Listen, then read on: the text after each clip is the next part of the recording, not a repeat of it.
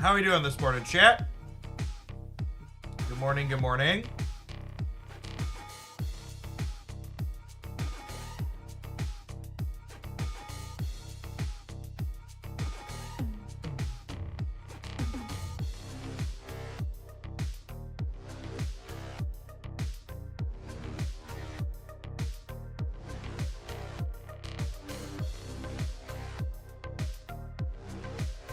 We are tentatively going to take some viewer deck submissions today. Kamikaze, thank you for the 2/3 of a year. Welcome back. You're a subscriber. I would like to inflict your deck of choice upon me. Oh, I should full screen this. You can send a tip at the Stream Elements link there, pinned above the chat. We have had five people hit the 1 million power mark at Evony. That's a lot. It's like five more than I was expecting. We're using the viewer deck list. You just put the deck list link in the comment of the tip that you're sending. So post it on a site like Untapped or Snap.fan and then link it when you send the donation in.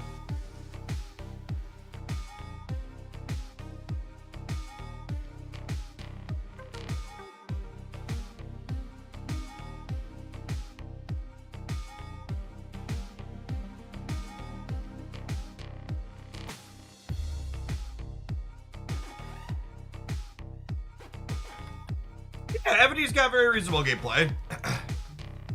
It's got like a solid city builder mechanic, and then it has like actual sets of puzzles in it. Unlike a lot of those games, it's not just like go around and only build the city. There's actually things to mechanically do,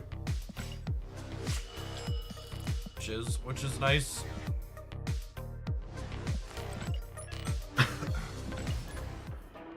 Play a round or two with Giant Monkey while I wait for a viewer and exhibition to come in.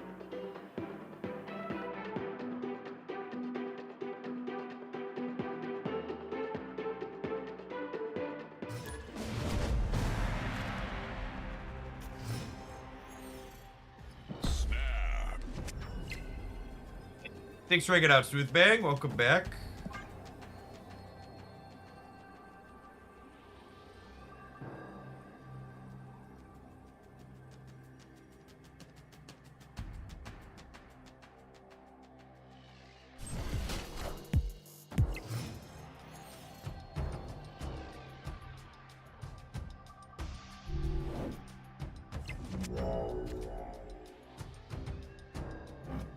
Nice for our freebie later.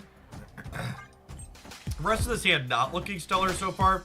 If we can find a Hit Monkey, Supergiant, Absorbing Man, could be this hand's saving grace.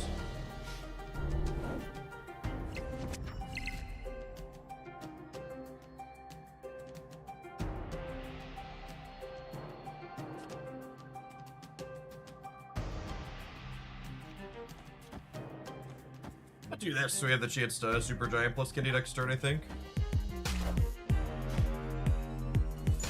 Well, they have an 0-3 Wasp.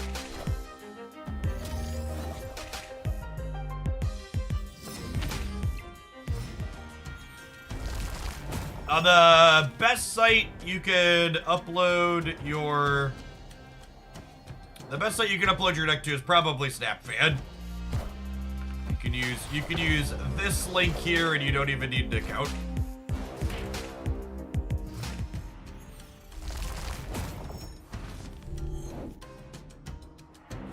Yes, Supergiant means we get to hold on to this Black Stone bonus through the end of the game, which is great. And then we just drew Hit Monkey here, so I get to play this. And then I'm gonna have 7 energy next turn. So honestly, I think I'm playing out the Kitty Pride, so that way if I draw Dazzler or Angela, I can play Dazzler or Angela along with these. I'm gonna have 6 on the last turn, because we're guaranteed to have the castle. Victory. Yeah, Supergiant stops them if their plan is to Loki here as well. Going a big sweaty in the Proving Grounds this morning.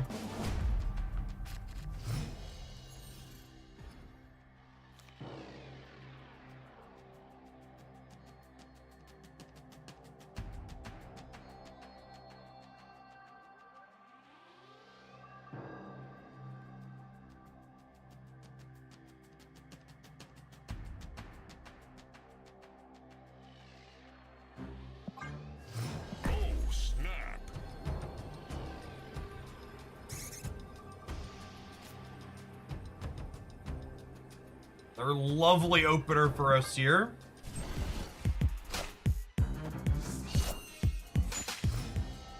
I named my copy of this list Super Monkey Ball because I'm old like that, as you will. Good luck, Godspeed. I'm gonna armor up the Shuri's Lab because we're not a Shang deck, and let's be honest, most other decks are.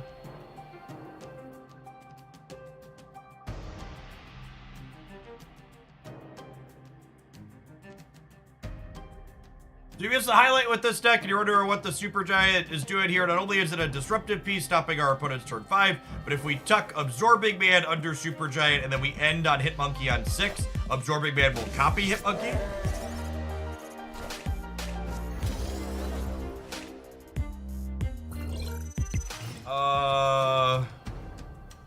Okay.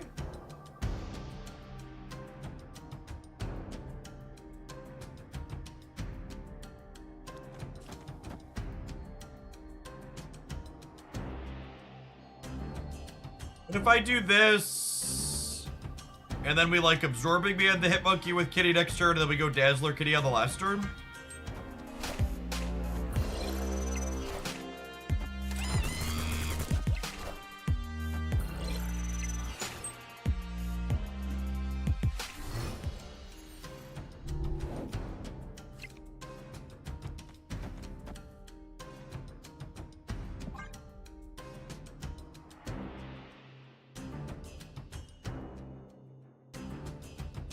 A lot of squirrels. The opponent's deck is like also pretty board space hungry though, right? Feels a little weird. Thanks for the 2 months, not my dance. K9 GM, thank you for the over 5 years.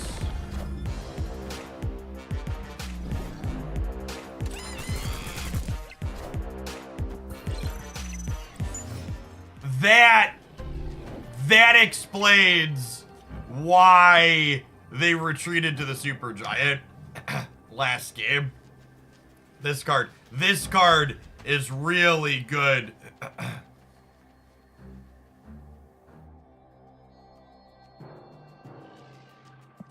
This card is really good in this matchup.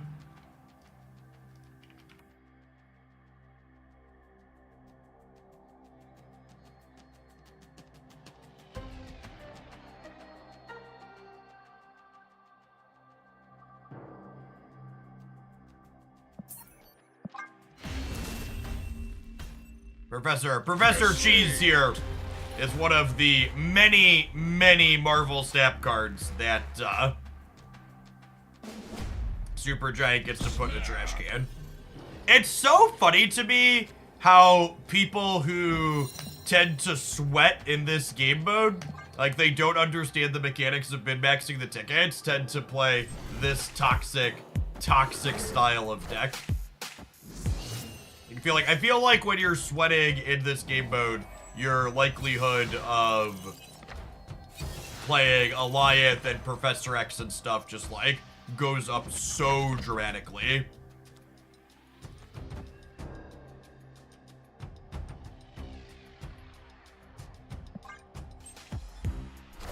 Strongest of guys. All right, so we'll kick off with that here in a minute.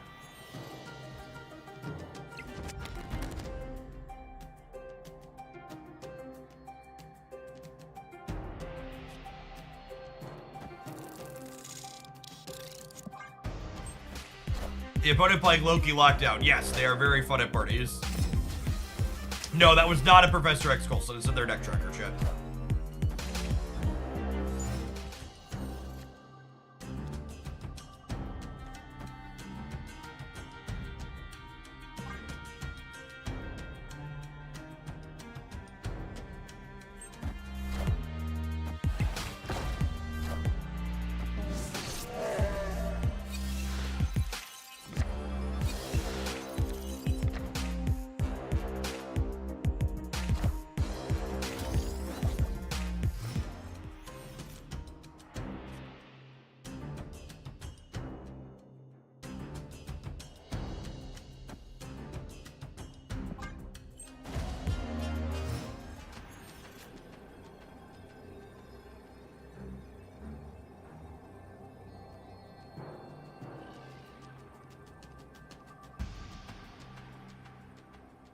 Yeah, they 2x Goliath. I mean, 2x Goliath doesn't do anything, right?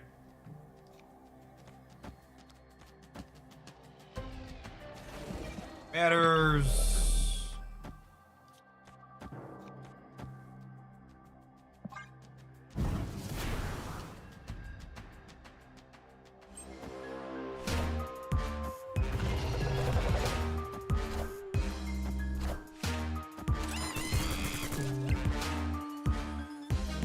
They could beat us with like a dino on the left. No, that one doesn't do it, bud. Nice toxic pile of cards, bud. Victory.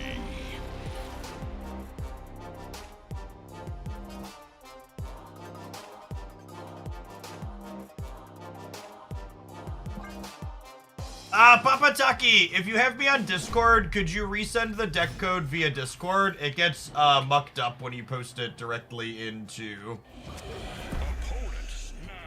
When you post it directly into the thing like that.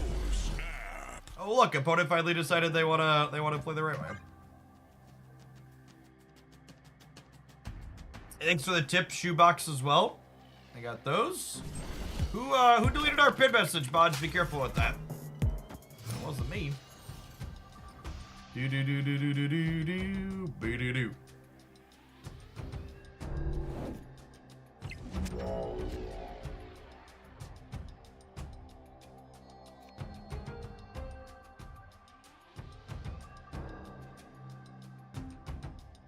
I'm supposed to get rid of Sacred Timeline. That's probably beneficial for them, right? I'm gonna nix the Sacred Timeline here, I think.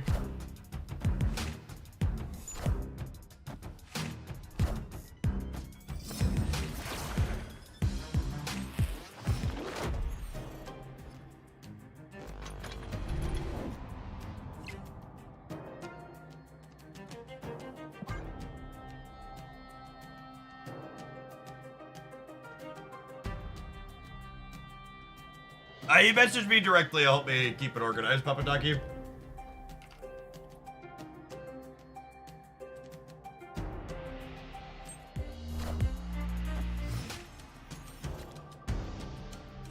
Oh, that's a lovely lady. And then on 5, we're gonna need to play into the Vibranium Mines. Oh, I was gonna say, we need to play the Vibranium Mines to play around, Professor X, but obviously they no longer have Professor X. This deck's probably very bad into activated Loki.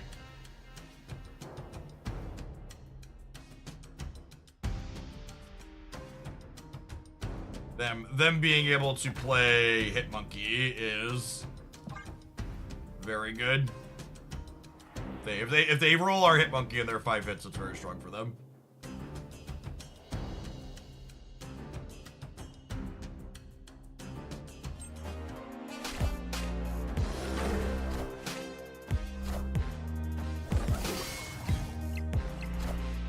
DMing people directly is usually a no-no. I really don't have a problem with it.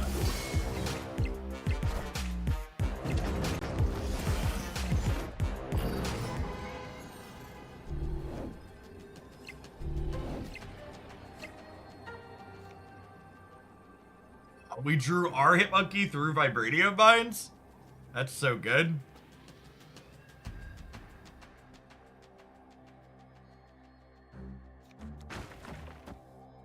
Do this and call it a day, right? We have priority. We don't have to worry about them tough decking a Goliath.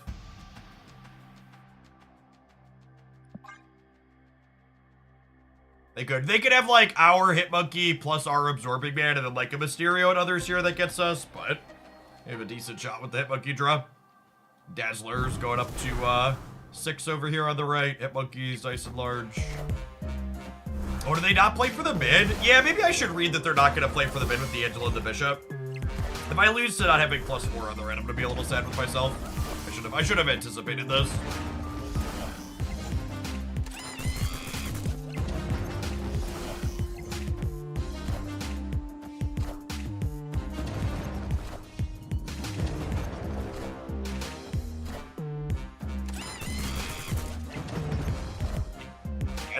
Oh, they had our whole deck anyways. That's fine. I'm gonna move along to viewer deck submissions. That person sweating in the proving grounds needs this W way more than we do.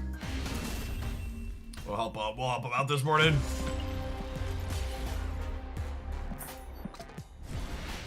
Call that our good deed for the day.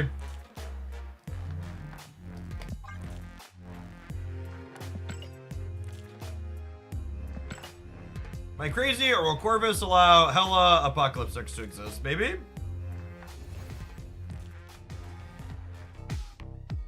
Yeah, I think this is our first start of the season we've had a little bit where the metagame wasn't a total raging dumpster fire. Yo, it is a total raging dumpster fire though, chat. These adverts, you can dodge them though by checking out our sponsor, Evony, this week. Otherwise, we'll see you in 120 seconds, or we'll be back kicking off with our first viewer deck submission. Thanks for hanging out. Don't go anywhere.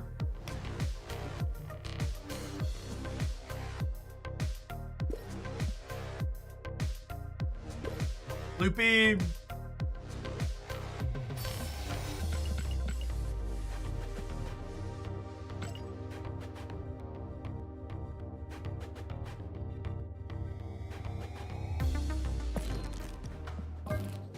It's pretty crazy that last opponent Loki'd only 5 cards out of our deck. What were their 5 cards were fucking nuts, right? They Loki'd Hitmonkey, Absorbing Man, Mysterio, Bast, Kitty. Were there 5 cards?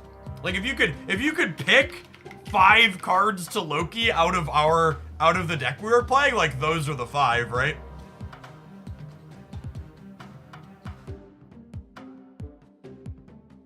Crazy.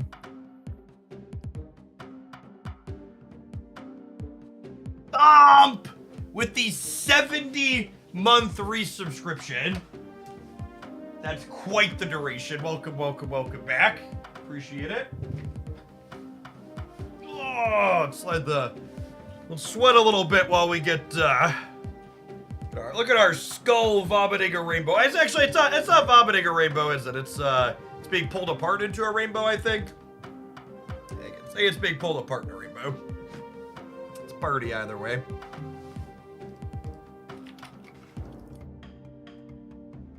The rainbow cheese pull. There's a solid description. Thanks for the 60 months, Gendy. Welcome, welcome, welcome back. A gooey rainbow center. It's all nougaty and stuff. What is this pile of cards doing? So it's Black Swan Dracula dump. Infinite using negative Patriot. There's a real gamer. Thanks for the biddies, Mod Dare. Congrats on the success with the sweet deck. Strongest of guys. There's no way this deck is real, right? Grandmaster, Zabu, Ravona, Absorbing Man, Supergiant, Alliance, and 6 more cards. The idea is to have priority after turn 4 and use Supergiant to Absorbing Man or Grandmaster to blow up 2 or 3 lanes on turn. So the problem, I'm not sure if you realize, Dude Light, is that the Grandmastered cards flip up after the turn 6. So you can't hide things that re-trigger Alliance and kill their turn 6 plays. So I'm not sure. I'm not sure that is necessarily good. I'm not attached to any cards other than Swan, Strong Guy, and Dracula. Okay. Rocket Raccoon seems a little sus.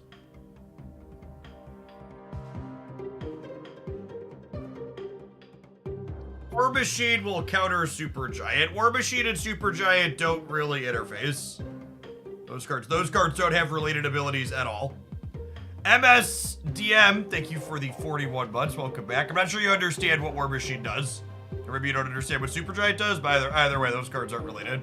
Yeah, Supergiant still lets you play cards. It just dictates when they're flipped up. So you have to hit their turn 6 with Alliance, and then you use Grandmaster Absorbing Man to hit their turn 5 cards. I guess, Dude Light, we could play Daredevil So if you daredevil and know where their card is going to be played, we could Absorbing Man. You have to line up the Absorbing Man into their turn 5 play, right? So we could do it with Daredevil. It's just a little bit more convoluted and complicated. The Grandmaster part probably doesn't work. But we could try like Absorbing Man, Supergiant, Alliance, Daredevil. If you're down for that. I just think the Grandmaster part won't work because like unless they play exactly middle, which seems unlikely. Wait, a little bit too restrictive. Yeah, and you could like double Doom as a backup plan. That's probably fine. All right, let's play some games with this and see how it goes. Need 8 Dracula boosters, right? Dracula were 1, 2, 3, 4, 5 splits into with no premium. How does Black Swan work with the Kazarju deck? I am skeptical that Black Swan is relevant outside of anything other than Bounce.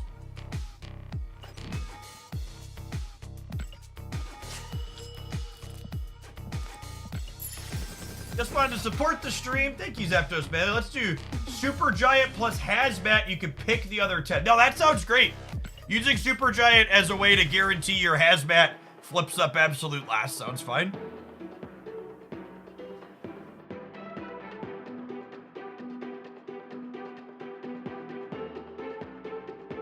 Yeah, the problem with the Kazoo decks isn't that they can't. The problem with Kazoo decks, putting Black Swan in Kazoo decks is making changes to a deck without understanding the problem you're trying to solve, in my opinion. Like, the issue with Kazoo decks isn't that they can't play their cards out. The issue with Kazoo decks is that even when you play your cards out, they're not good enough to win the game.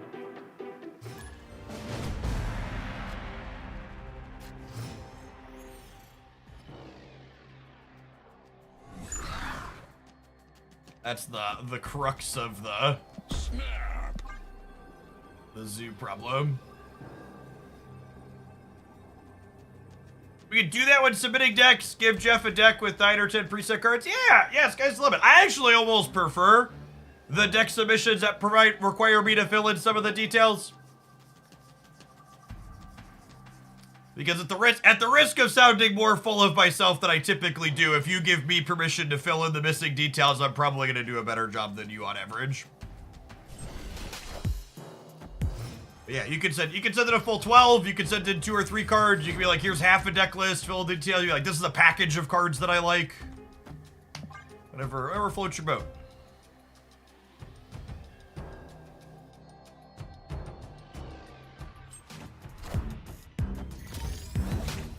Let you fill. That's true.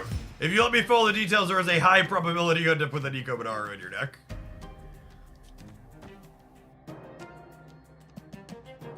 Now, unfortunately, this Nebula is probably going to get Killmongered at some point, but we can at least stop them from blowing this Wolverine up on the left.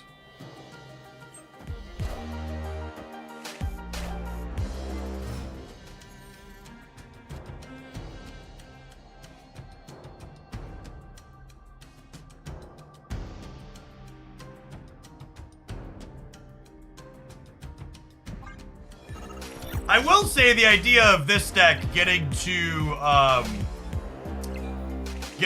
Destroyer and 0 on the last turn is pretty neat.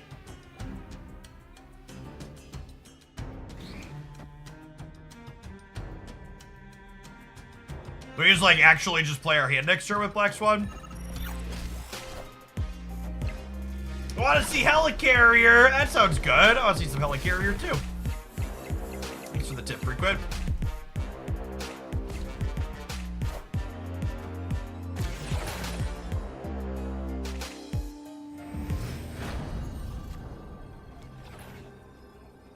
Alright, I doubted the Rocket Raccoon at the start, chat, but here he is to be a 0-4 for us, so let's go.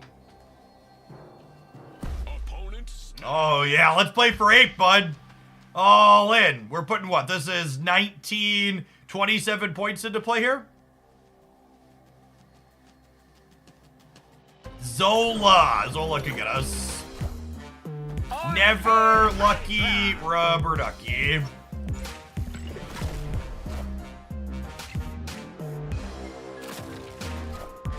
left by one.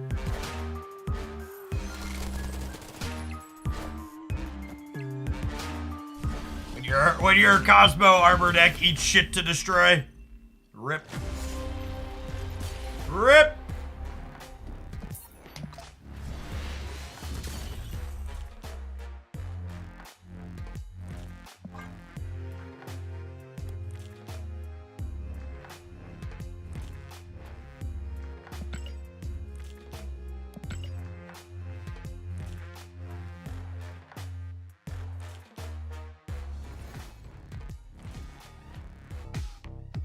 We could have played more points middle the turn. Yeah, but I didn't know I wasn't gonna need...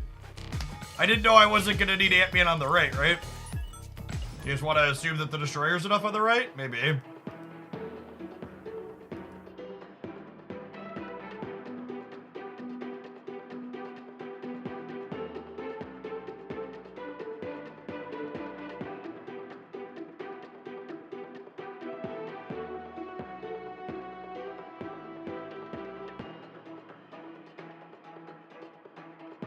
Card do you have the most boosters for?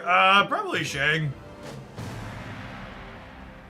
I play less Shang than most people, but I still just play a lot of Marble Snap. I would assume the answer is Shang.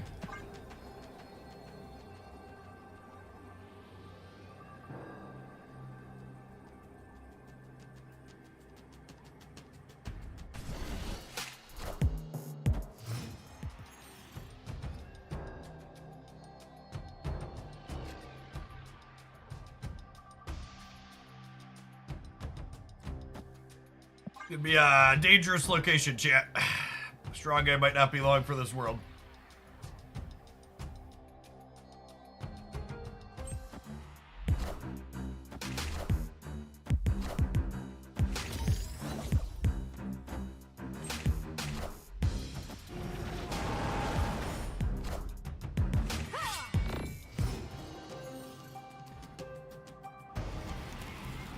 Breaking news.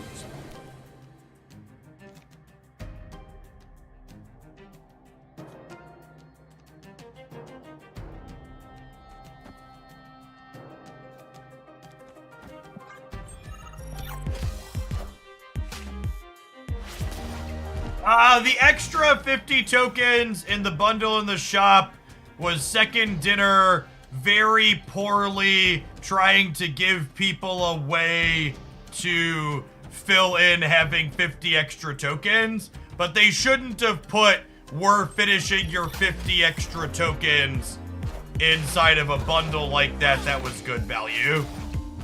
The 50 extra tokens should have gone inside, the 50 extra tokens should have gone inside, something. What's what I'm searching for? The 50 extra tokens should have gone inside something. No, it should have just been its own thing that wasn't good value to pull for. It shouldn't have been a, okay, this is a good ratio of stuff to get.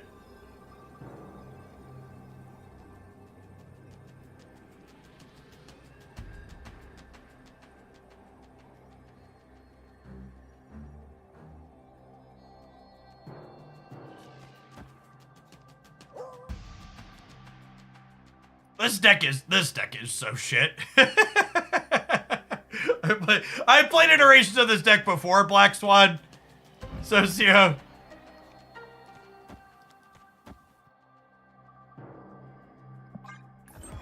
Alright, Super Ned. Hello, so happy.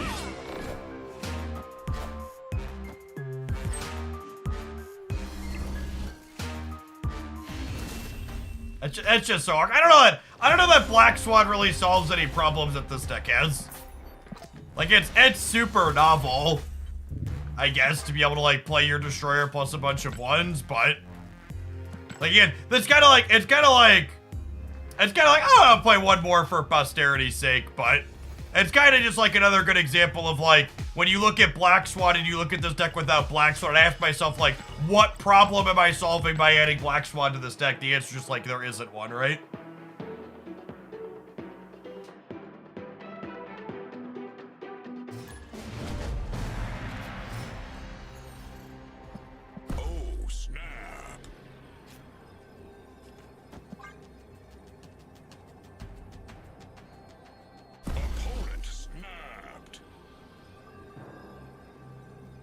Would you say someone climbed to infinite with this deck? I'd believe that. Black Swan. Black Swan is a great card for farming 8 cubers off of bots. Concealing. Concealing. If you're like, Jeff, does Black Swan make this deck better against bots? I'd be like, hell yeah, it does.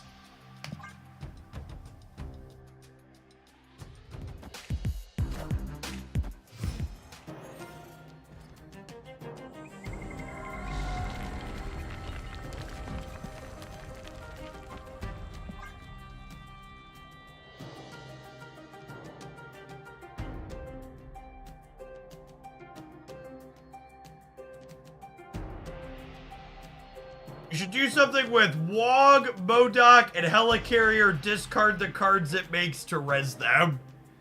You have space on the board for that? I feel like you don't. I'm willing to find out, though.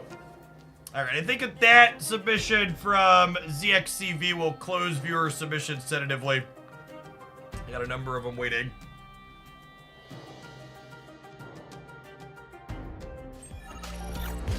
Yeah, Blade's a neat addition to this archetype. I'd look at Blade and be like, yeah, that could potentially solve a problem here.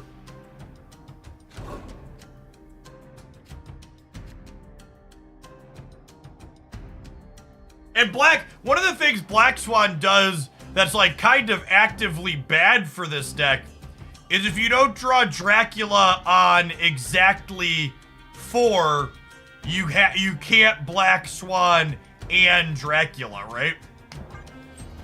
So you have to play one of them on 4, or things are gonna get real awkward for you. You have Necrosian by Cosmopath, yummy.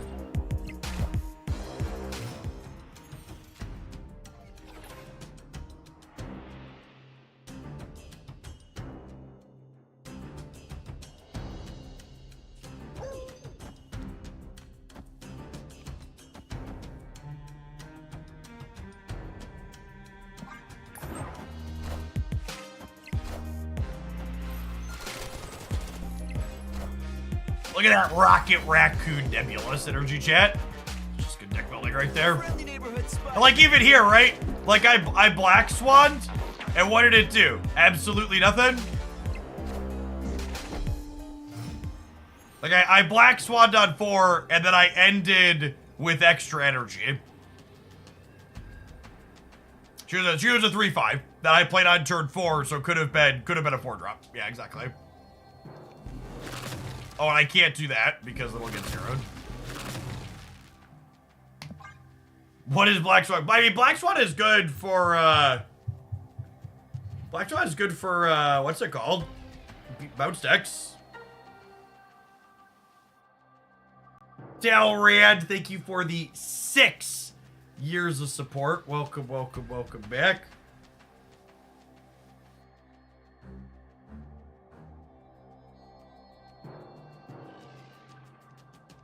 I just assume they can't resist moving into their Craven Pass, so I'm going to play the Destroyer there and hope they give up the rate.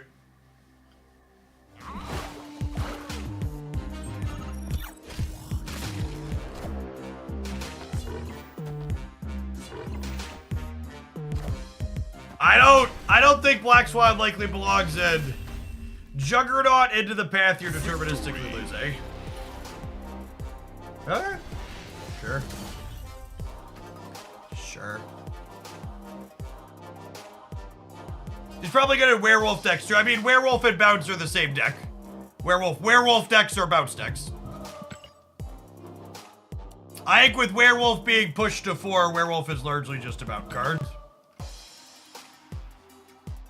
We did manage to win a game.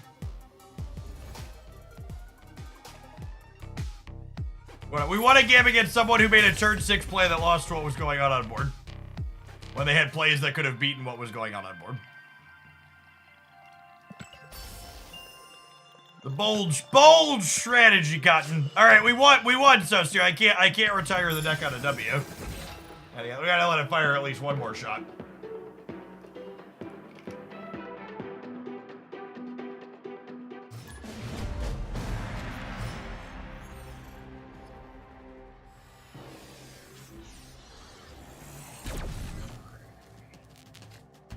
Going on, Boom Flex. Morning, good morning. Oh, snap. We have Dracula on turn 4. Deck's cracked. Cracked in half. Watch him get like Lady Deathstruck.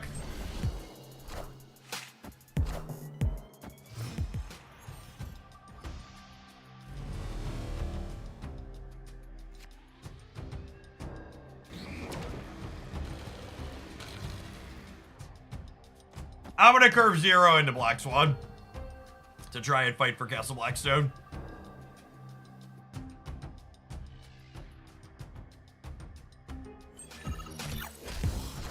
He's just gonna be a 3/5.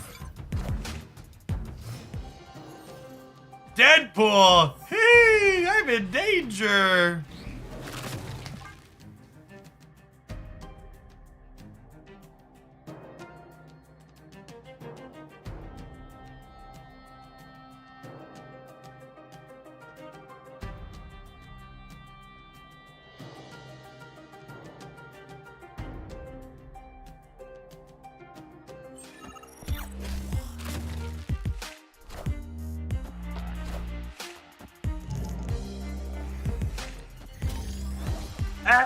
Do, pig. That'll do.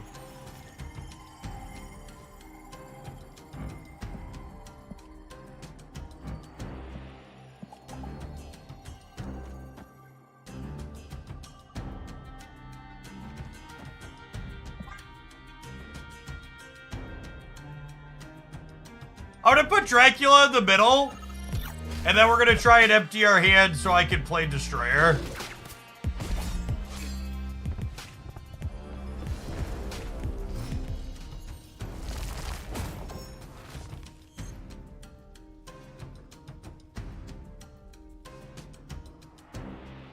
I actually just can't even guarantee my hand gets emptied and play Destroyer, can I?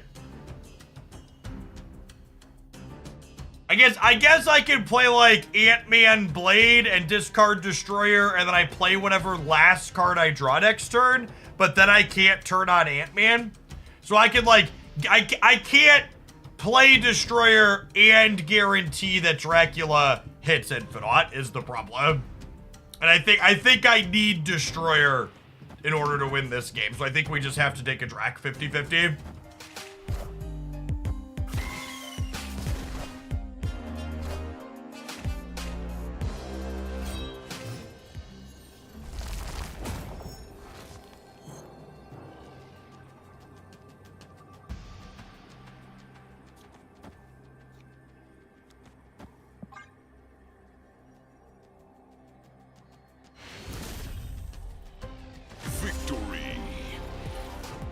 Got him?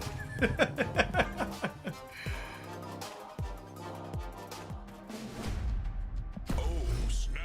Oh, snap. Opponent snap. Okay, we have Black Swan. So I'm gonna hold my ones against the Killmonger deck and Black Swan them out on turn 6.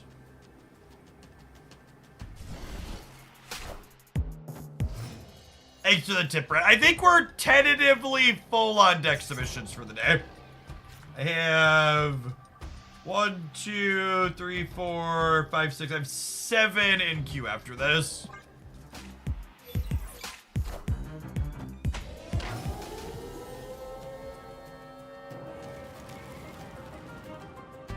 Live from the Daily Bugle.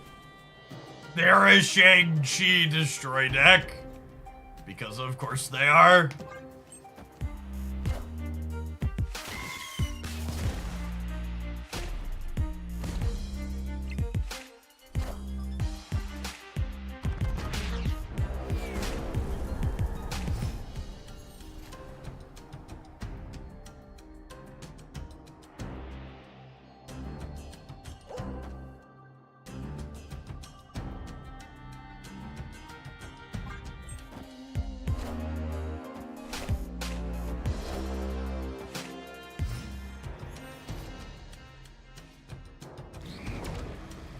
Okay, I mean, if this Black Swan isn't an absolute baller, none of them are.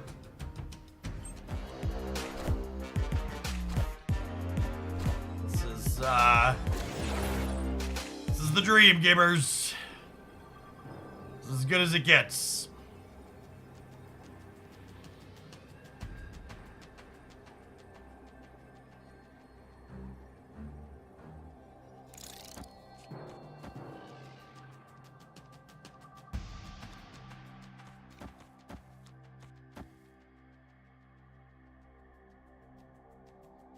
Killmonger. Well, they just played Ant-Man, so they're not Killmongering, and even if they were, we have priority.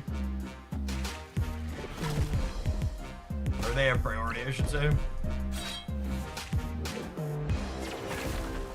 Ooh, X-23 animation.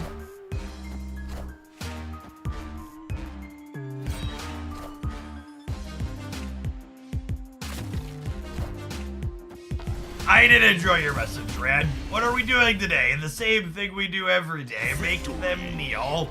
Wouldn't be a deck submission day without a little Galactus in it, right?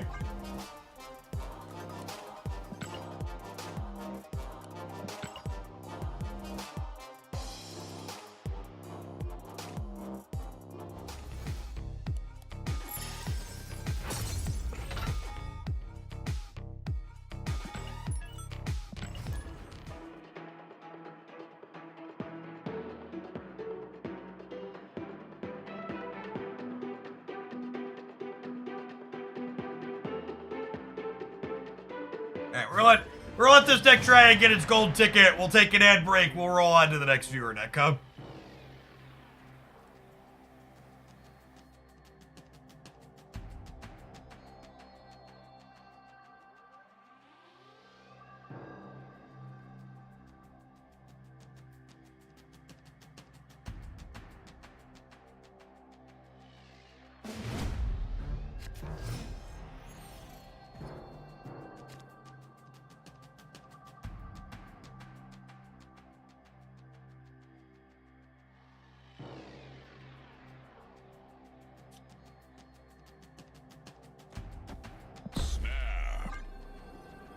This deck's not a very good double Dracula deck, huh?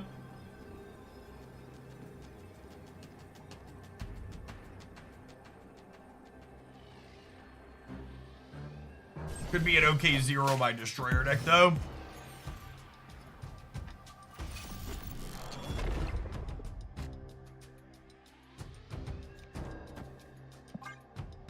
Or mayhaps we just YOLO the destroyer.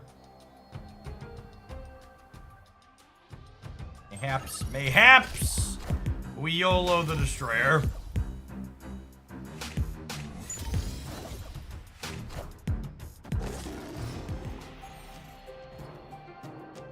Corlon. Right.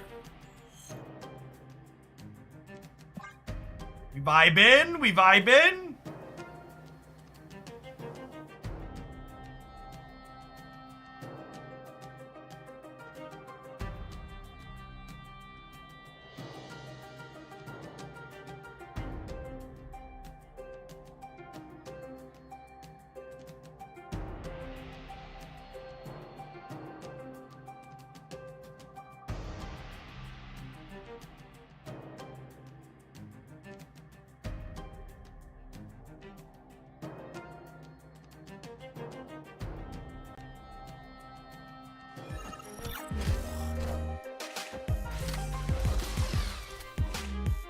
Jubilee Gaming. Well, that fills that up.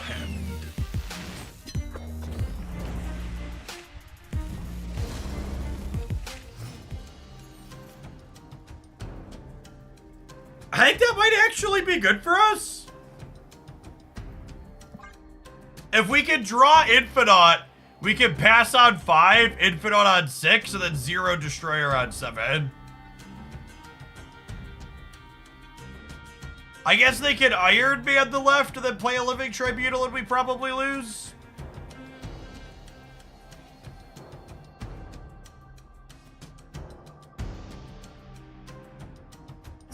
Good looking Iron Lad split.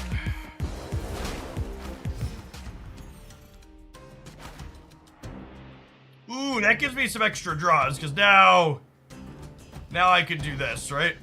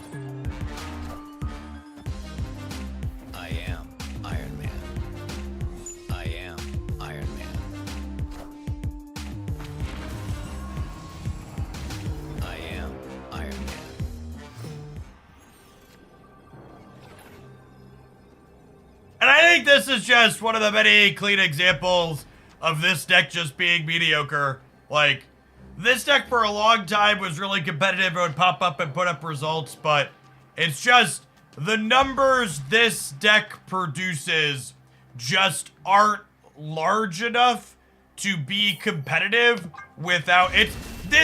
This type of game shows why Shang-Chi and Enchantress are such required cards for the metagame if your deck's not doing something really big, right? Because there's just enough decks like this where making 20 in a couple of lanes is just pretty thoroughly outclassed in Marvel Snap in the current environment in which we're playing. You know who else is outclassed, chat? The non-subs who gotta watch some adverts. They should really consider checking out our sponsored mobile game, Evony, this week to get a free sub to the channel. Otherwise, we'll see you in 120 seconds. Thanks for hanging out. Don't go anywhere. YouTube viewers! 243 of you and only 54 like button pressers so far. Can we pump those rookie numbers up, huh? We can have some adverts as well. Let's grab our next viewer pile of cards, shall we? As Guardians of the Galaxy. It's a cute name.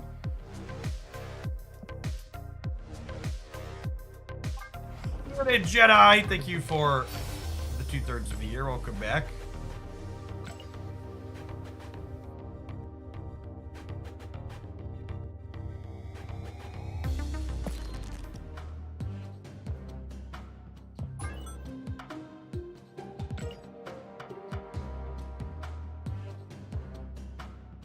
LBB, thank you for the 33 months. To issue a small correction, you can't get hit with a 4-minute ad break on Twitch because 3 is literally the longest ad break a streamer could run at one time, but you're right. Ads over gameplay are definitely a thing that happen far too often.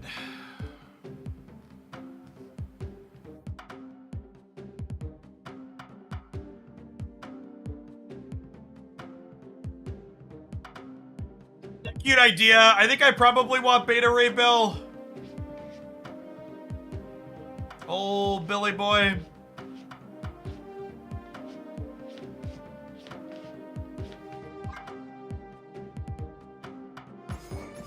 I think Goose is only okay right now.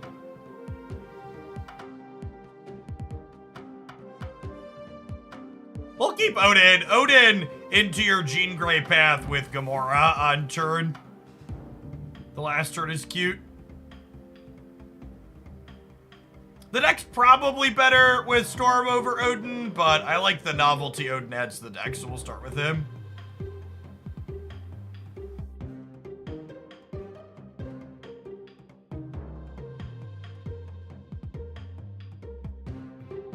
Echo looks out of place. I do eventually need a gold Echo, but they just, the data mines have a sick new Echo variant coming for Spotlights. I think it's in April, so that Echo is staying where she is upgrade-wise until I pick up that new one. So, the Goose Jean Grey action is weird. So if you have Goose in your Jean Grey path, and your opponent has a 4, 5, or 6 drop, and no 1, 2, or 3s, they can play off the Jean path. However, if they have a 6 and they have a 1, 2, or 3, they have to play the 1, 2, or 3 to the Jean path if they have a spot there to start, meaning they get kept from playing their 6 drop. So it's not remotely consistent in the type of disruption it gives, but Goose into Jean is meaningfully annoying for a deck like, say, Thanos, that has a lot of high cost and low cost things.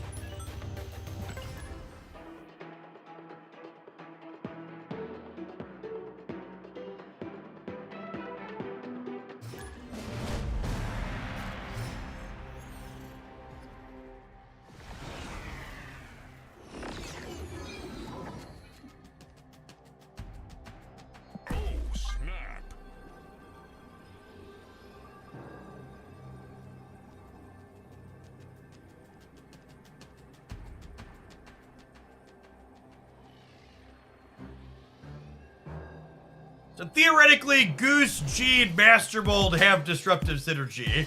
Sure. Yeah, that's a cute way to think about it.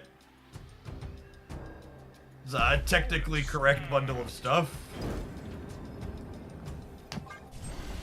Got him! Got him.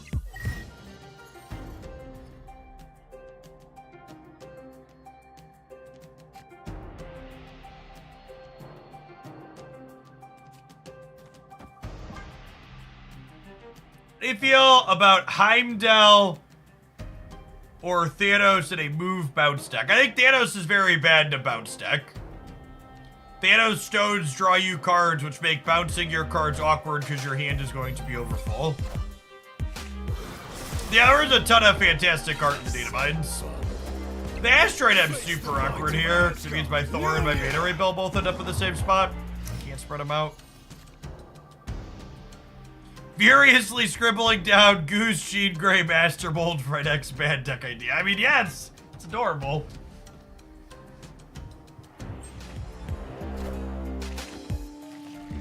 Our queue is tentatively full for today. We may or may not reopen it later this afternoon. As a heads up, if you're a regular who comes in here, you're like, oh man, I missed the deck submissions filling up in the first hour. As a heads up, the night before I do viewer deck submissions, I do always post about them in the subscriber Discord server. So if you would like the chance to get in a submission ahead of time, the night before, make sure you're in our Discord group if you're someone that supports my content.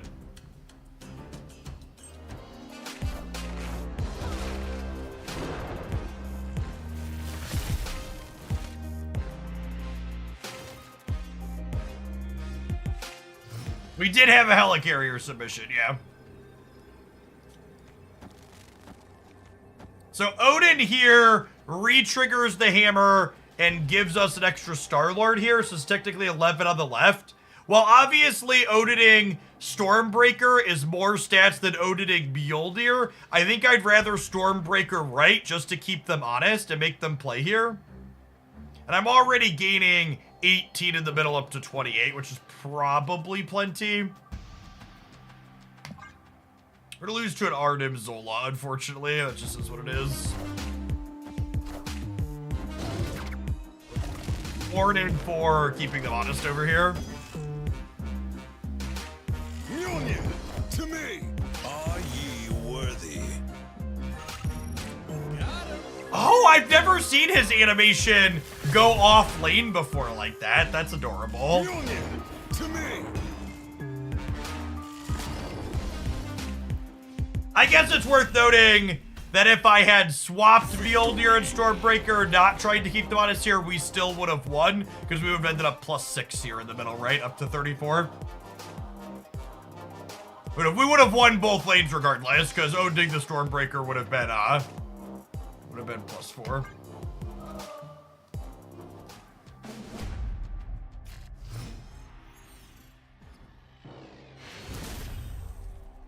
Victory.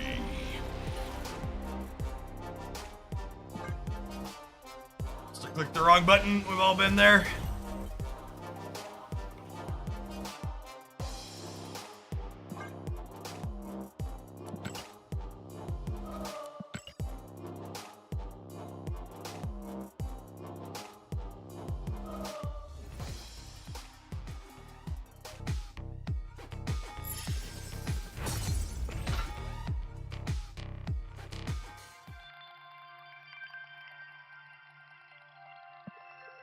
This deck needs to be good. I need Drax boosters. Poor Drax. Drax and Crossbones should definitely be 4/9s at this point, right? They should get the old Jessica Jones treatment.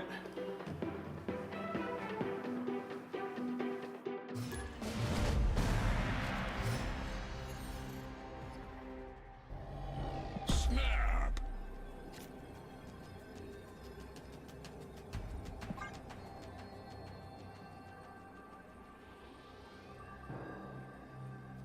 Compare Crossbones to Cull Obsidian. Well, the forecasted version of Cull Obsidian dies to Shang.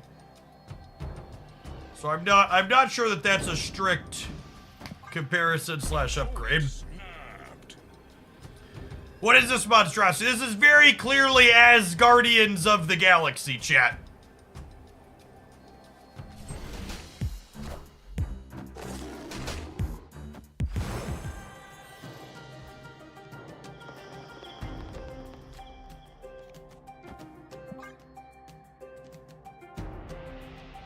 Face the might of Asgard. Mjolnir. I heard from another creator that Call Obsidian can be played to a location the same turn you play a one drop down. I would not believe that until I hear it confirmed from Second Dinner.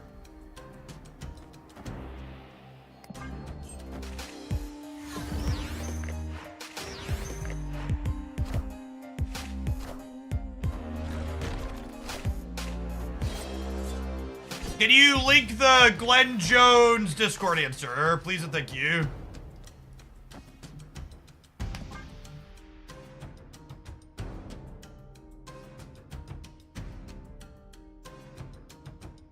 That makes it really good, though. Okay, chat.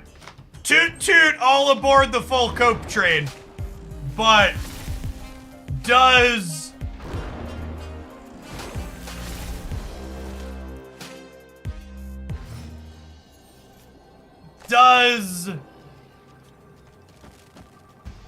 Call Obsidian make Quicksilver playable?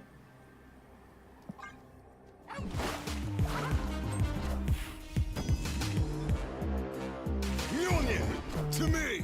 Are ye worthy? Before you say no, but what if cope? What if? Mjolnir, to me. A fun and interesting Marvel staff card, Shang-Chi is. You're dead anyways, you're dead anyways. To me.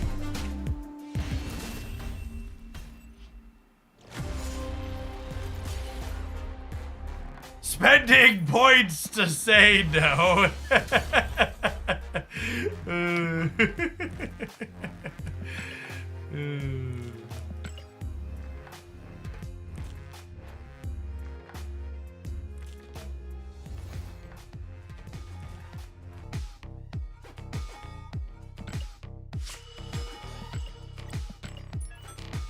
Ronan now shows his power in hand. Why? Just because. Ronan is currently showing his power in hand because they accidentally pushed it live for just Ronan in this patch.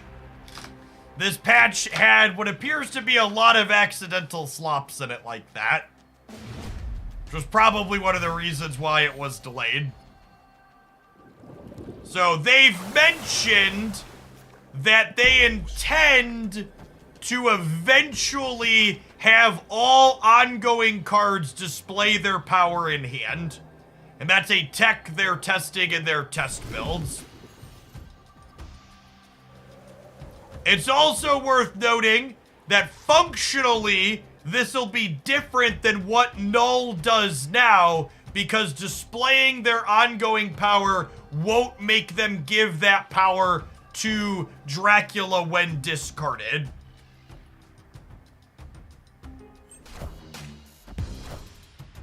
So my understanding is part of the reason why the tech just hasn't gone live is because that will functionally count as their base power.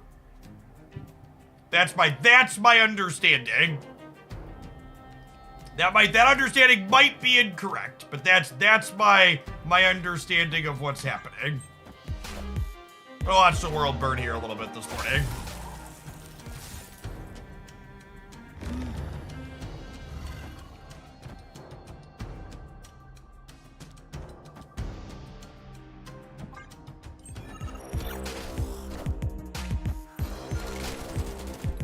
Face the might of Asgard. Mjolnir.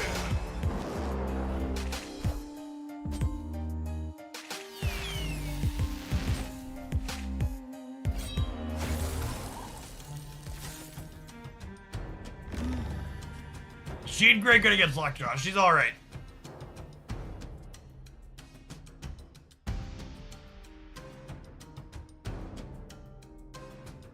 Appreciate the links to Glenn citing that you can stage a 1-drop in Call Obsidian the same turn. I also agree with the commenter in chat that Call Obsidian's yet another nail in the Zabu coffin, hopefully. Really hope a redesign for that card is coming sometime soon.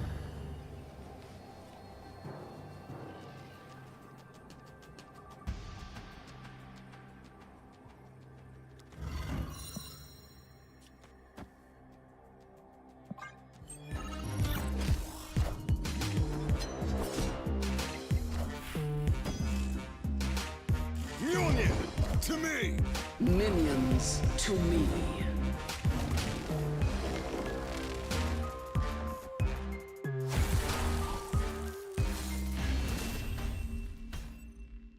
Victory.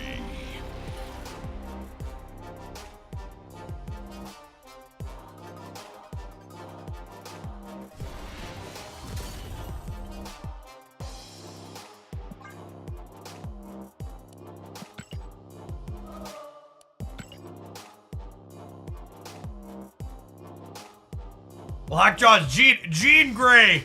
Gene Gray told Lockjaw they were a bad dog that game.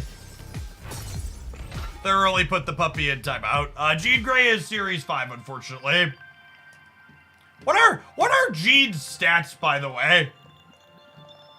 Should Gene Gray should be a 3-4 by now, right? I can't imagine this card is good, right?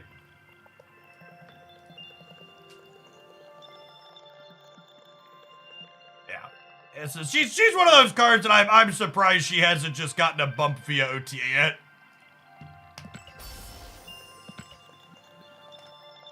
Three, 4, why not a 3-5? Sure, yeah. They could 3. I mean, yeah, she definitely fits the my ability is sometimes the downside. I agree. I agree. They could go as like 3-5 is a number that I could understand not wanting to give her because it's a lot, but 3-4 seems free, right? Snap.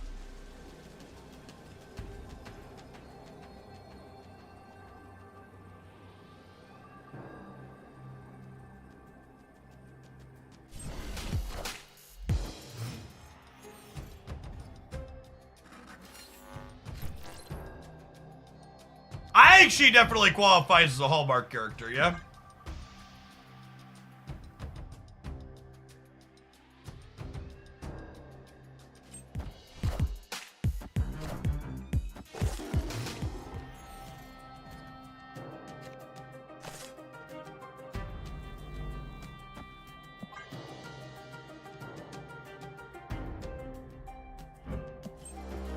Oh, speaking of Jean Grey and iconic characters, by the way, for anybody who missed it, Data Mines yesterday predictably updated Hope Summers to only give +1 energy per card played to her location. I think most of us expected that to happen. Oh, I should reload. If I reload snap, I'll have the bot get updated.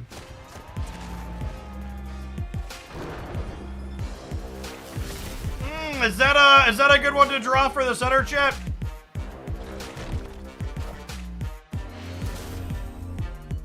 Victory. One free fart cloud, please.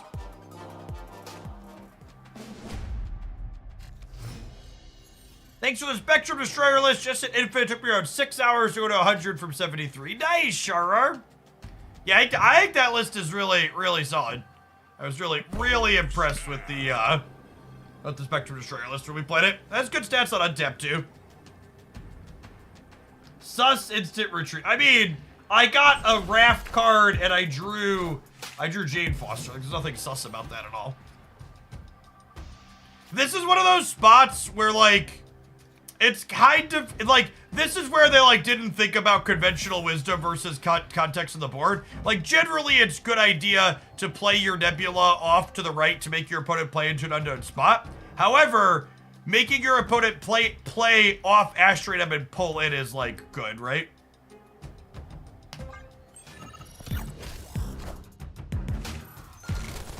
Yes, the reload snap command is for literally every person using the MTG bot for snap lookups. It is not a mod command, it is a bot command that the bot creator gave me permission to use because he knows I live on snap.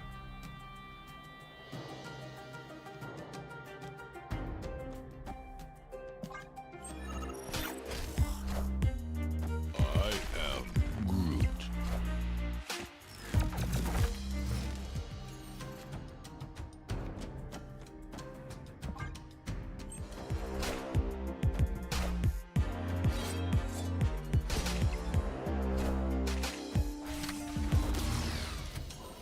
Or the Spectrum Destroyer list. The Spectrum Destroyer list was both featured in my most recent Best Decks video, as well as had a formal deck highlight on the Stream Cuts channel on the Jeff Hoagland YouTube side.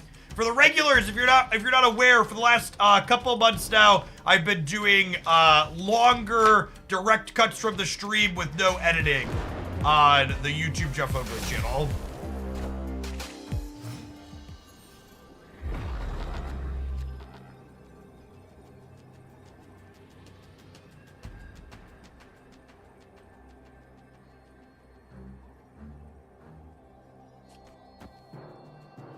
I'm dead to a Shang, right? Probably just supposed to leave. They have to Shang plus beat 3 in the middle, though, huh? What do they beat 3 in the middle with? I guess I lose the breaker if they have a rock slide. They can't Shang and rock slide, though, right?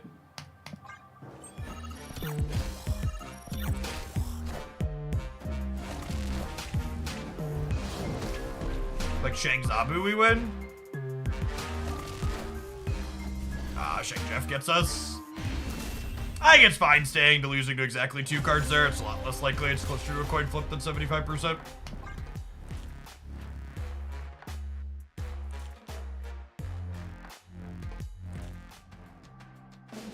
Oh, the lad was Shang, sure. I think even knowing they have Shang, I stay there, because they have to also have Zabu, or also have Jeff. Yes, I would assume Jeff is the only 2-3 that they play. Is that an accurate statement? Jazz, thank you for the 15 months. Welcome back. Forgot to snap on one and got punished.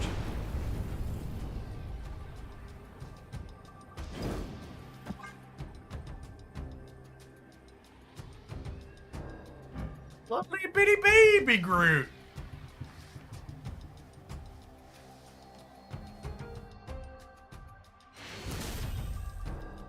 Victory.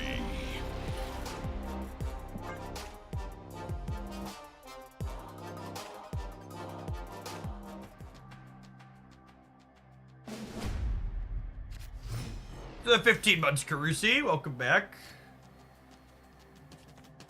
Oh, snap.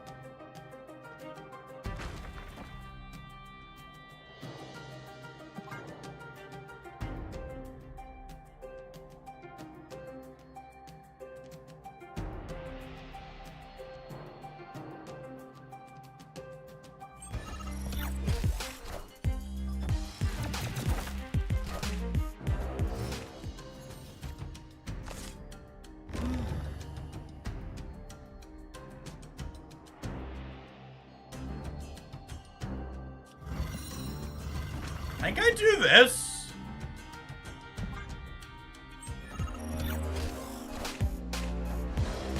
Face the might of Asgard. Mjolnir. Bad in the leech, but, you know, what cards else can we play that aren't terrible into Leech?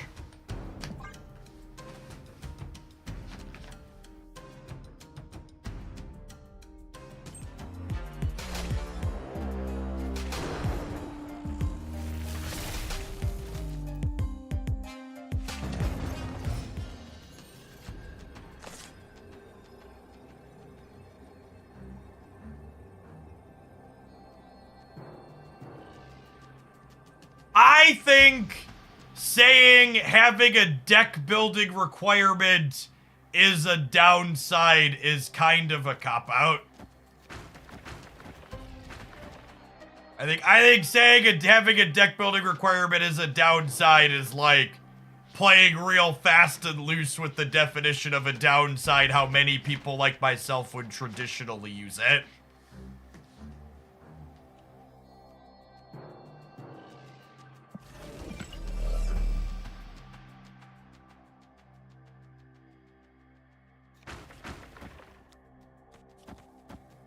There's a difference between a deck building requirement and a downside.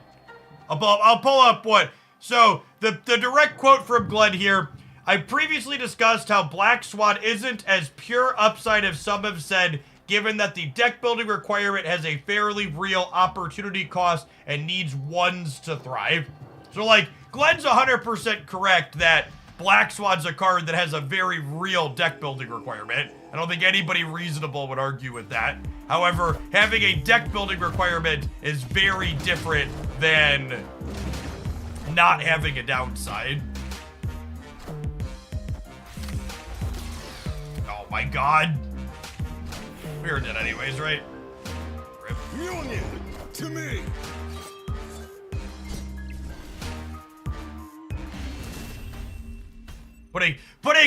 Having to put one cost in your deck is like a harder deck building requirement than having to put 4s in your deck, for example.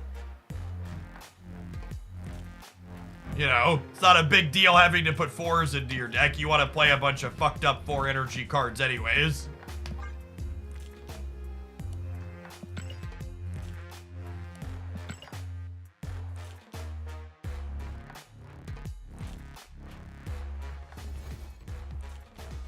When we talk about a card in Marvel Snap having a downside, we mean like Polaris is a 3/5 and sometimes pulling a 1 or 2 into her lane means you lose the game instead of winning it.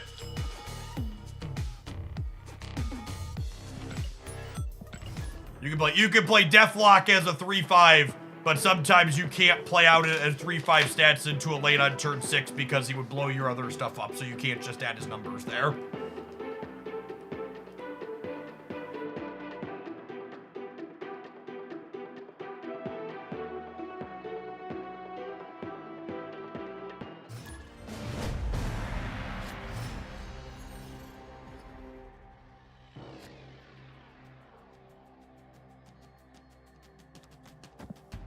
Snap.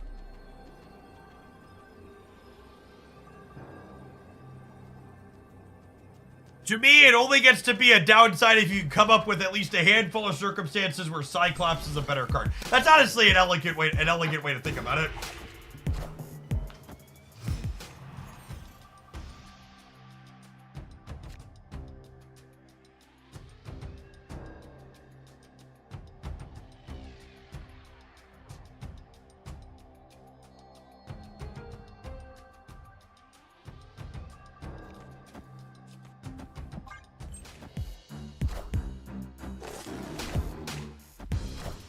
I'm going to submit decks. So deck submissions are closed for the day because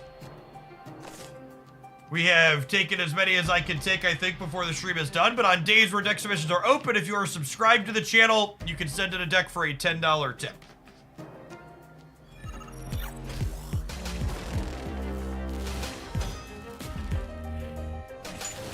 Oh no, chat! They're also playing a Beta Ray build deck, but they had the audacity to put good cards in their Beta Ray build deck instead of Guardians of the Galaxy.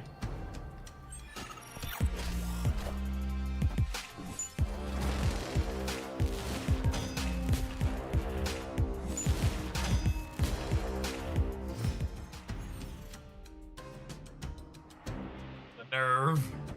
So, part of me wants to do this, but if I do this, there's a good chance that we take priority going into the last turn.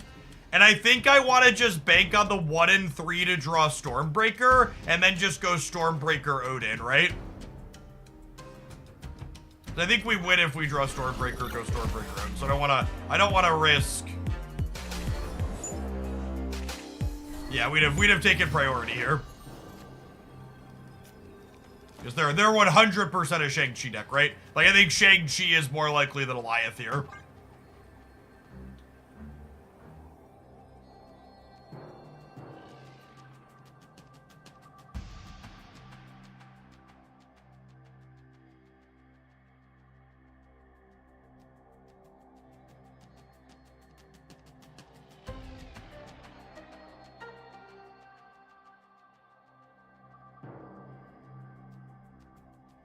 I was ready to be leeched. Yeah, I mean, that's a risk you take. Can't play around at all. Oh, buddy old Billy boy. Billy boy! Stormbreaker to me! Are ye worthy? Are ye worthy? Delicious casserole for our Son of Marvel Snap games. Lower, closer, slower. Sit down, Grandma. Victory. One of the many cases of being able to understand priority, allowing us to win a game that we would have lost otherwise.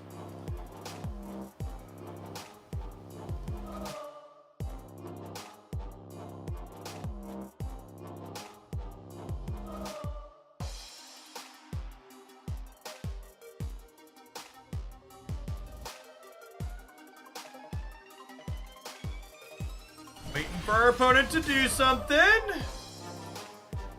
Can pedal while we wait at least.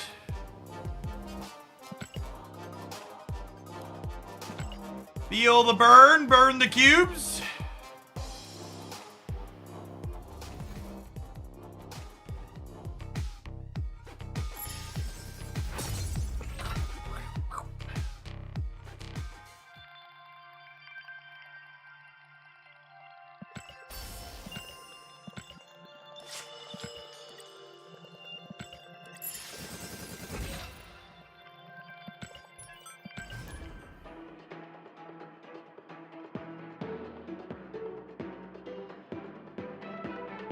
They're burning cubes while you're burning calories. You are not the same. Accurate. Kirk Drain, thanks for the 15 months. Good morning, good morning. What's your take on the Gamora Conquest art? It's fine. I don't think I'll split it over the gold Gamora I already have, but there'll be another one for the pile when we get character mastery eventually. Captain Marvel is long overdue for getting her 5th point of power back.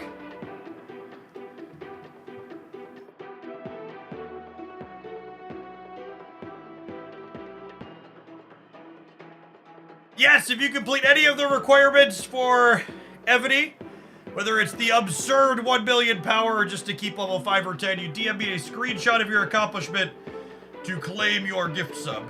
If you're someone who already has an active sub to the channel, you'll have to wait for the sub to roll off for me to gift to you, because I can't gift a sub to someone who has an active sub. But send me the screenshot right away. What about a 3-4 Captain Marvel? Sure, also an upgrade. I am not currently taking more deck submissions, Harkin. This is the link to send a tip, but deck submissions are tentatively closed for the day.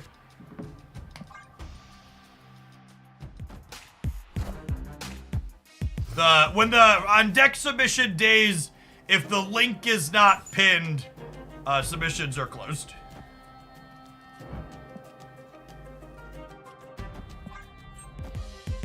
I try not to take more submissions than I have space to play.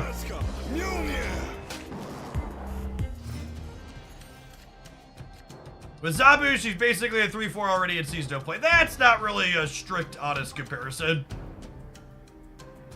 What happens with 2 Gene Greys? You can play it either.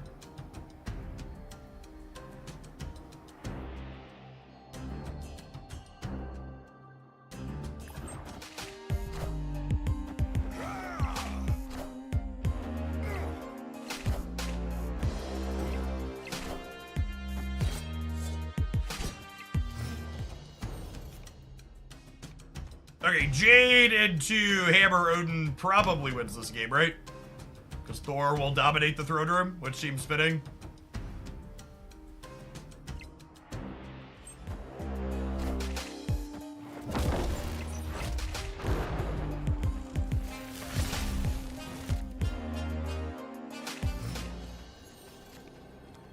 The final turn now.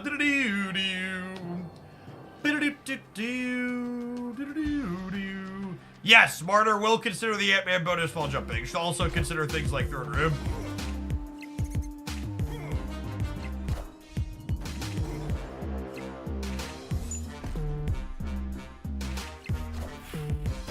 Hey, thanks for keeping around for 2/3 of a year. Doc, appreciate that. Welcome back.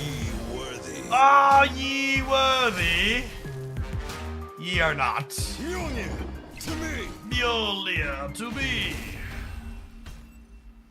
Victory.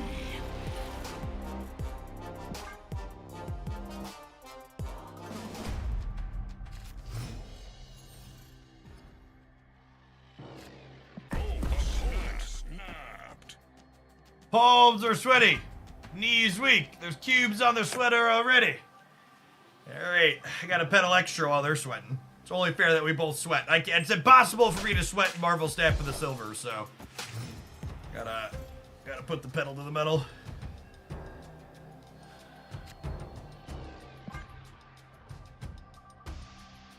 I think this deck mostly proves that the Thor, Bill, Jade, Odin package is good. I don't know. Not 100% sold on the Odin part at the top end. But yeah, I agree that the Jane double Thors is quite strong.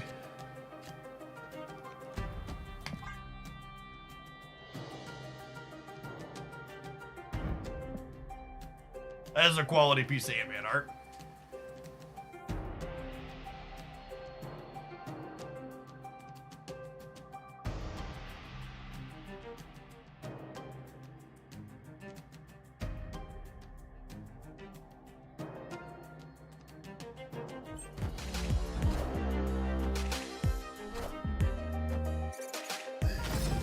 You go Omega Red's a good card in Spectre Destroyer. Yeah, probably. I think Omega Red's just a good card in general.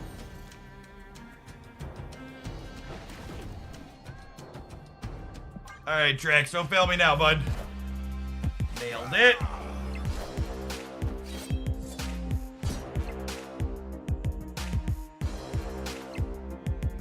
I think a 4/6 Black Swan's probably unplayable, and the only deck Black Swan is currently good in. So I very much disagree that a 4/6 Black Swan would be a good thing to do. I think the only deck Black Swan is likely competitive in is the Bounce deck. And 3's about as big as you want her to be there.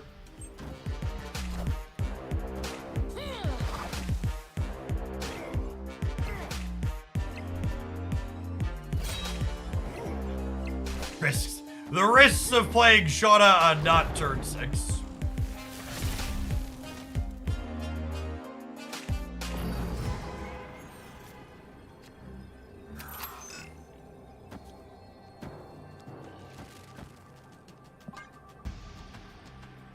Alright, 20's gonna have to be enough on the right, huh? Ah, it's not enough, gamers! Mjolnir to me. Are ye Oh, it's only 18 anyways, right? I miscounted. Rip. Mjolnir. I had to draw Dazzler there. Anything else they would have moved there would have tied? Oh, I guess Martyr, we would have lost the breaker on him.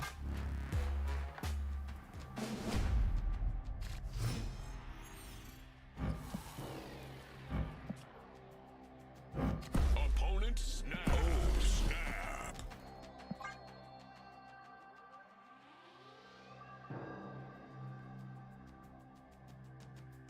I think there are a lot of...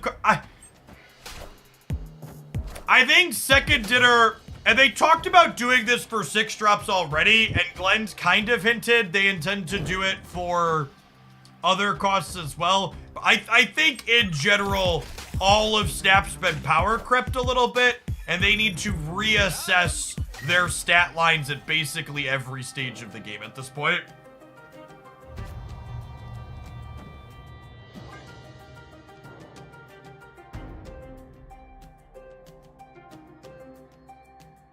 I think part of the reason why Shang-Chi is so omnipresent and good is that numbers are bigger than they've ever been at the moment.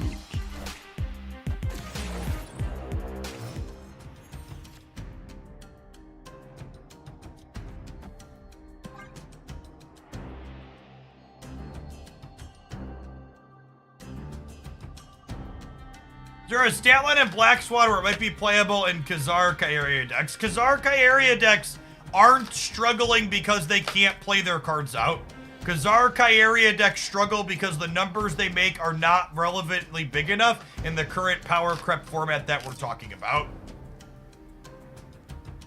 These decks need to be playing stuff like Shadow King and Shang-Chi to have a chance because the numbers they put out currently just don't keep up.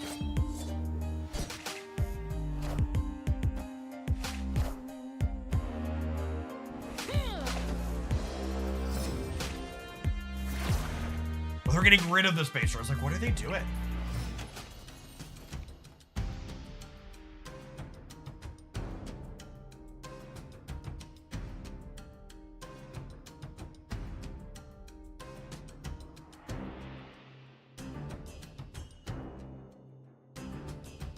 So Bill left wins the left. The question is, does Hammer Odin win anywhere else?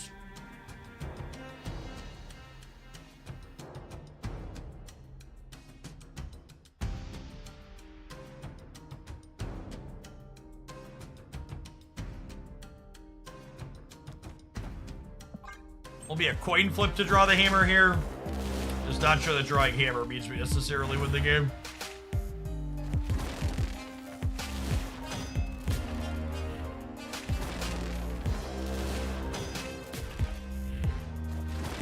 Can they get more than 12 points in the mid? Yeah, if they spectrum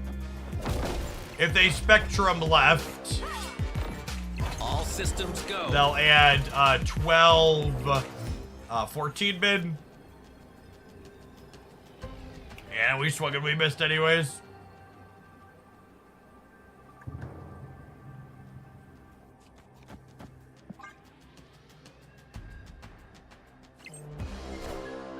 Ooh! This is a Khazar? I think we still lose, right? Wait, Goose and what?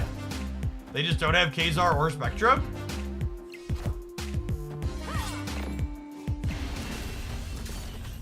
I don't know that we deserve to win that, but I'll take it.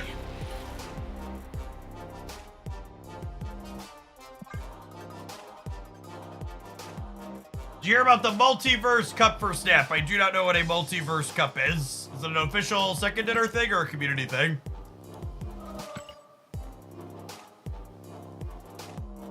You know what I have heard about, though, chat? I've heard about these lovely adverts that happen every 40 minutes on this channel. Thanks for hanging out. Don't go anywhere. YouTube gamers, we're up to almost 100 likes for over 300 people watching. Can we get a few more button pressers? Thank you, thank you.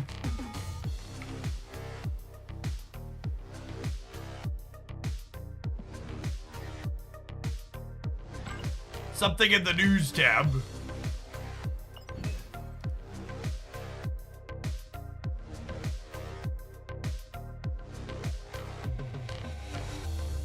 I have a Galactic Carnival. Can someone link it to me instead of telling me to look at a news tab where it's not?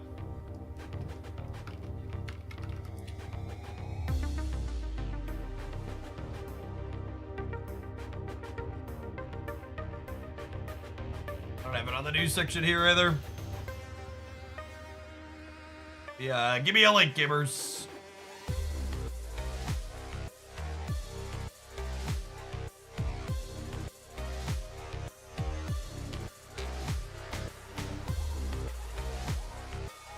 Maker Thrive. Thank you for the 25 months. I appreciate the over 2 years. Welcome back.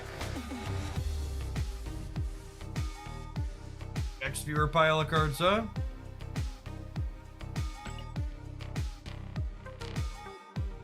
Congrats on your infinite. Alliance Gaming, eh? Thanks for checking out the sponsor, Dudley. If Hercules is bad here, replace it with something else. We can give him a try. Maybe Black Swan makes Hercules less bad, Copium. Hey, B-Night, thanks for the gifted sub as well. Make sure you got your mod storm while you're here.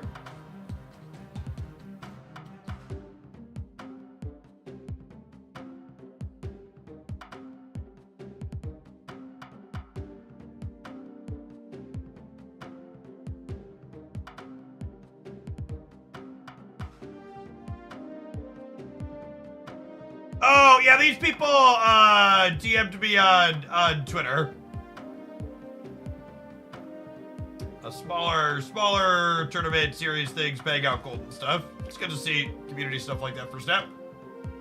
Good to see Second Dinner giving some prize support for it. You have a bunch of ones, you can play Swan on 3 and then Hercules into move stuff on 4. Yeah, that might be okay here. Let's give it a try, huh? Francisco Elvis, thank you for the 11 months. Welcome back. Let me claim this mission really quick here while I'm thinking about it.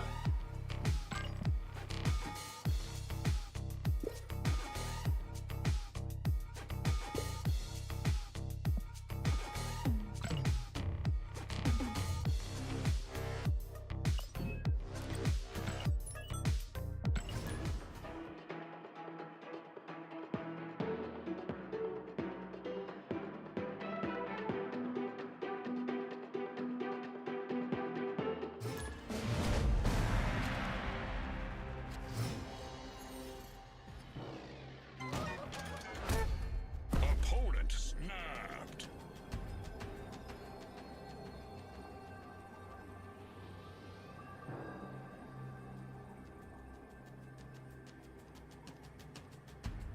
Oh, snap.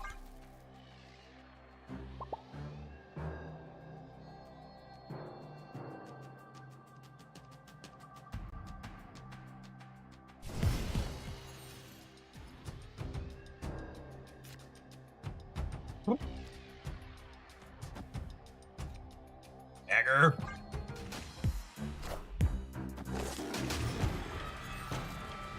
Oh, it is Gap.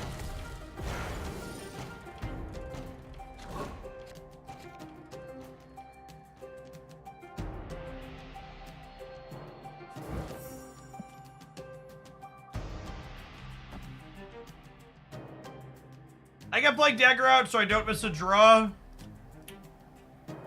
I guess I could do this. They're pretty likely to play right, huh? And then we'll go Hercules next turn into Cloak on 5. Wind, aid my hand. Oh, rip.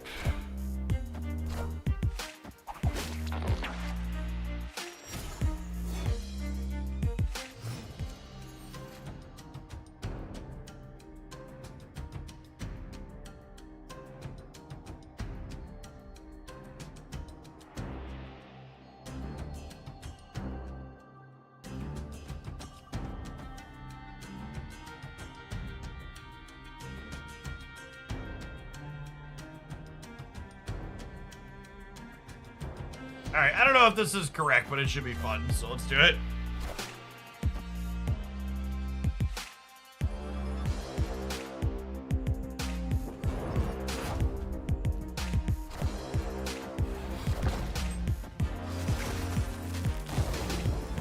Absolutely, completely, and mercilessly dominated by Supergiant.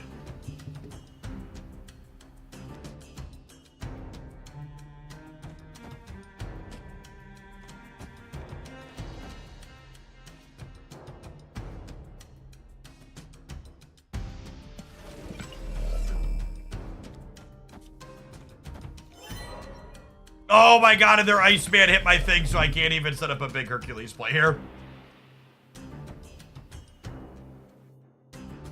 Wait, no, I can do this, into this, into this, and then I can Hercules here on the last turn, yeah?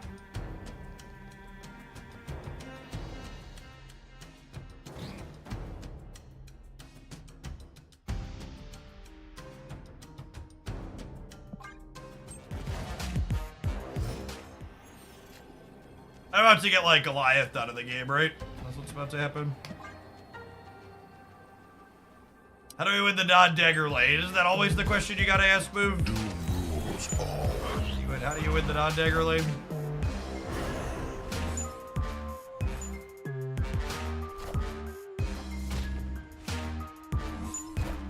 Ooh, we're winning the middle. Okay, we just need dagger to go not middle, chat. We need dagger to go not middle, and then we win the game.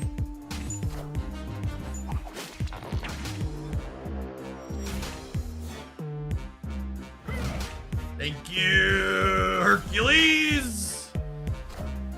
Sometimes lucky, rubber ducky.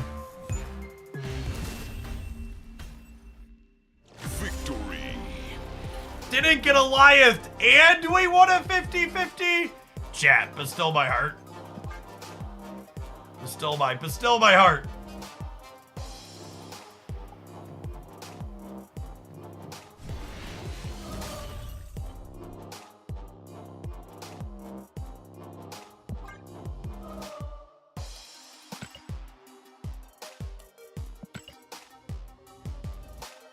Nice 236. Wish there was a card to cut that down. I mean, that's why Shadow King exists.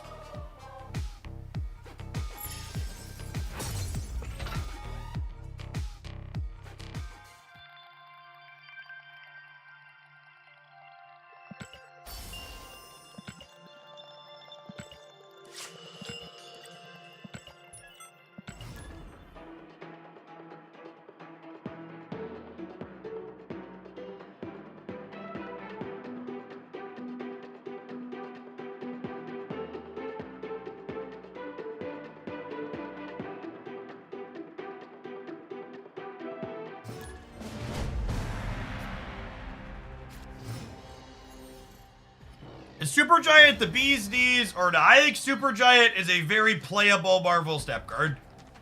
Snap. However, I think Supergiant is also a card that you can't just slot into an existing best deck because she's a card that's good against a lot of the existing best decks, which means a lot of content creators I've seen are kind of low on Supergiant because the go-to deck building for a lot of people is take new cards, slot into existing best deck, call it a cook. I can't. It always makes me chuckle when I open a stream with a person like, we're cooking with the new card, and it's just like the new card inside of the established best deck, and it's just like, yep, we're certainly doing something.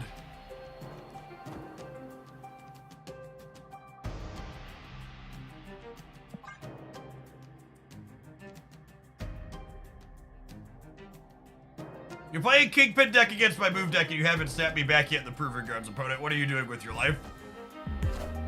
They're cooking pizza rolls in the microwave. Yeah, basically.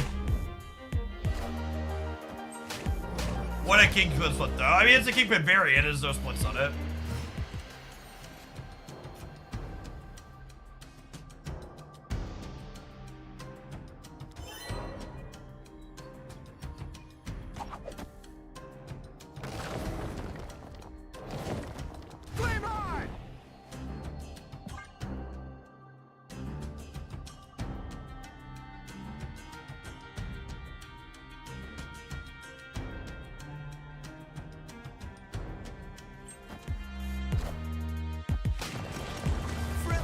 Spider-Man here.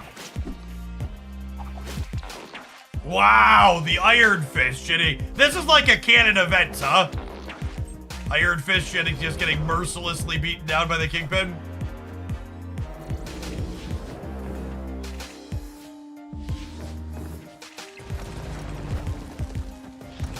And unfortunately, I've now put a bunch of rocks in my deck, so I don't know that we can actually win this game. And there's a good chance that they're a Shang-Chi deck, so all the work I did to make this 21 power Vulture is just gonna be like, go away in this aggressive puff of smoke. Gee, Hogland, sure would be a shame if the cards you spent 6 cards and lots of thought making big died to my 4-drop. How have they still not snapped me?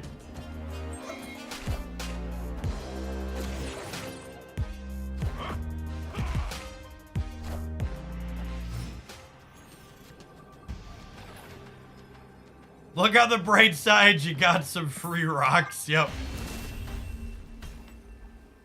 Escaped.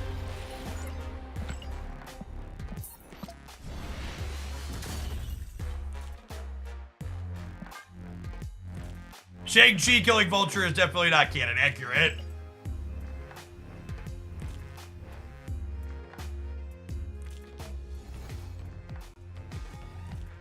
Chad, I have a very important question. We have like an hour to discuss, okay? But it's gonna have a large impact on the rest of my day. Do I want leftover taco bowls or leftover pizza for lunch? We've got both in the fridge.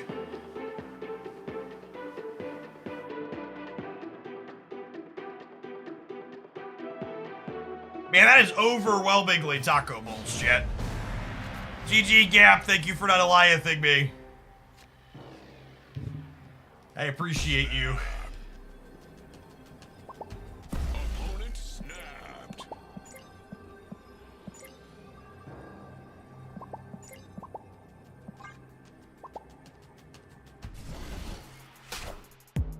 What's the reheating method? I usually eat my taco bowls reheated cold.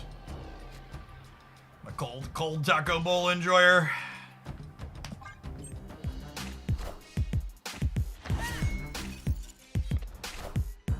Form the pizza into a bowl and insert the taco ingredients into it. Chat! I'm currently attempting not to overeat. Don't encourage me to make bad choices.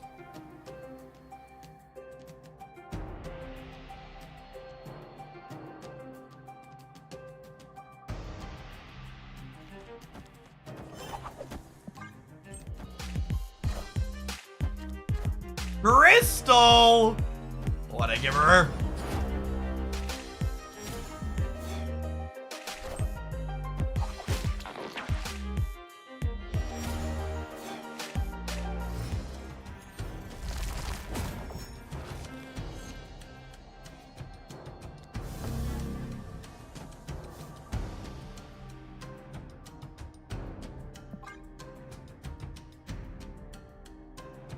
You didn't want us to encourage you to make bad food choices. Why did you ask? Fair, honestly.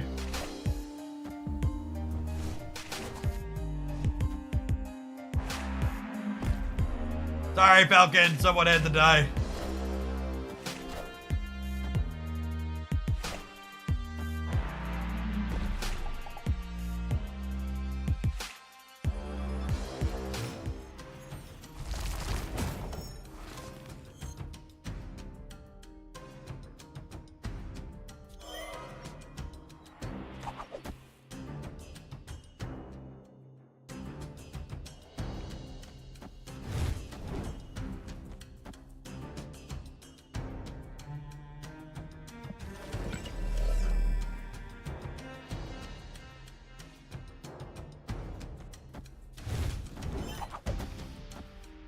I mean, this is a line the old beast couldn't do, right? That's pretty good here. Just the full 3 here plus beast.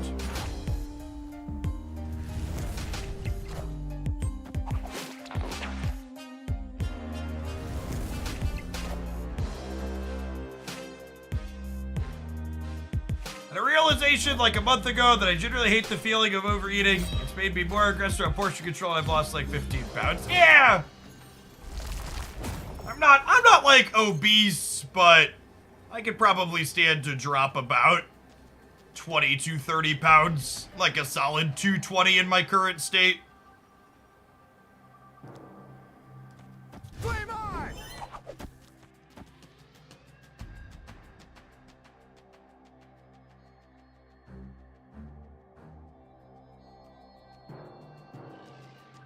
Oh, I missed that one, Boomflex. Yeah, you can clear that one right on out. Apologies.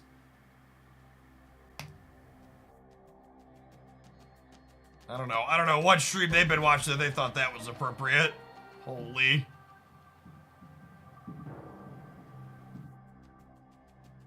I have a bunch of really big cards here. Nope.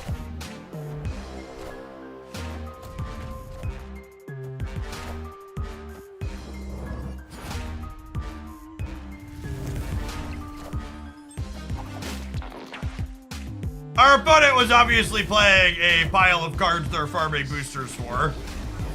But at least it was a good showing of like what our deck is capable of when left unchecked. We got like 36 and 76 here. Beast looked legitimately good. Victory.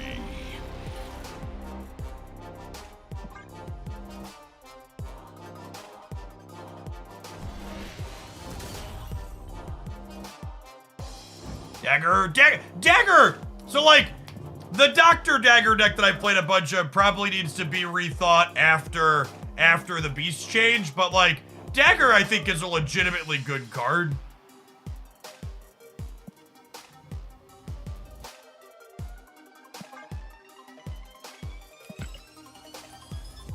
Dagger's requirements to get large are like pretty minimal.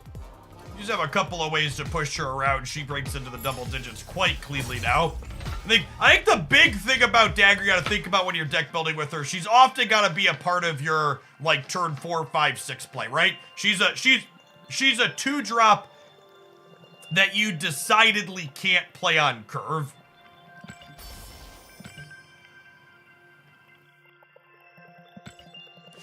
It's an effect you need to play late once your opponent has their lanes filled up.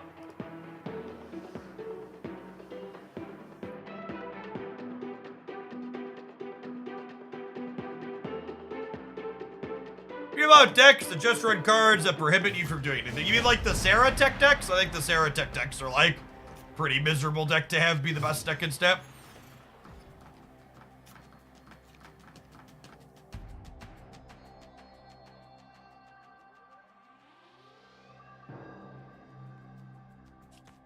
Snap.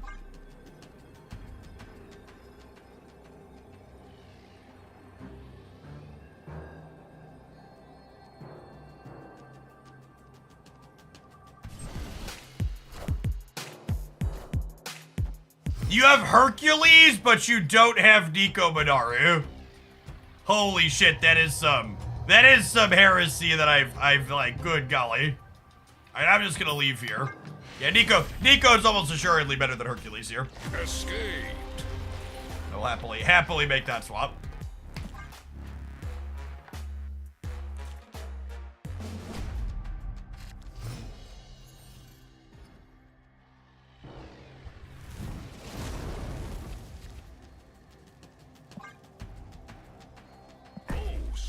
Because Nico's a move card. So, Nico's not only a pseudo move card, but she's good with Falcon and Beast. You don't mind turning or sacrificing Ghost, Iron Fist, or Beast.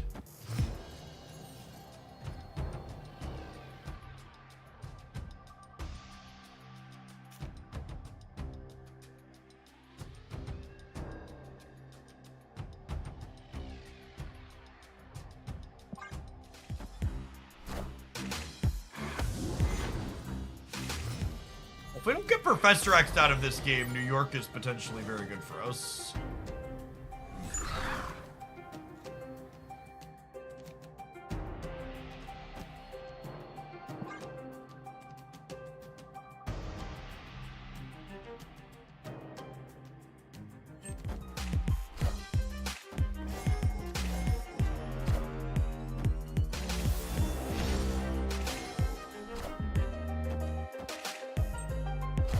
I mean, I was gonna make that play next turn, so sounds good.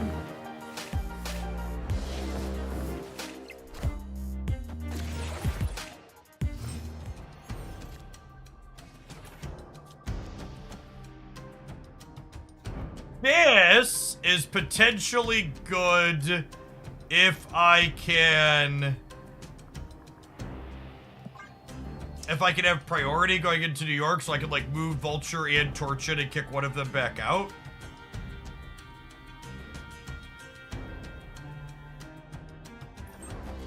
I'm also just not really gonna have room to play it on curve, right?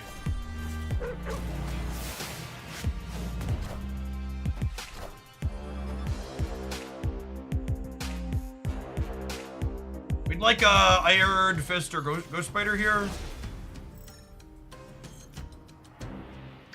Cloak, sad.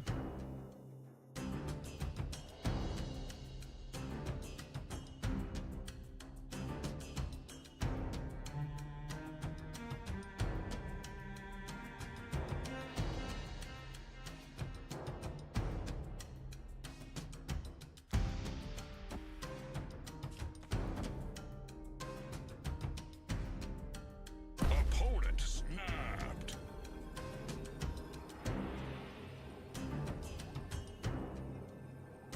It's this.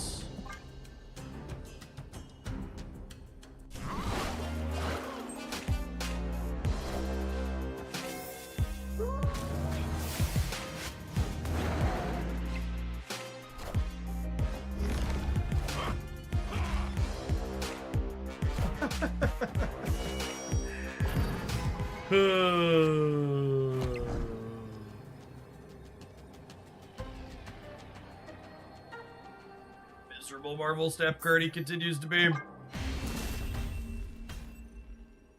Escaped.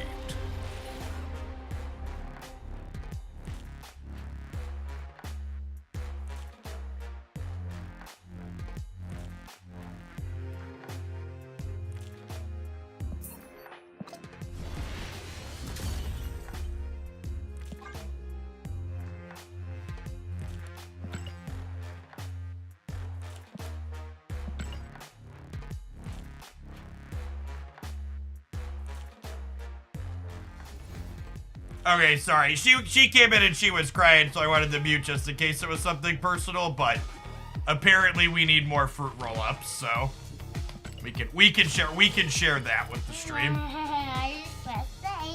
We can make more fruit roll-ups happen.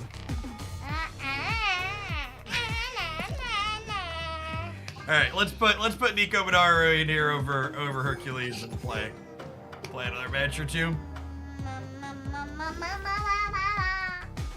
Yep. I can't pedal with you on my lap. You're in the way of my legs. Oh, you pushing buttons on my keyboard? Yeah, because I love buttons. You love buttons?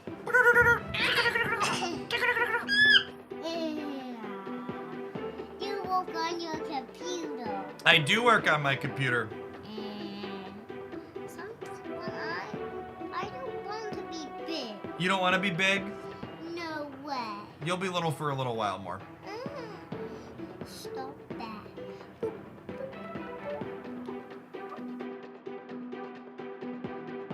I love buttons. I did it all the way down. You pressed all the buttons? That's okay.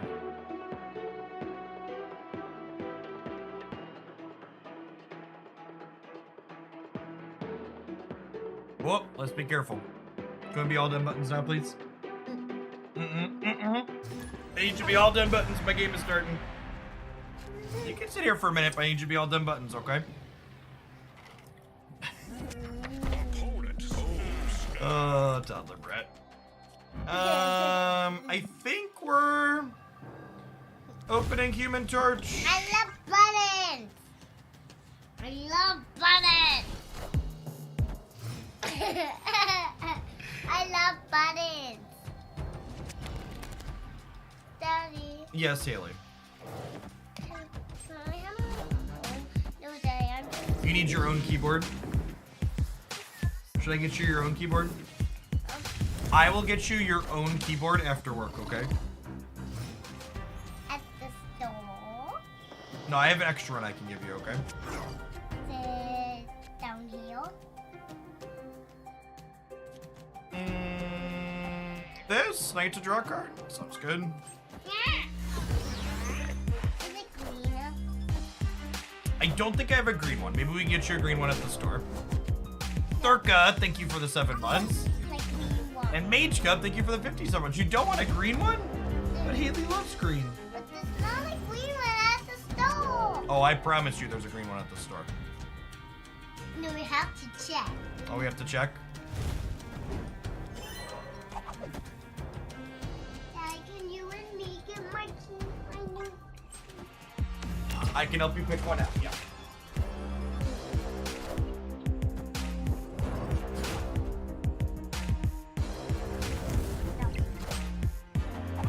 Oh, I guess if we beast and pick the Doctor Strange up, that's fine. We're hoping to find beast here. Well, we're gonna draw our whole deck, right? No, we're gonna do one short. Ooh, I see you. Beast gonna be the literal bottom card. Of course, beast is gonna be the literal bottom card. I see you.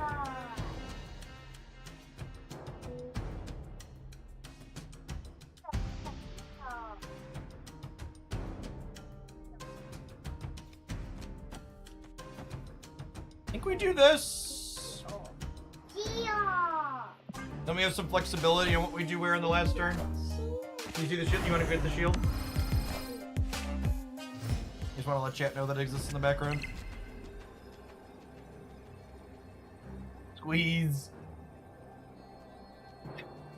Okay, so since they went vision instead of something bigger, I think what we do here is we play Vulture on the right, and we leave Human Torch here, and then, or we move Vulture right. We play Human Torch, we leave Human Torch here, and then we Heimdall, and this will slide all of these down to the left. So we end up with a 32 power Torch here, and then in the center, we're gonna end up with Heimdall plus a 13 power Vulture in both of these, which will shrink the Lizard. This wins a lot of the time. I almost said it could be wrong to not leave. I might be right to move the Iron Fist right to leave 2 power here to keep them honest. Oh, we got him anyways? We got him anyways. Sweet.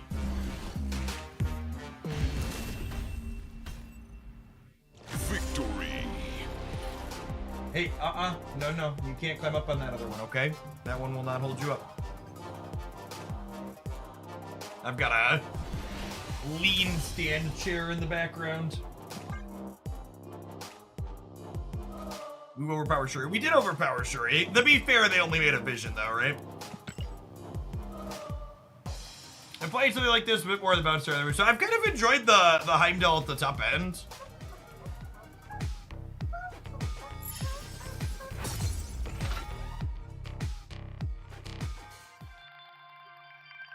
What's a lean stand chair? I don't really use it, which is why it's off in the corner. But it's almost like a bar stool. We played Heimdall, didn't lose. To be fair, we had to think a lot before we did.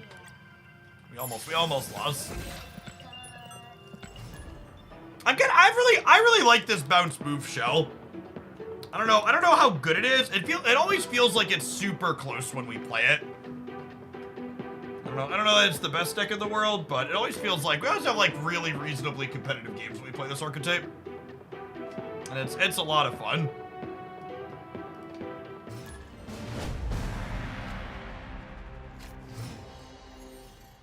Uncertain how I feel about Black Swan in it. Certainly don't enjoy the Space Throne. I will snap you on one opponent, but not into the Space Throne. Escaped.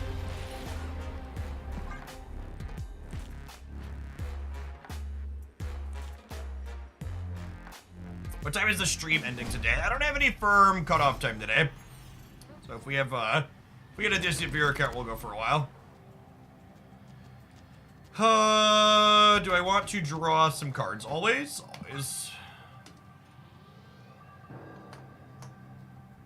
Snap.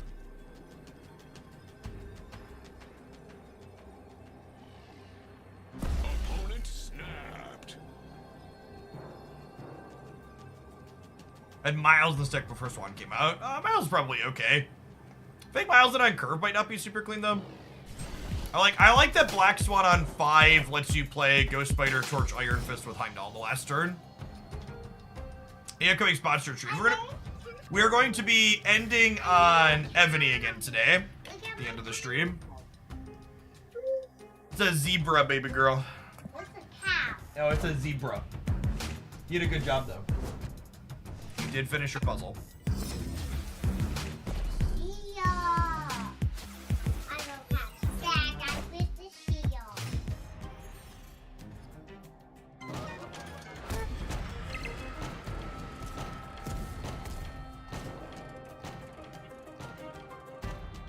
assume they're filling the White Hot Room this turn. If they don't, we can fill it next turn.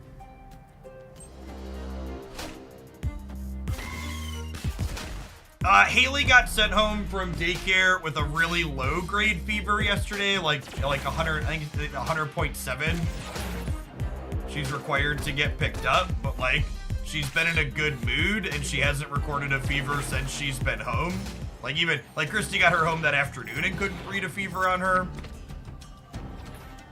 But once they read a fever, they have to go 24 hours before they can go back to daycare. So like she seems fine.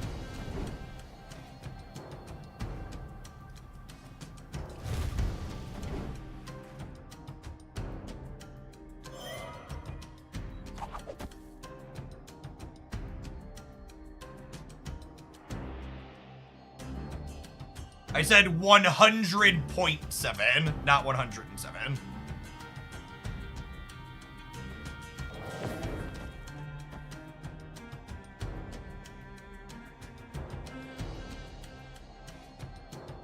So we're gonna hit the White Hot Room here, but we're also like, we kind of really need Beast next turn. Otherwise, we're gonna be at risk for Killmonger.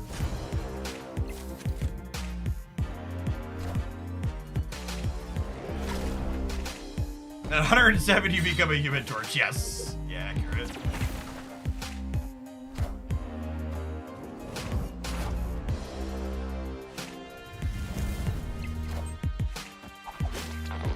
If we hit Beast next turn, which we're 1 and 3 to do, we're gonna be in a really good spot.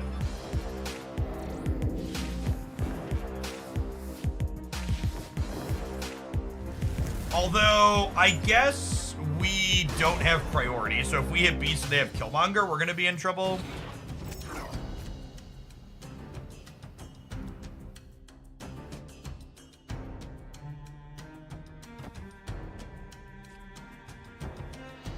We hit the Beast, but they could theoretically have Killmonger here.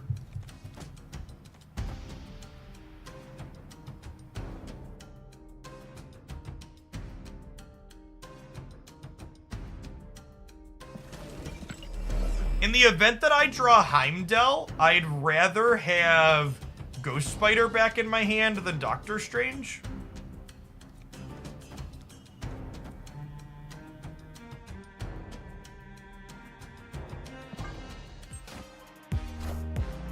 Yeah, unfortunate. Jeff, what do you think about playing Kyaria in this deck, Jeff? I think instead of putting a shit card in my deck, I should think a little bit more about how I'm sequencing. And think about how I maintain priority. Rather than adding the card to my deck just because you saw me lose to Kyaria, or saw me lose to what's it called just now.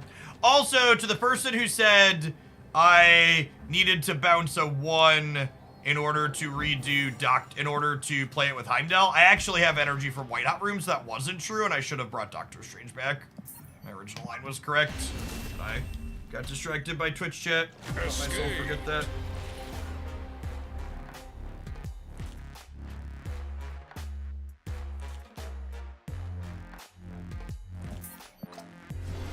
Kyaria is an example of a card that would be stellar if Marvel Snap had sideboards, but the reality is when push comes to shove, most decks should not be playing Kyaria in the current Marvel Snap game state.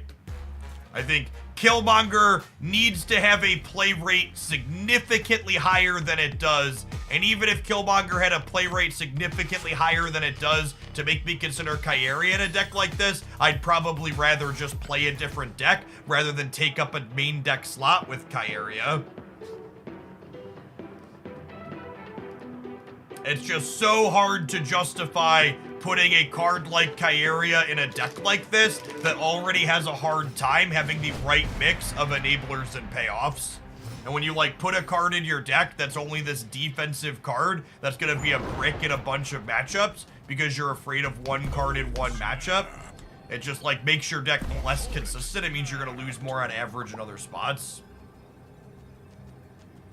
Yeah, I think Kyaria to protect 6 drops is very reasonable because Shang-Chi is everywhere. But there's not enough Killmonger. I get that destroy's a thing, but there's a lot more than destroy in the metagame. Wait, is that the movement mode on her? Sure is. Thank you.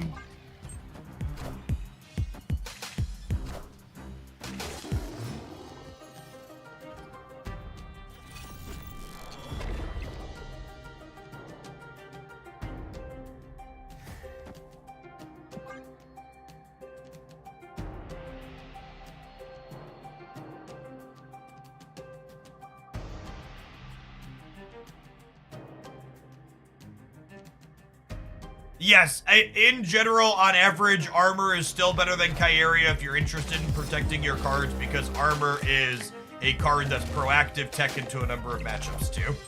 It's not just purely reactive. So unfortunate that they didn't hit Beast, Falcon, or any of her other cards that would have been profitable for them to hit there.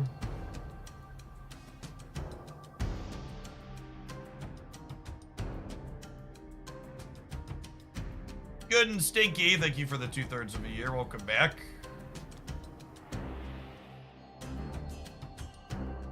Am I just doing this? I think I'm just doing this.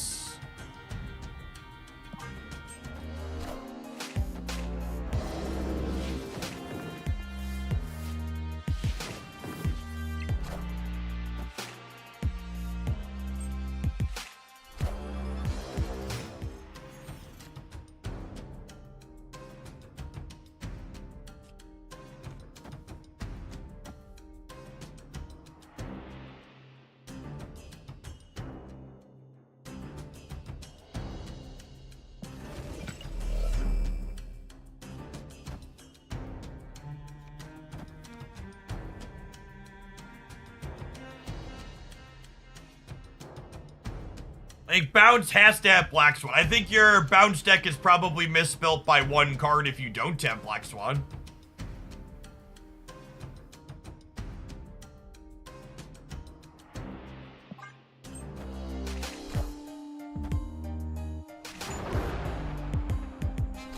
Oh, that's a little unfortunate.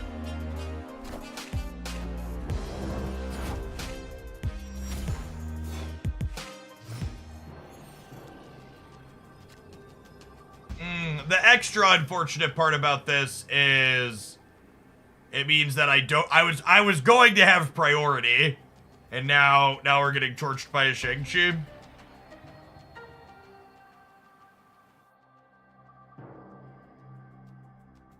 Previously, we were on track to beat a Shang on the right, because we would have been able to move our cards around, and they would have been able to accurately predict where anything was between Spider and Strange and Heimdall and stuff, and now they can just guaranteed Shang the Vulture.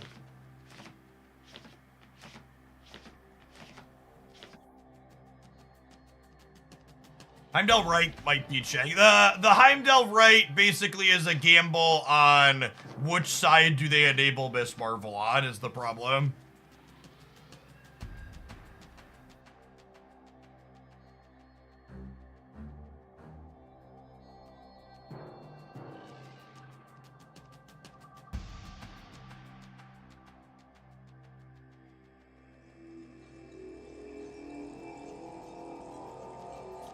Oh, it's probably just this.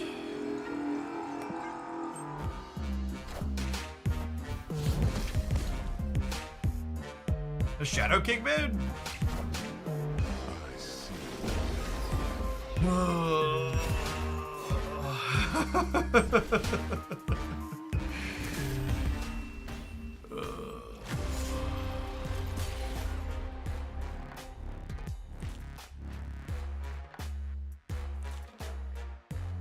And other permutations that could have beaten this, but I don't know. Like, we had a number of good games where the deck was doing fun things and we were getting to pop off, but then, like, these last two games were just, like, kind of the textbook example of why decks like this are probably just not good enough. Like, Marvel Snap is just fundamentally a game where doing your sweet thing is basically always worse than taking your opponent's sweet thing and breaking it like a childhood bully. the Shang-Chis and the Killmongers and the Shadow Kings of the world are just so much easier to use and enable. Like your opponent, it's literally just the Indiana Jones beam, right? Where like their opponent's doing all this crazy shit, and then Indy just takes out his pistol and shoots him. It's just like, okay, cool. Next. Snap. Opponent snapped.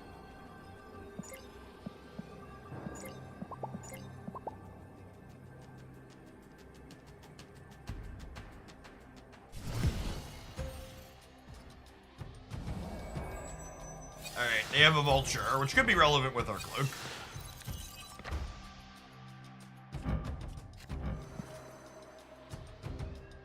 Yeah, that tracks.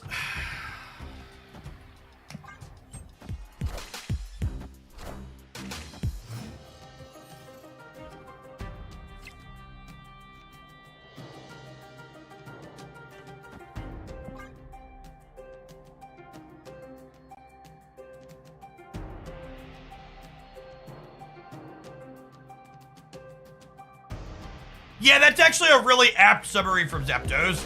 The Do the Things decks have to pair up drawing well and drawing them at the right time, whereas the tech card decks just have to draw their card eventually, right? Like the tech cards are really good on the last turn of the game, meaning you have that full 75% to find them.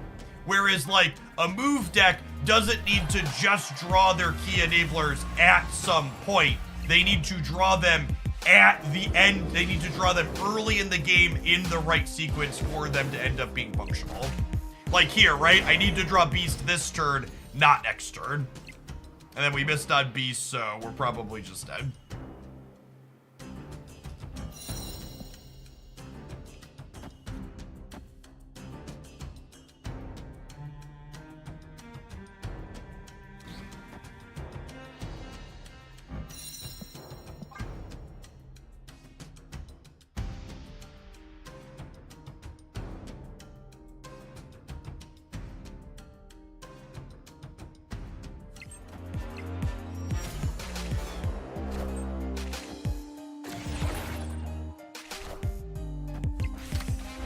I am Iron Man.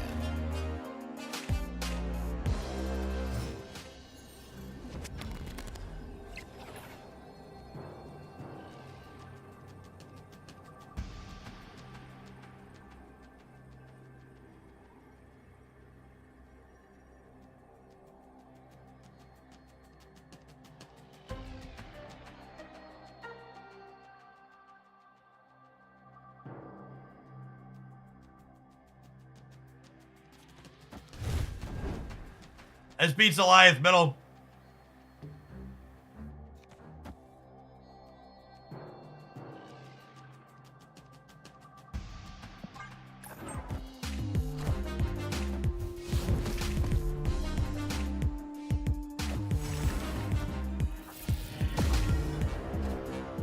Oh my god, we beat him. Ooh, God bless.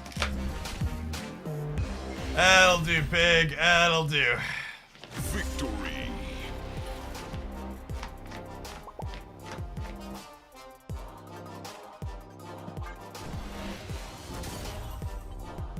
I think the Chavez shade should be reverted to help combo decks like move. No, I think that's an awful take. I think the tech cards should all just probably be a bit worse and a bit less efficient. And I think if they think a combo deck needs to be more consistent, they should print more cards to add consistency to them. I think original Chavez was one of the worst and most terrible designs Marvel Snap has ever had. And it's completely uninteresting to just be like, I'm a deck that wants to do things early. I have to play this card. Every single time I was building a deck when old Chavez existed and I realized it should probably play old Chavez, I sighed internally because it meant that suddenly my deck building was less interesting because I was playing an 11 card deck.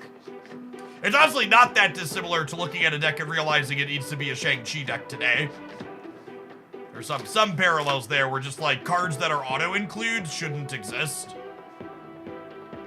You sign externally too, don't sell yourself short. That's true. By the end of Chavez's life cycle, we were signing externally too.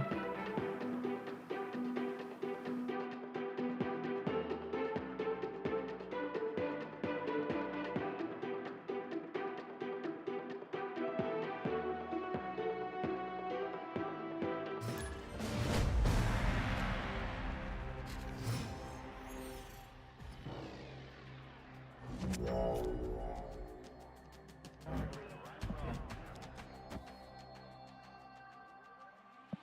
snap.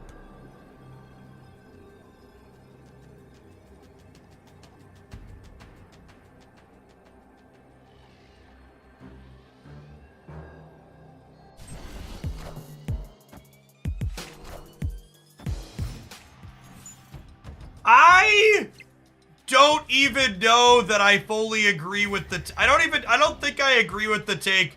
The problem with Shang isn't Shang, it's that second hitter has spent time nerfing go wide decks. I think there's a real possibility that just the average numbers in Marvel Snap have become big enough that, like, the old go wide decks that used to be good probably wouldn't even be good today. I think is a very real possibility that if those go wide decks existed as they previously existed, they still just wouldn't be good enough. Because the average numbers that decks are putting out have just gone in the upward direction. I think the Shang-Chi Omnipresent is largely due to power creep. A go wide deck, for people that are familiar with what that jargon means, is a deck that plays to all the lanes of the board simultaneously. The last time we had a really good go wide deck be competitive was like the Silk Craven Little Movers deck style thing that existed for a little while. Snap. Likely the Century Annihilus Alioth pile of cards. Zabu Shang stuff from the opponent. Typical Marvel Snap deck.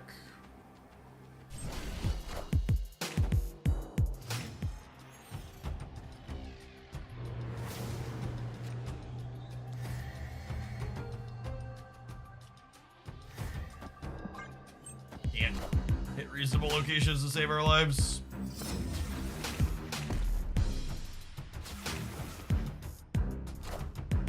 Easiest way to tell if my hand is good, chat. And a land will flip up.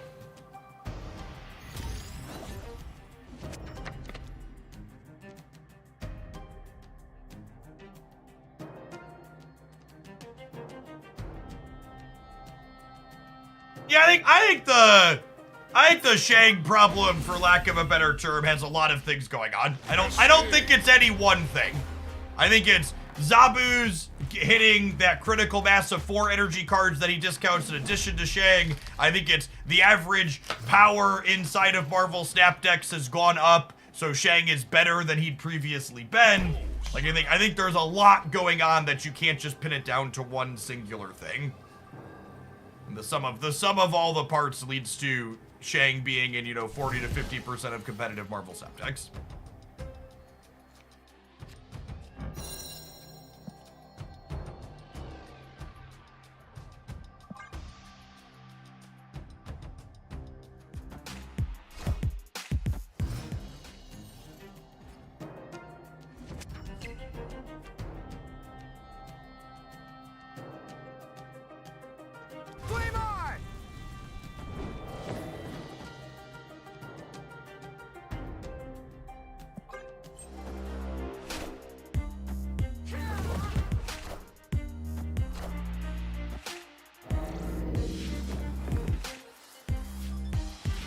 I win a 50-50. Nailed it.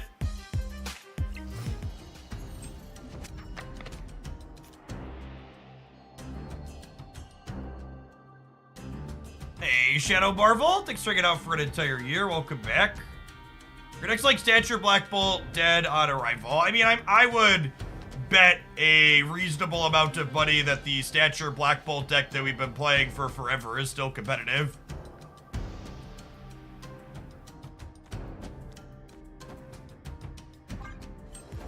The one with the X23 package.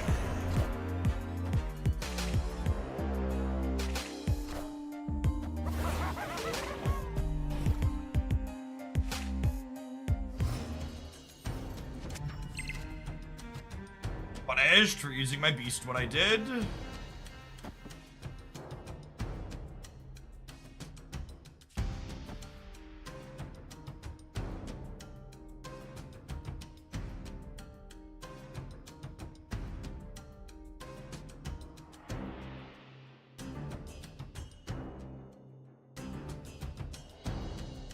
Opponent snapped.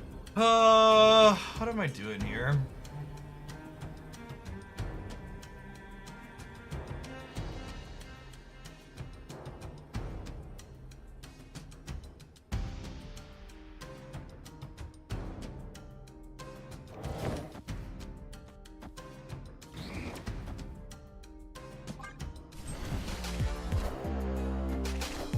Wait, they played their Shang already? Oh, they didn't understand how Shang-Chi and Human Torch work with priority and movement. Get fucked, Buttercup.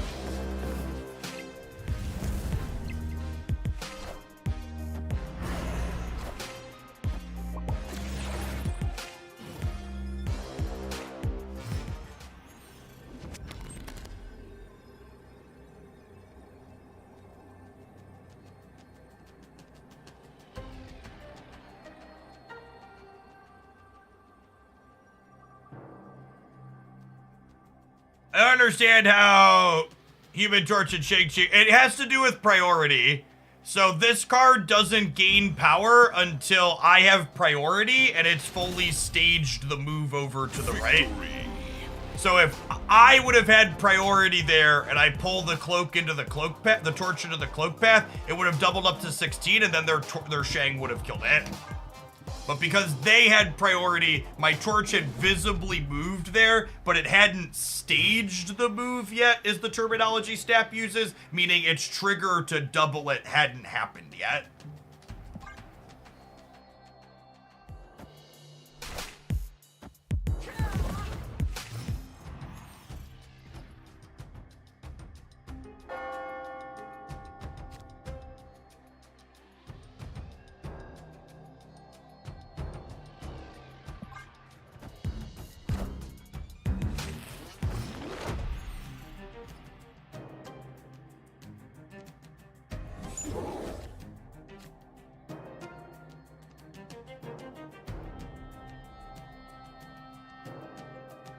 Mr. Island makes our Doctor Strange bad.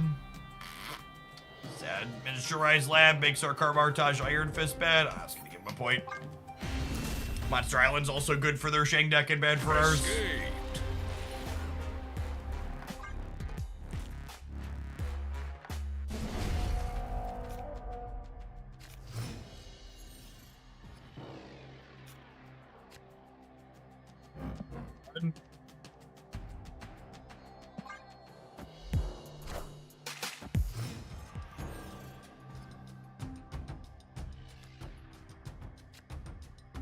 Mostly vibing here for the first couple of turns. We're gonna kind of wait and see how they play out, because with the Elysium, I'm gonna have time to play with stuff.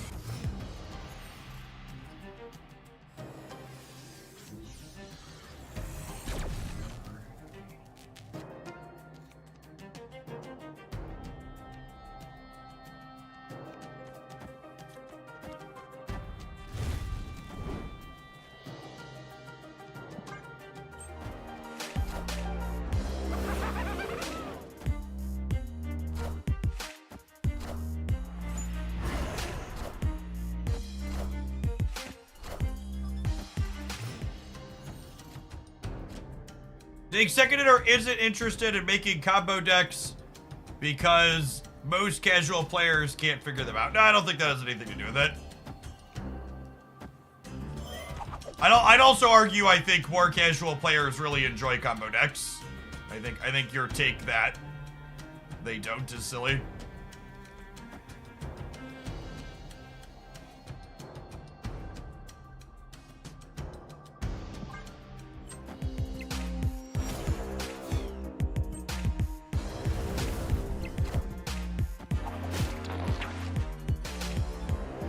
I would agree with the statement that really competitive players don't enjoy combo decks unless they're really busted.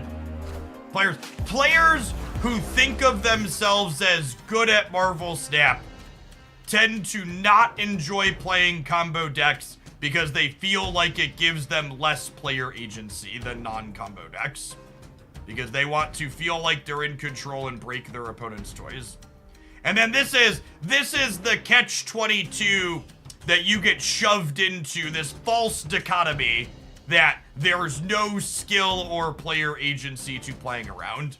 I cannot simultaneously beat both Shang-Chi and... I cannot simultaneously beat both Shang-Chi and Goliath. I have to lose to one or the other. I think I'm just gonna hope they don't have Shang-Chi, and I'm just gonna snap and make this be the game. Because I'm not having a ton of fun playing against their deck.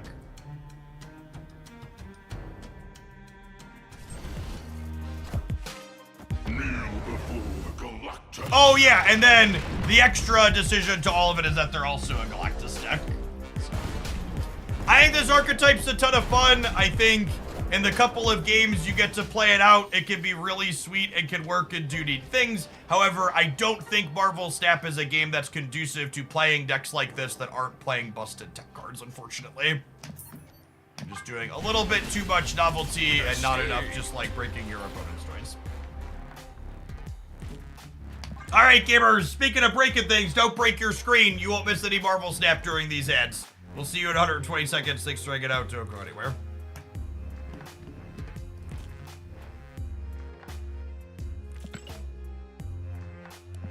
Quit yapping and deal, yep.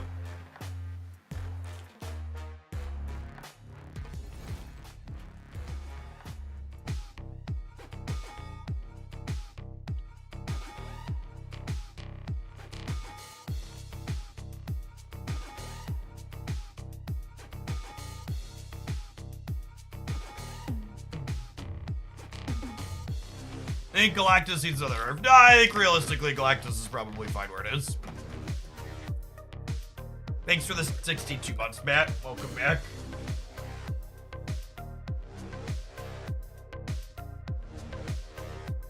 Speaking of breaking people's other people's toys, we've been paid to do that next. Let's put on our bad guy hat, huh?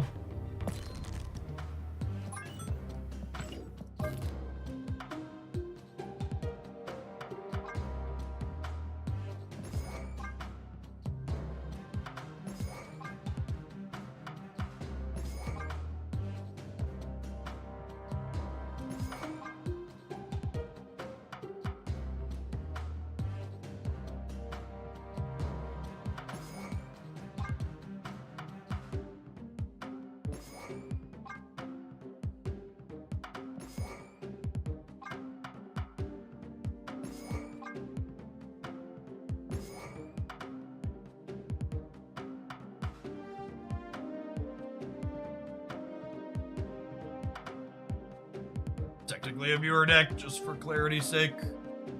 Right, so stand up for a little bit.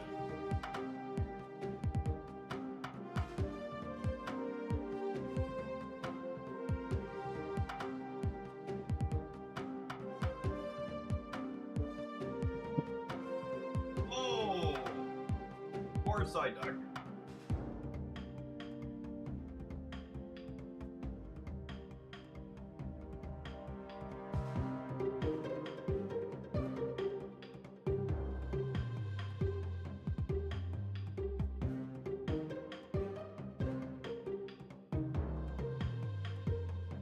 Are you ever gonna split Goliath, or are you waiting for a very, more? I might eventually spend credits splitting Goliath when, the Reanimator drops.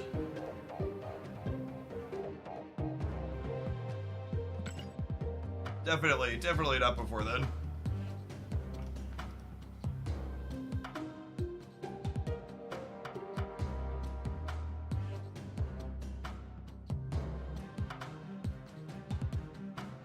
Alright, so I need some other low energy, higher power cards so we're more likely to have priority. That's why Martyr's here. Silk, Mr. Fantastic. I don't want to play Max on Curve. Ebony Maw could be okay. Gladiator's fine. Medusa's a good call out. I like Dusa.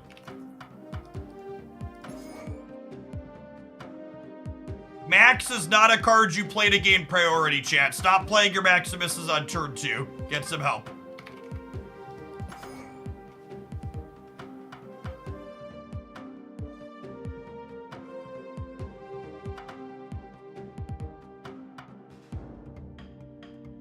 We could play Zero, is a good call out. We have Lizard, Silk, and Martyr that we could all zero.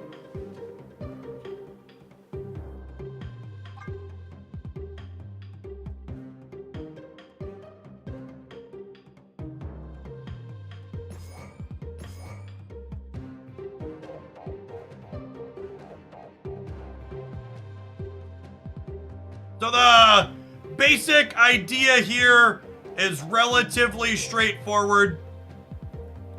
You want to have priority going after turn 4. We Supergiant on turn 4. We set up Absorbing Man face down using Daredevil to blow away their Supergianted card. And then we Eliath them somewhere else on turn 6. I don't know if this is actually good. And we have like Absorbing Man under Supergiant with Dr. Doom as a backup.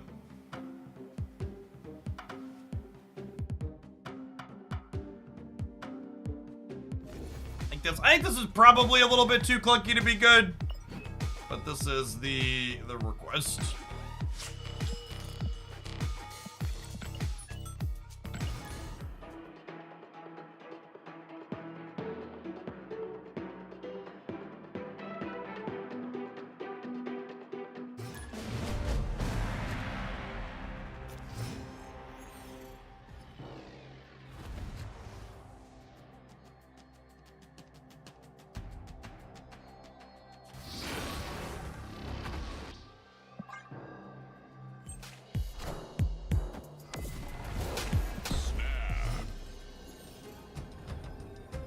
Yes, to claim your gifted sub from the promo, you'll need to DM me a screenshot of your keep at the indicated level.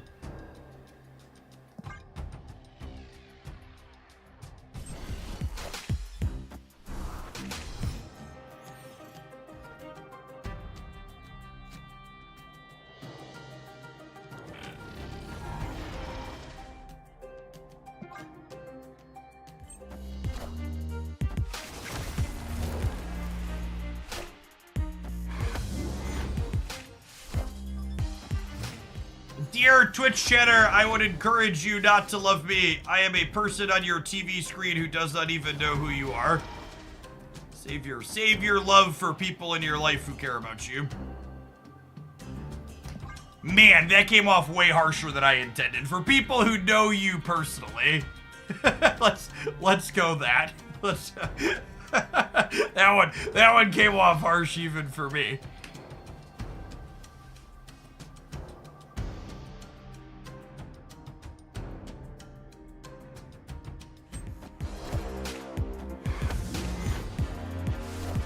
If you're someone who watches Twitch.tv or uses other social media platforms like YouTube or Twitter where you regularly engage with content creators like myself, I would heavily encourage you to become familiar with the term parasocial relationship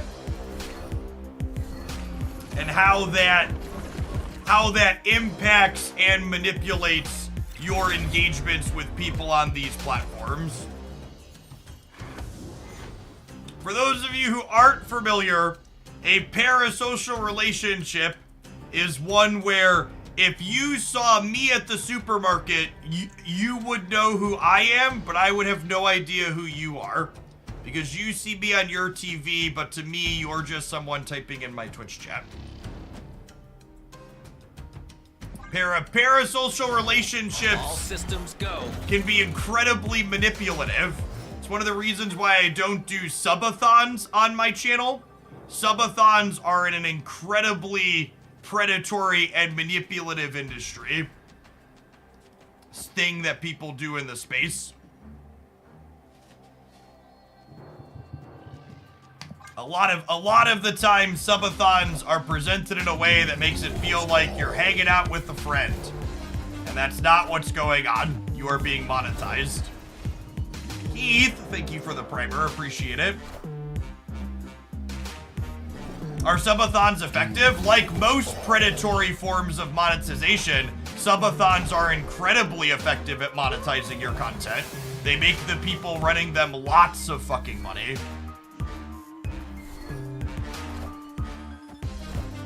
Look at this, there are lots of subathons are common in all of Twitch.tv. It's the same reason you won't ever see a hype train on my channel. Hype trains are a predatory, manipulative form of monetization.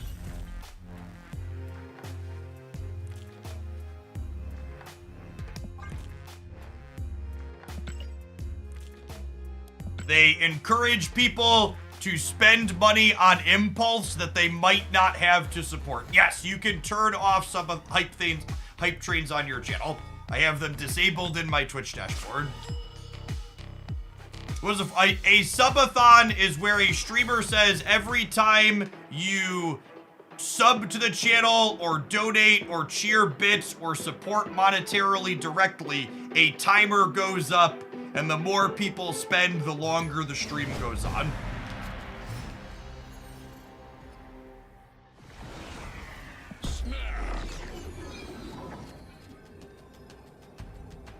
It encourages people to make impulse decisions and support with dollars they don't necessarily have to support with because they get caught up in the moment.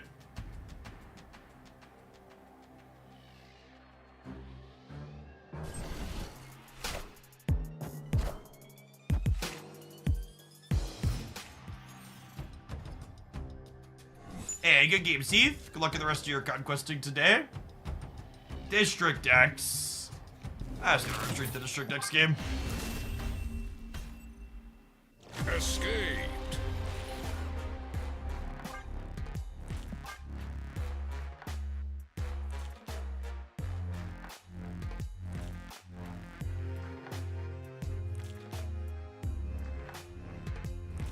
For anybody, someone just came in and said they're new to the channel. For anybody that's coming in that's wondering who the hell is this guy and what is his experience to talk about things related to this. I've been streaming here on Twitch.tv for over a decade. My Twitch account is May 2012, 12 years at this point. I've been a partnered streamer for 101 months. I've been doing this as my full-time job for over 6 years. I've been, something of a relic here on the platform.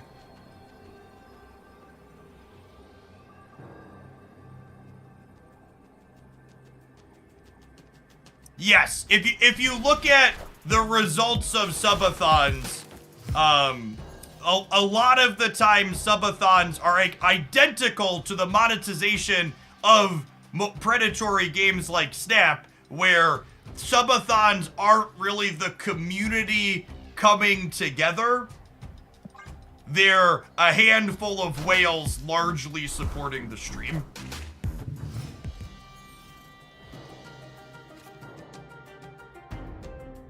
You'll see subathons tend to have thousands of subs gifted. Oh, they are Agatha. They have one less card in their deck than we do, and nobody's drawn anything. That's a good catch. Friendly neighborhood Spider-Man here.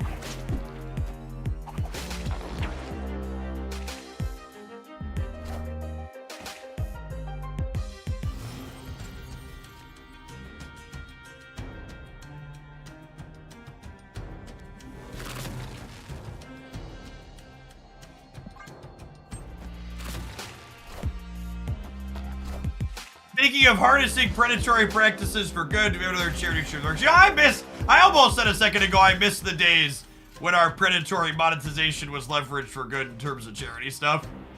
That used to be the norm when people were doing things to stream for forever. It was because of because of charity things. I don't have logistics on another charity thing in the works.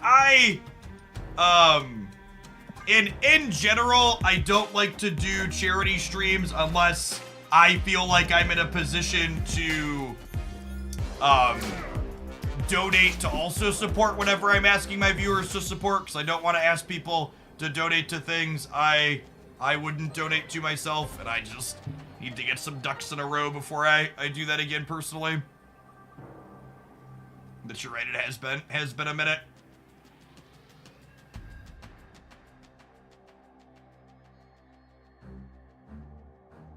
If feasible, would you also turn off chat because it makes it feel like you're hanging out with friends instead of being monetized? No, chat is an important part of what is offered here on the stream.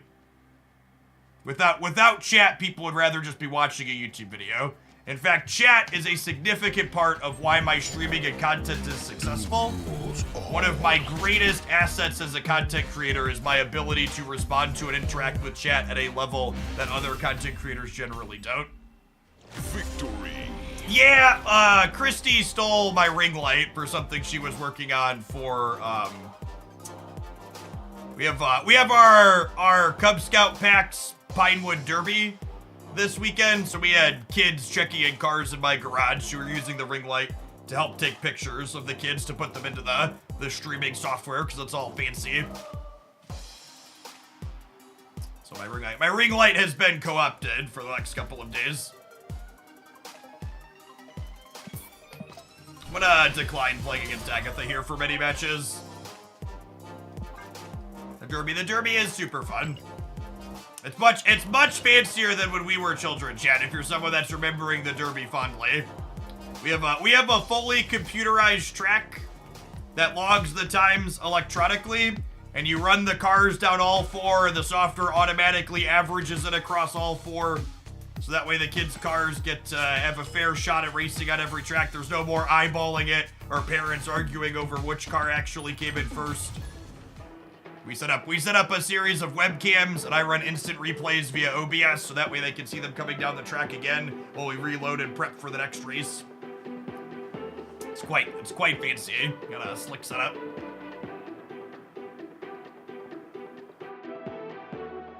Oh, there's definitely still graphite. There's graphite. There's a list of rules that they have to follow that we check in the cars. We make sure everybody's following them.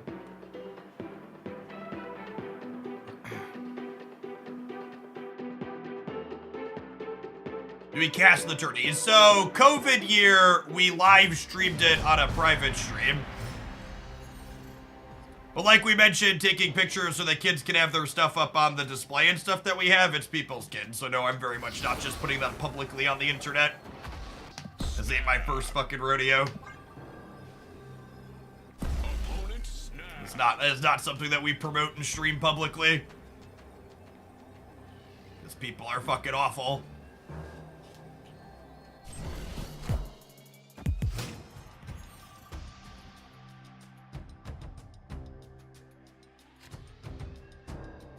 Yeah, I don't mind sharing pictures of my kids on the internet when I interact with them organically or they do something sweet, but that's very different than putting pictures of other people's kids on the internet. In fact, when we're out and about, if I take a picture and it has other people in the background, I usually block out the faces or crop them out to the best of my ability.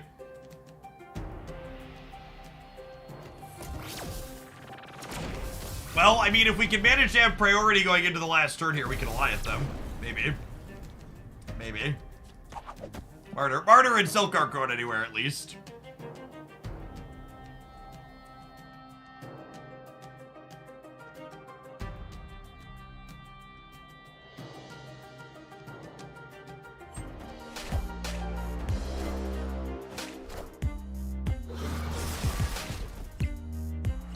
Oh, that's true. She could get Killmongered. She could be going somewhere, just not anywhere she's gonna be happy about.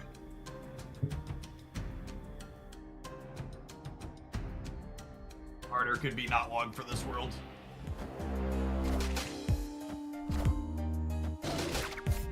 Rip. So young, so pure.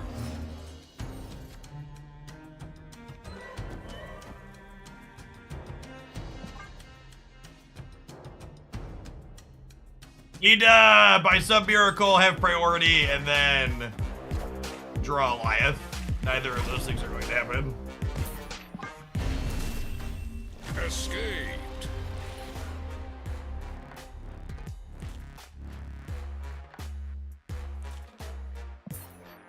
It's a safety concern for many people because of parental jobs. That's an interesting. Can you elaborate on that? How is a child's photo being online? I mean, I don't do it for people of like all sorts of reasons, but I've genuinely never heard that one before. How would your kid's picture being on the internet be a concern for your job? What's the connection there that I'm not making in my head offhand?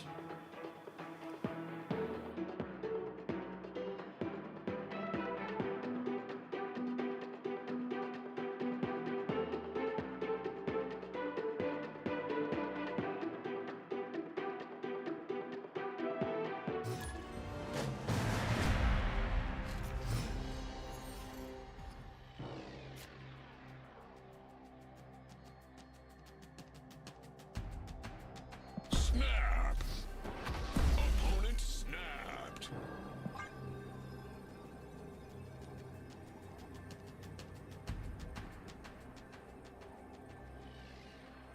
Old job as a civil servant, I had colleagues who get restraining orders on old customers. Sure, but that has nothing to do with your kids, right? That means you wouldn't want your own pictures online either?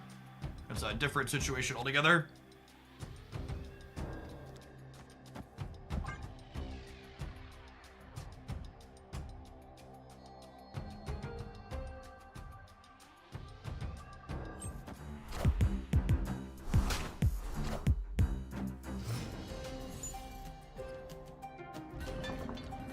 This is one of those deeply subjective things that you are welcome to disagree with me on and don't need to argue with me about it in my chat, but I personally don't mind posting pictures of my kids with me as we do stuff on the internet because I am pretty firmly of the opinion in 2024 that type of shit's going to happen. There's video cameras and stuff everywhere, and you're not taking that pee out of the pool. I accept that we've just, like, given up aspects of privacy in our life based on the society that we live in.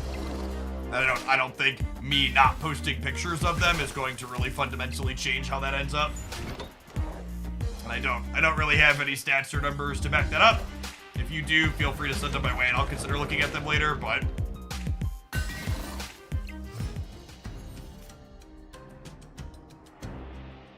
is Medusa just a good card? Yeah, Medusa's a very solid Marvel Snap card.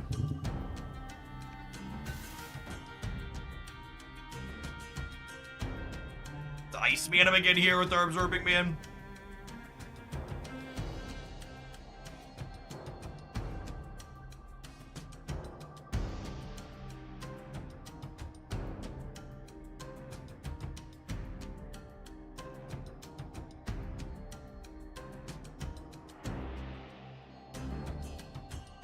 With playing against this deck of the ladder, I blame you, Jim. I'm pretty sure this deck is atrocious. It's like a 4-card combo that you have to draw pieces of by turns 4 and 5, and the payoff, even when they all come together, doesn't mean you win the game.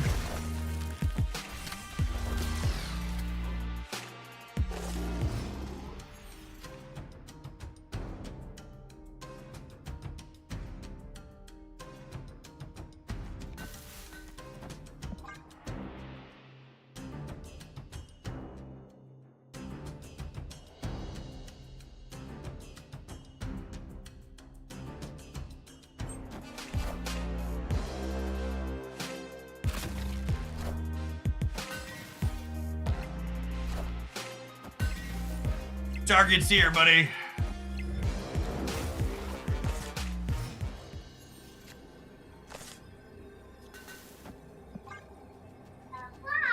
Thank you, toddler girl.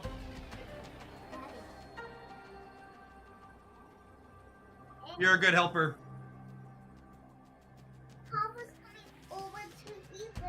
Harper's coming over to eat with you? You're so lucky.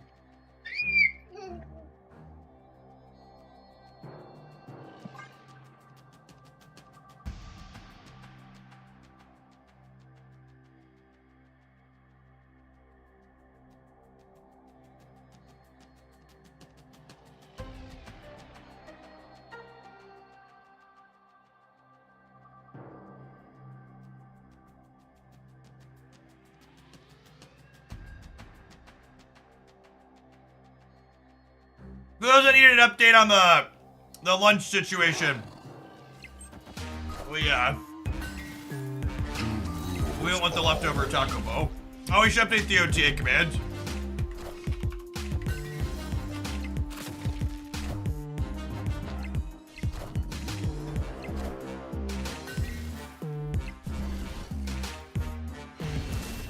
Next OTA is scheduled for Thursday, February 15th. Next patch is scheduled for Tuesday. Sorry, opponent, I will concede. We're going to try this deck a couple more times, but like I said, I think this is probably bad. 2, 3, 4, Tuesday, March 5th.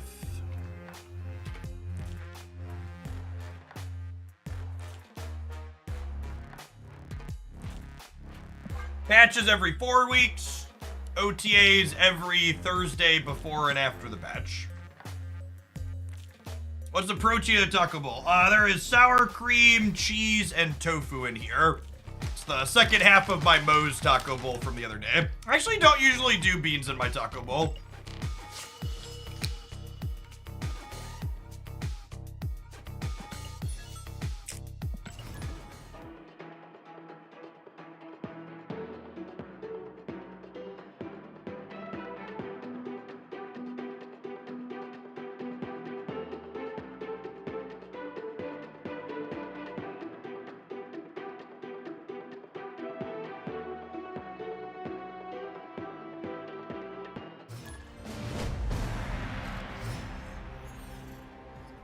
Is Moe's good? At the risk of endangering a potential future Moe's sponsorship, Moe's is fine. Generically, I would personally rank it below Chipotle, but it's also, the food's a bit different than there, so like, it's a little bit of a different experience. Even if 1-to-1 push comes to shove, I'd rank it below Chipotle.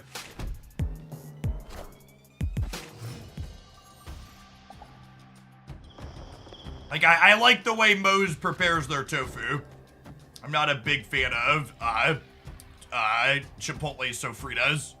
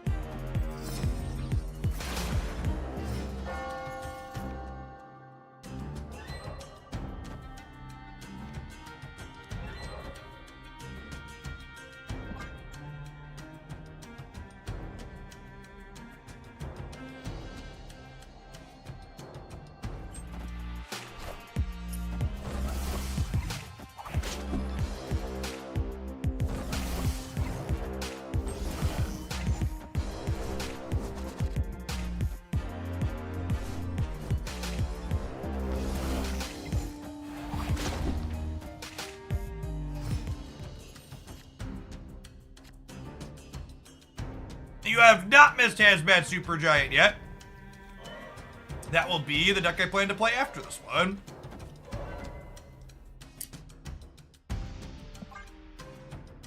We are finally getting to do the thing, chat.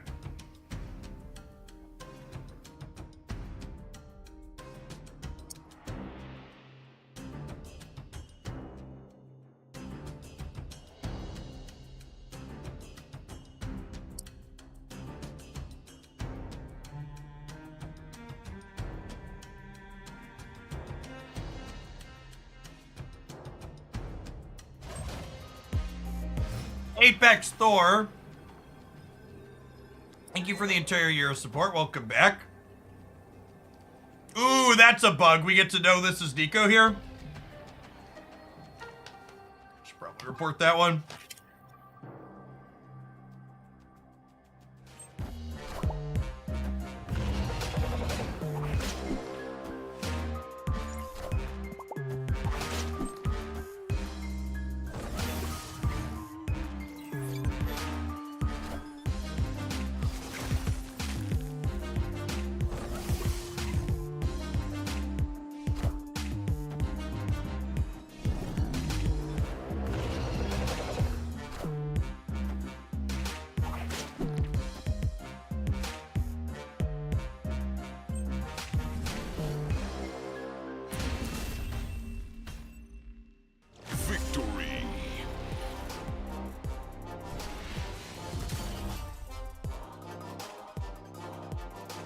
feel like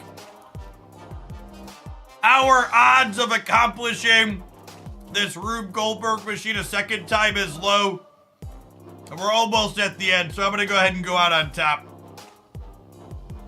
And say that we got to do it at least once.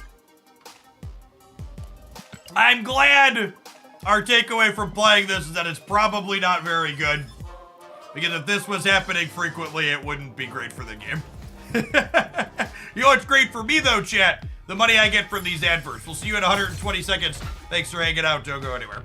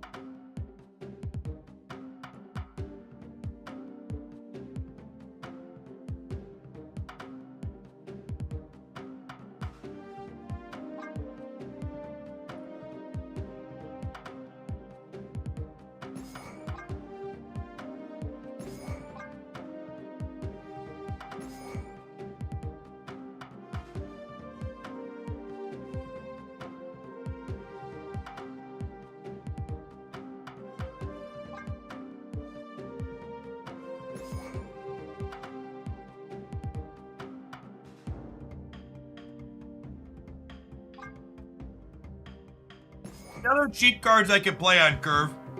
Yeah, the whale track's late this month. Hopefully it's still coming.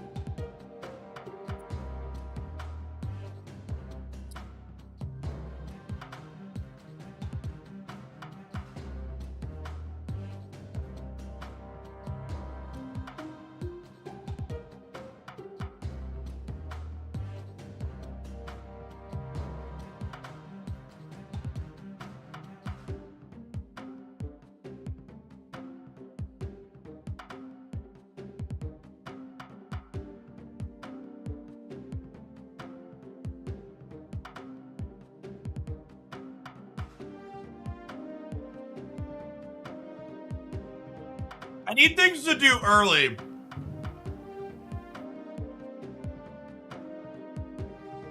Like turn 1 and 2. Maybe Hood's fine. I only have one way to get rid of Hood though.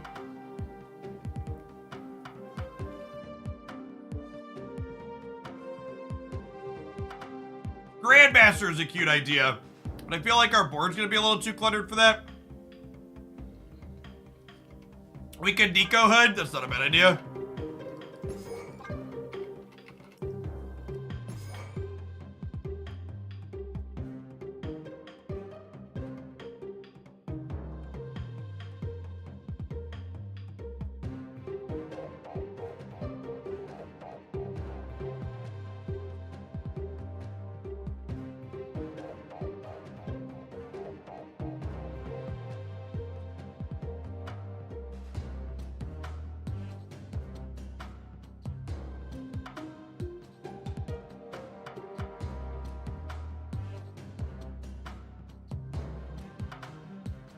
I think I need another 1 or 2, chat.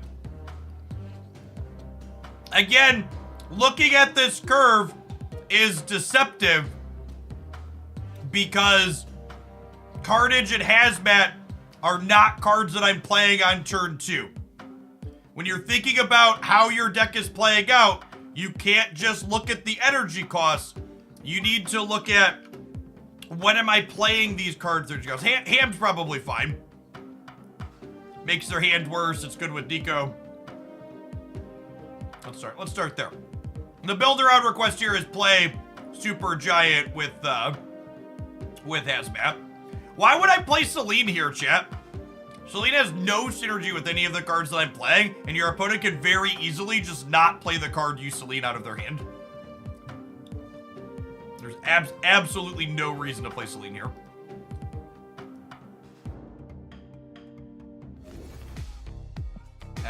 Actual 0.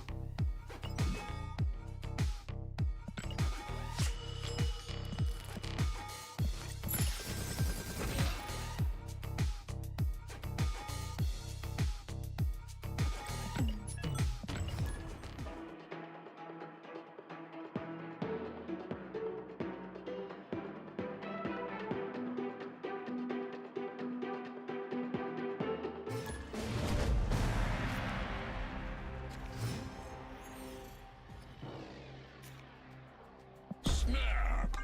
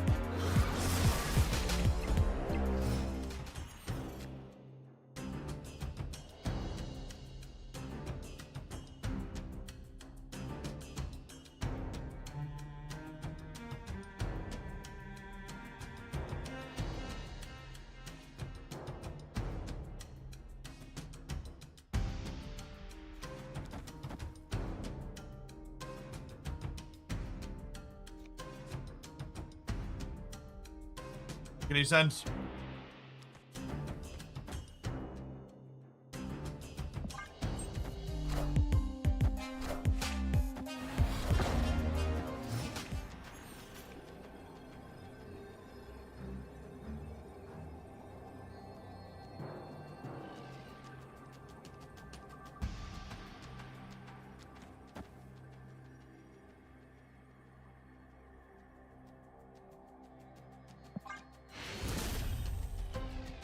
Victory!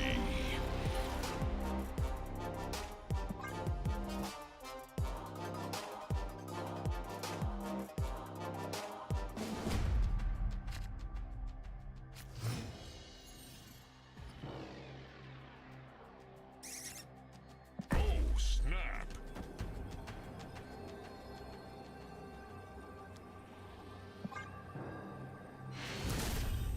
I'm gonna wait to play this until we see if we draw Carnage, I think. Central Park's also good for us. I'm mostly just snapping on one because that's what we do in Silver Improving Grounds, but Central Park's legitimately good for us.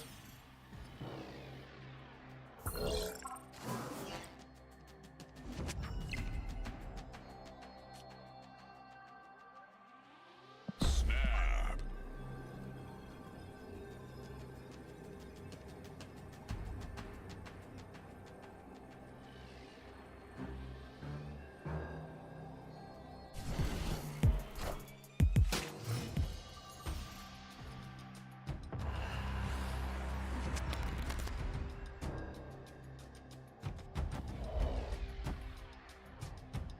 rewarded for waiting to ham here.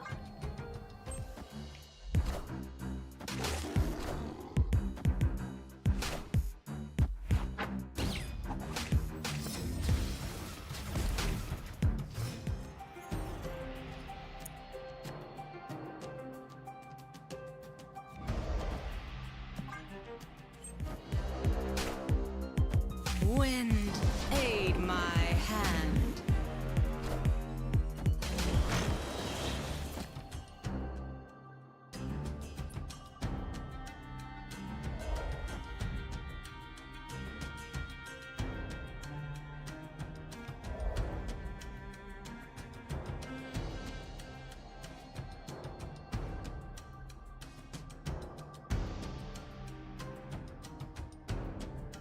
And we really need carnage.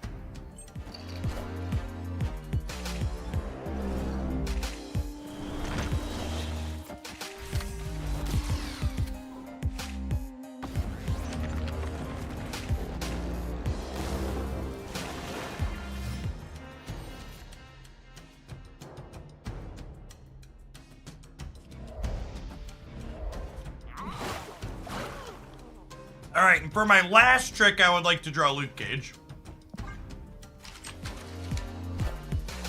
Wakanda forever!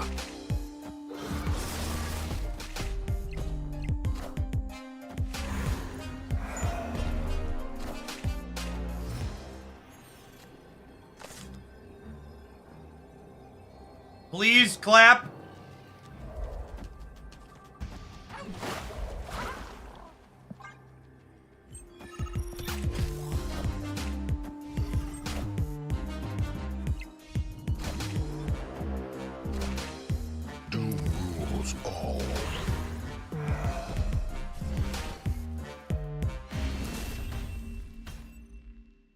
Victory!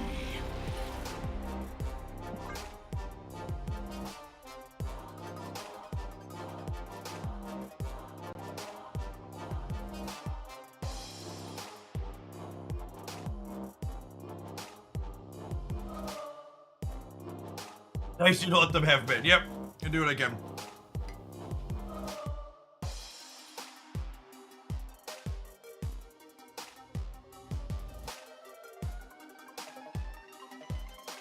I dedicate this game to Nico Minaru, chat. You see Drew has 2 extra cards.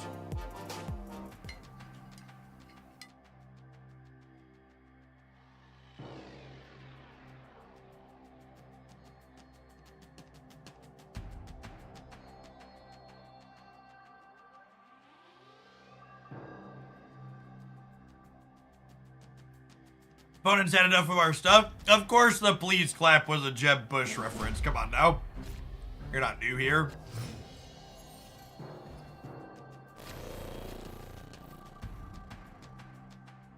Oh, snap!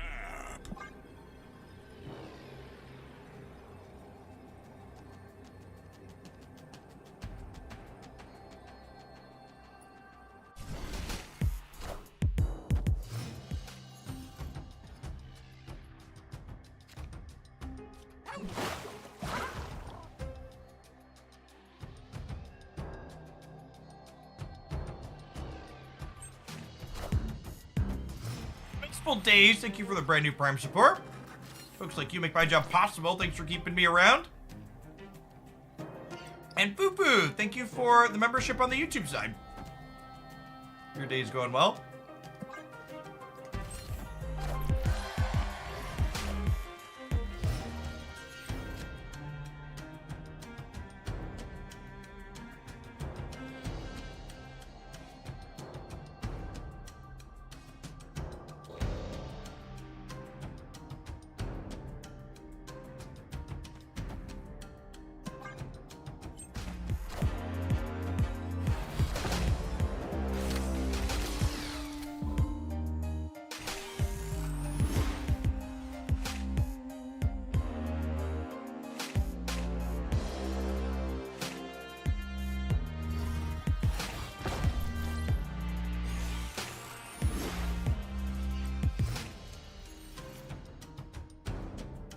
Jeff, I'm seeing people complain about the inability to get upcoming Spotlight cache information out of the game.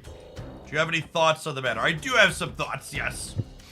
I think overall, the removal of data mines of Spotlight caches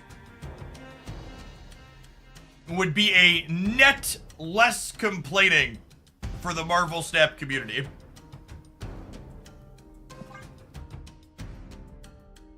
I think people regularly complain when the Spotlight cache schedule gets updated because they think it's like a promise or the word of God. And then they're upset when it ends up being different from what was initially advertised via data miners. So I think while it is unfortunate for some people's planning to lose that scheduling, I think overall losing those data mines would mean that there would be less commuting and there would be less complaining and negativity in the community overall.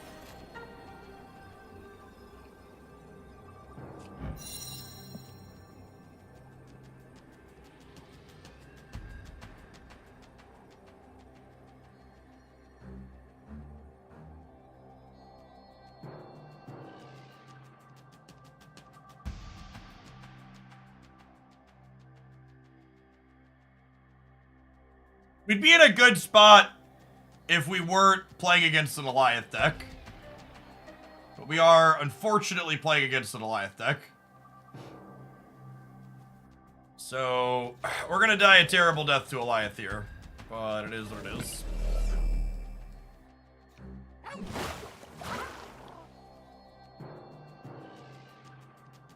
Well, this Nico has a move right mode on it. That's super fucking awkward. I guess I actually can't play the Nico.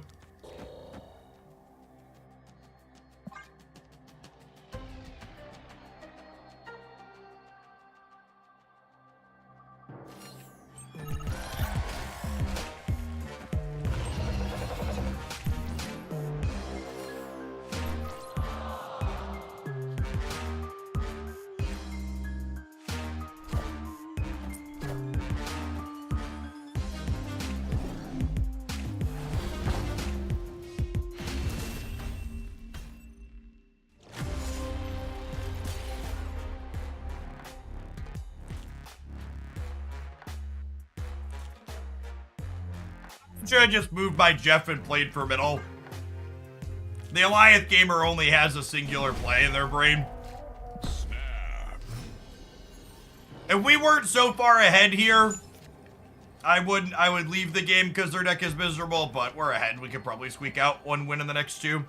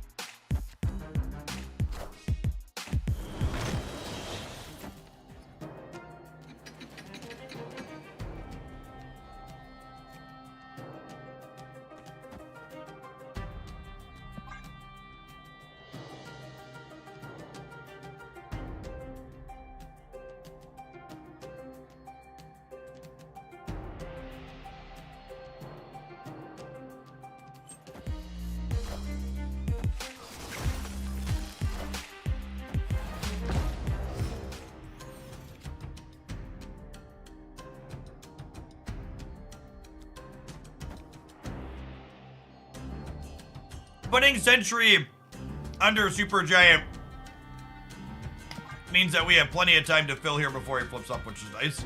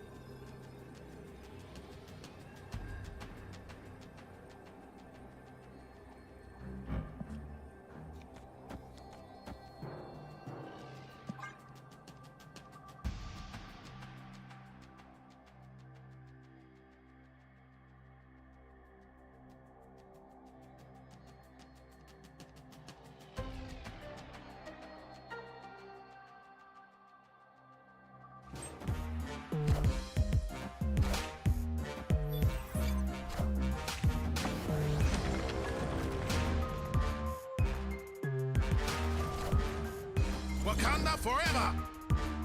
They're probably cooked then.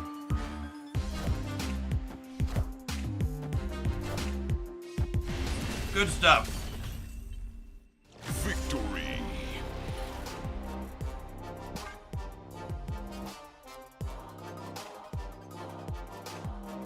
Negative feelings, but our card's gonna lie the way aside. Oh, pretty well. See if we can get another win on the scoreboard, huh?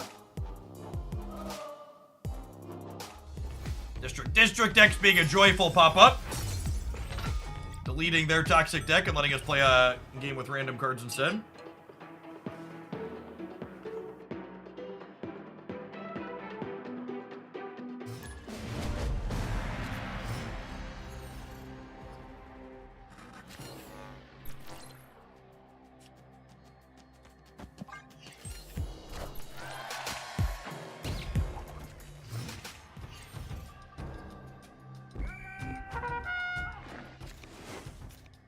Supergiant plus entry seems like a nice one too. Yeah, we played a little bit of that. On Supergiant released it. I think it's reasonable. There's a deck where Alliance isn't considered toxic. I don't think so. I think that just effect is like pretty obnoxious.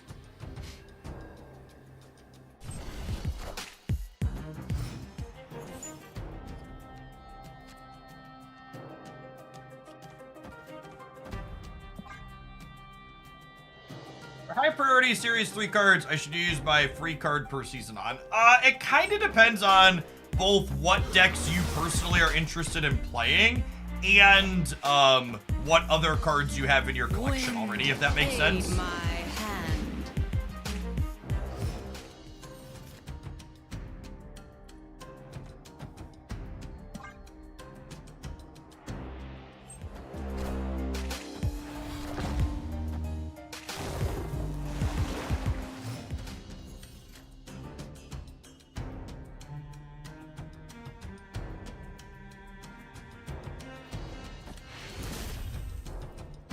Victory!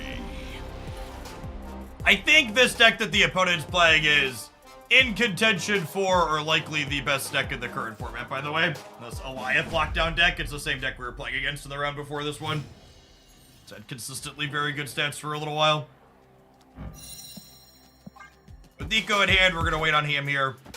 Honestly, I should probably just be snapping them, playing into Necrotia here, huh? Oh, snap! They do have Storm, though, I suppose.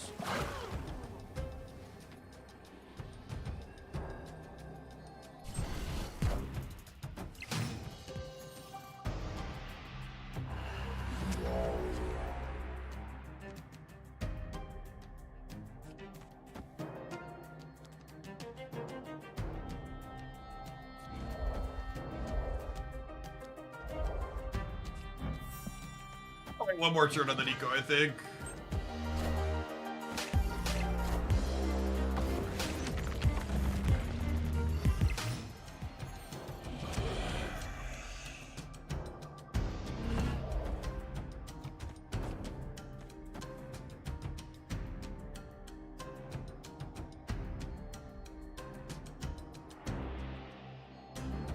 You don't have the collection builder sheet. No, that run ran out of relevantness.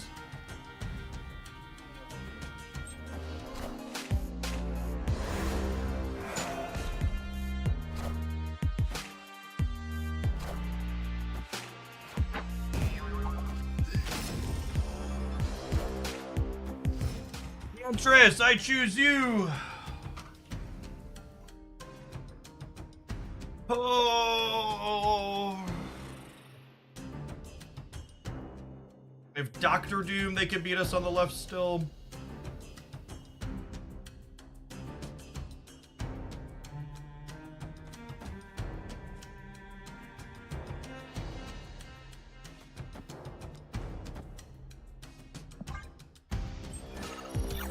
Playing Supergiant for stats here, obviously. Wind, aid my hand.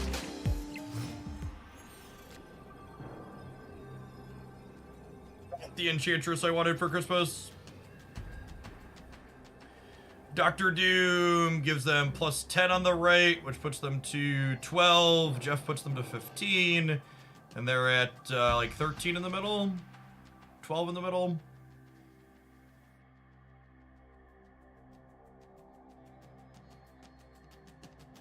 Permutations of this game that we win. This puts me to 13 and me to say this beats Dr. Doom. Loses to some other things though. This beats Dr. Doom move Jeff right.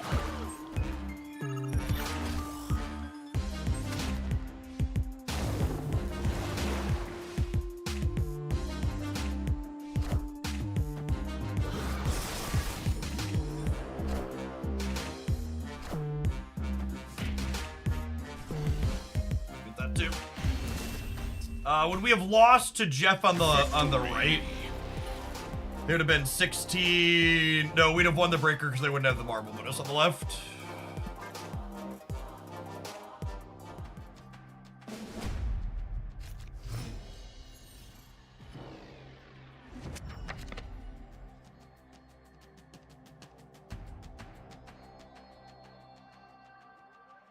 I'm gonna ham them on 1 since I have Hood too.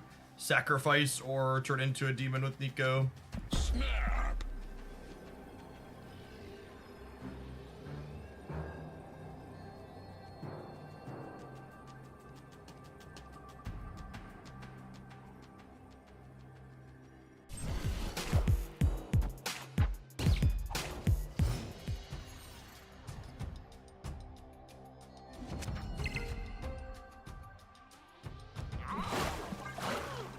Always want to play Jeff into the unknown location. There's a lot of things like Murray or Stark Tower that he can benefit from. Well, I guess Starlet's always going to shuffle things regardless. All of the locations are everywhere and nowhere, Jeff. It's Jeff Papa. This game might just be all Jeffs all the way down, Chip. I have trouble snapping before I know all the locations. Yeah, a lot of people are afraid to get burned. They let that fear control their plays. Fear is a mind killer, chat. Don't let it in. This probably end up being a retreat angle here. It's pretty mid.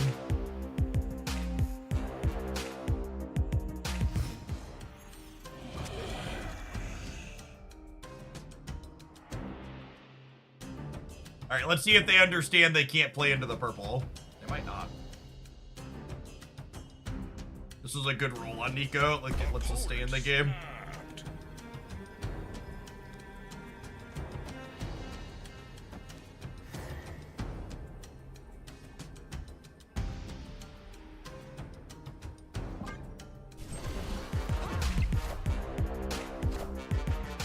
Wind, aid my hand. So even without Luke Cage here, we end up ahead on this Hazmat.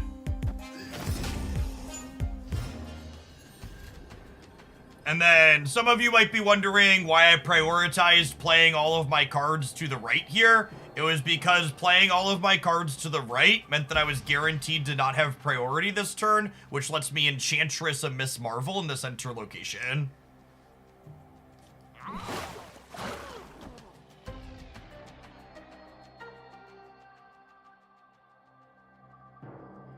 I think I put the other Jeff here as well, so that way if they Eliath here... I guess I lose to Eliath here regardless, so I lose the breaker, huh?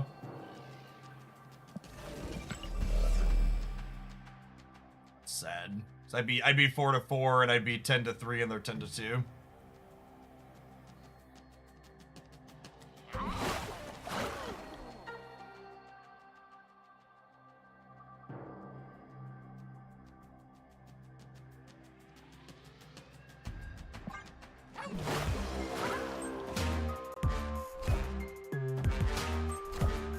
I guess they were all in. Isn't that good, interesting, high-quality Marvel Snap gameplay, chat? Take that coin and flip it, Purple Fart Cloud. it's just awful gameplay. Just don't know. I don't know how you. Like, I think the card's been adjusted to the point where it might be close to a fine power level, but it's just not remotely interesting or fun. They ungood but didn't bung. They ungood when they should have bungood, yeah. I don't even think that's Alioth Braid, right? Like, a Alioth Braid is when, like, you stay in and play your Alioth when you're obviously dead regardless. Like, that's just, like, just very typical Alioth gameplay. You're flipping a coin on the last turn. There's no really skill or thought that goes into it. For either player, really, it's just like, okay, I hope this works out for me. Oh, like, it's not like I did something skillful to outplay them. I just, like, won my 50-50. Ooh.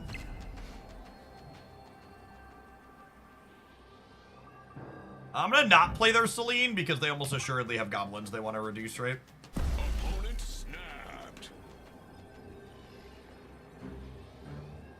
I actually completely disagree with that. I think it's one of the biggest design failures on second dinner parts. So someone in chat says, I think Alioth has a role in ensuring there's a push-pull for priority going into the last turn. I think it is fundamentally flawed to think that you need a card to reward having priority going into the last turn, because having priority is literally its own reward because it means you're winning the game.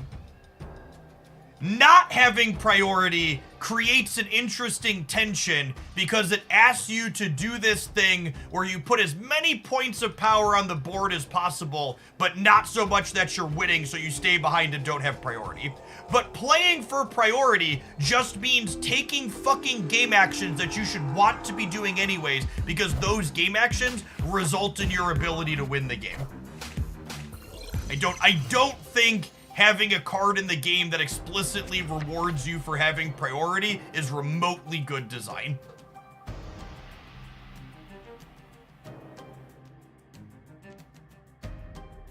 I think having decks that need to explicitly throw priority creates interesting tension, and it is a good skill that's worthwhile to try and test for players.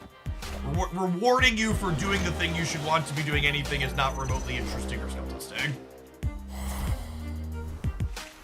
And that's the second dinner line that I think that's the one thing that second dinner has constantly said that I disagree with. Like, usually I'm pretty all for rah-rah second dinner is like on top of things and knows what's up. But that is that their defense of Alioth as a card with that being the reason is something I just can't ever get behind. It just doesn't remotely make sense to me.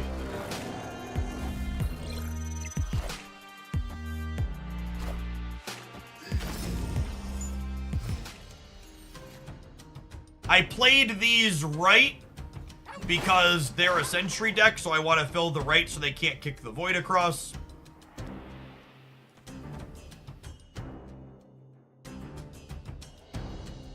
Yes, I agree with that, Trader. I think Armor, Cosmo, Juggernaut, those are all good examples of cards that reward priority to a lesser degree in a way that's still skill testing and interesting. Those three cards that already existed all do what they wanted Alioth to do in a way that's interesting.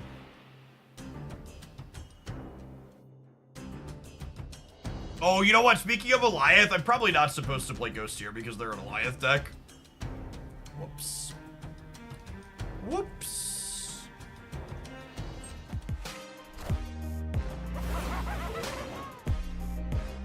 Although, I guess with Jeff, that's actually not a big deal, right?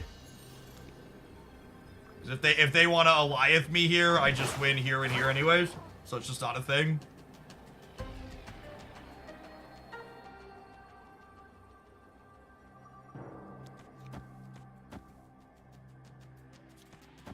For a breaker.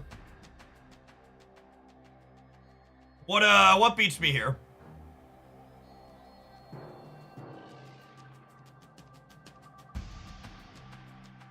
I'm going to 13 over here.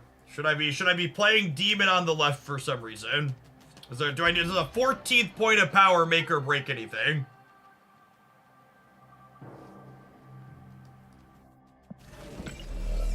Does a 14th point of power make or break anything? Do they have a demon? They do not have a demon. Enchantress, I could do this though, because 10 is plenty here. And then I can play this center for a breaker. That probably doesn't matter. Why don't they have a demon? They haven't played a hood, right? Oh, they do have a demon. You're right. They do have a demon. They played a hood. Their hood's here. Sorry, my brain is bad. Okay, I'm gonna do this. I think this is fine. Yeah, it's just Unga Bunga Andy, and then we beat them with Jeff plus Enchantress. Okay, cool.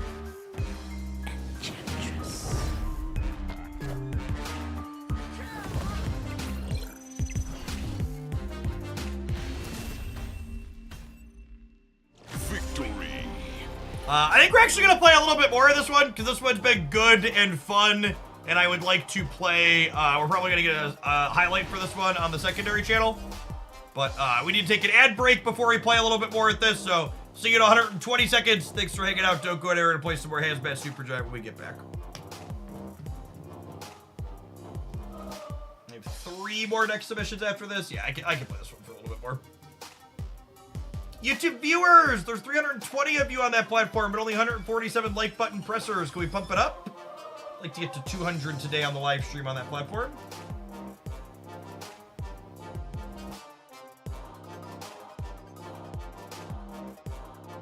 I mean, to be fair, if we shanked them in the middle, we were still losing here, right?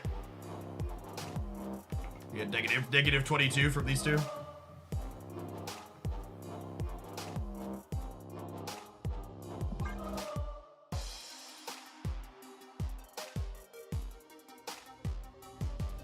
Yeah, I agree. That's the other thing that Alioth does that is just not remotely interesting or skill testing, is Alioth doesn't strictly reward you for having priority so much as it makes it so if you put Alioth and Shang-Chi in your deck, your opponent's fucked no matter what they do. It completely removes the skill of managing priority by saying, okay, I beat you in either scenario. So it just adds more coin flips on top of it.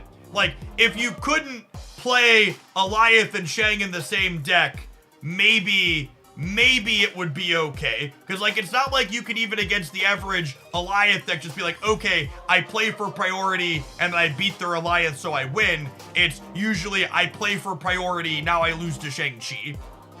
So it doesn't actually add a skill testing element. It just gives you, okay, now I pick which one I lose to through my decisions on priority, which generally means they're playing both. I just shouldn't worry about either and hope they don't have the one I happen to not play into.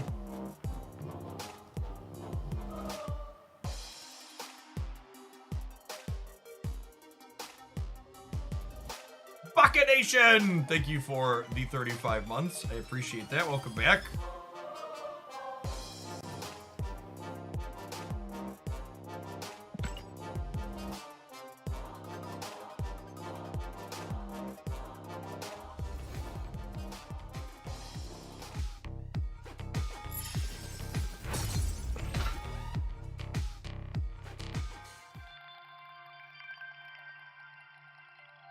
Our deck that we are currently playing has felt relatively reasonable, honestly, but I don't know that Supergiant is meaningfully adding value to it.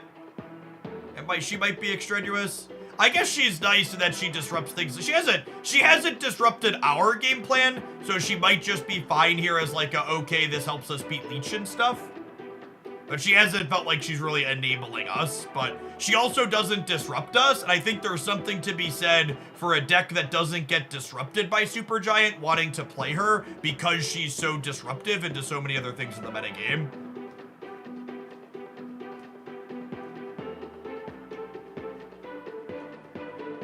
Last night I was getting leeched into the ground. I was wishing I had Supergiant. Yeah, Supergiant is just like a pretty generically good tech card. You just like can't play her inside of decks that she's good against, right? She's not like other tech cards where you could play it despite it being good against you because of her very symmetrical effect. I think I've talked myself into keeping Supergiant in these 12 cards, but if you're missing Giant, you could just play a different Marvel Snap card you enjoy. I don't know, shove Shang-Chi in the deck probably gets better. correct. Most decks are better with Shang, yeah.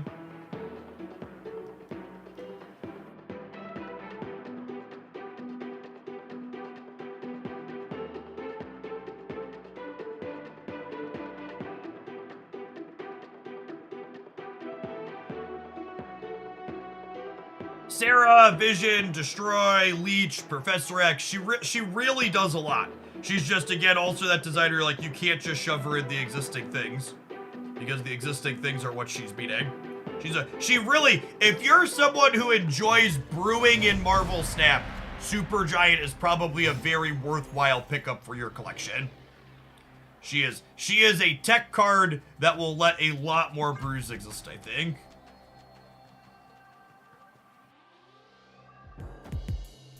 You're like, okay, how does my brew beat Leech and Sarah? Supergiant's now the answer.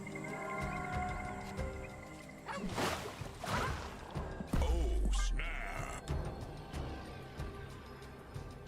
Boy and Sean, thank you for the 15 months. Here's to many more, hopefully.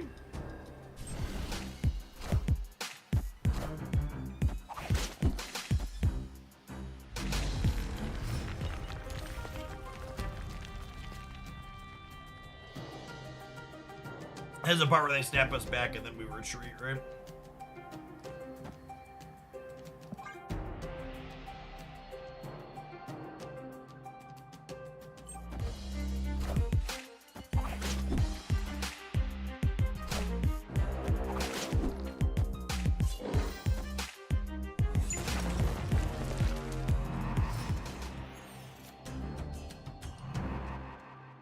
Alright, we're officially on a fact-finding mission. I'm just gonna fill in as many more cards in their deck as they'll let me fill in. And then we'll go next.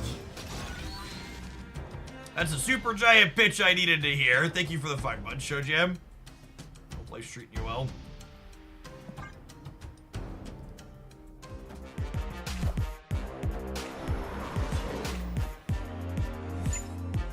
Nothing too surprising here. Escaped.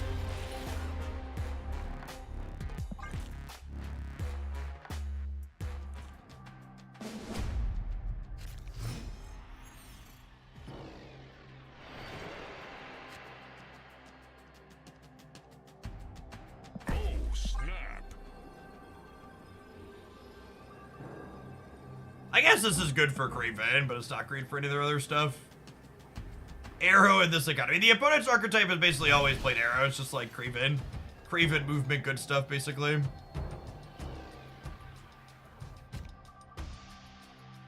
Well, that is certainly not a location that's stellar for them.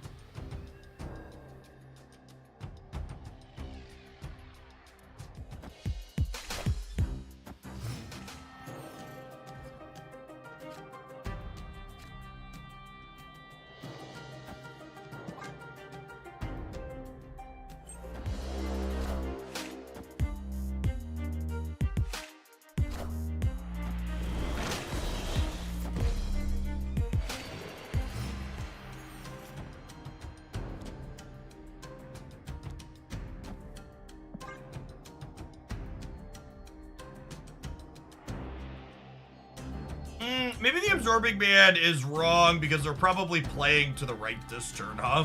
And they're gonna move the Jeff there, potentially.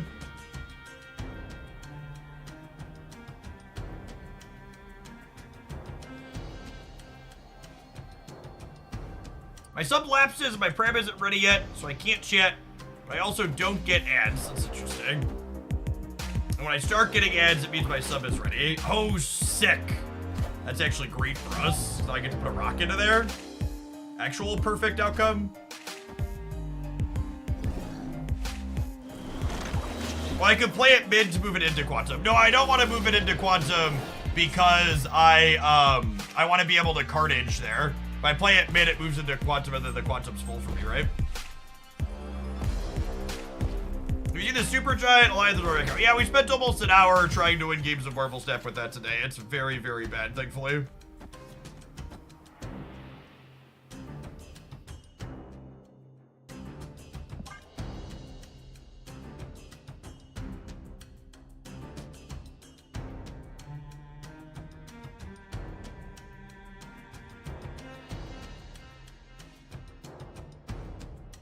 a ton of cards and wildly inconsistent.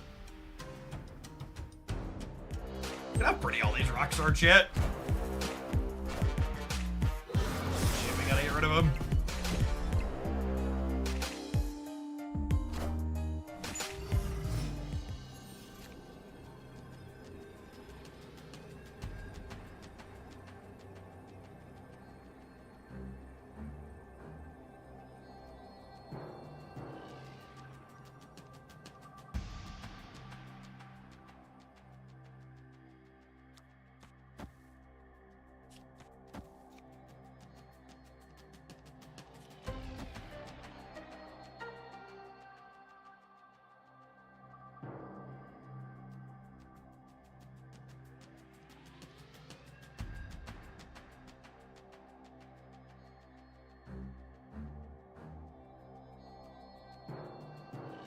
Double hazmat could be good, is it? Yeah, I guess it is.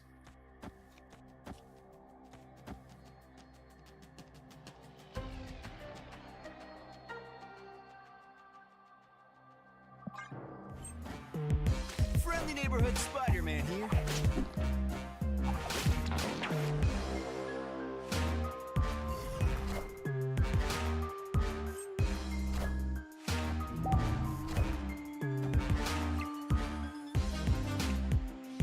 Oh, is that the carnage we wanted for Christmas?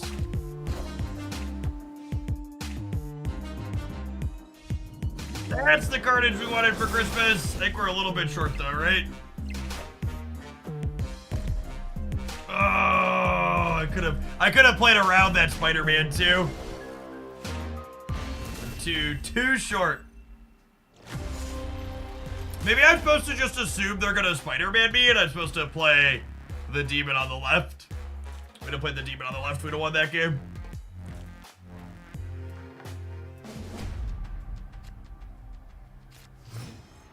Snap. Oh, for fuck's sake.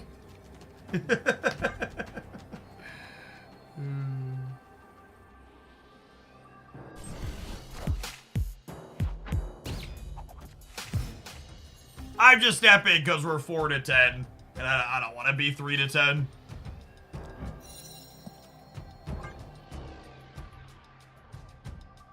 I get to put some rocks into Kunlun, at least. If we can dodge a Polaris, we can dodge a ball.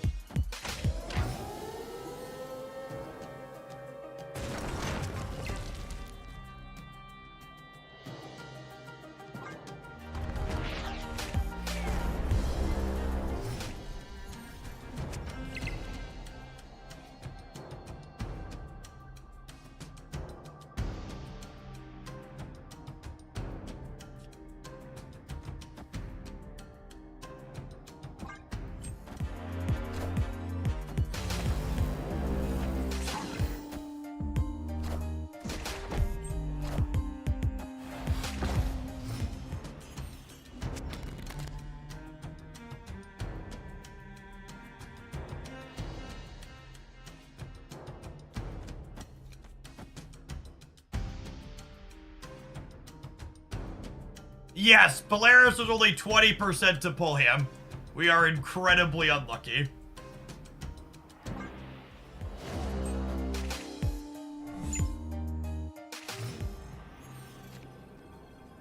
We drew Hazmat, though.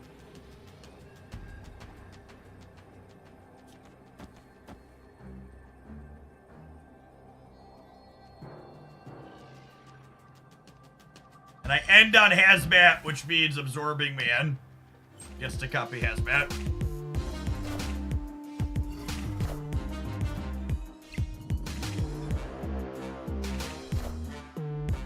Friendly neighborhood Spider-Man here.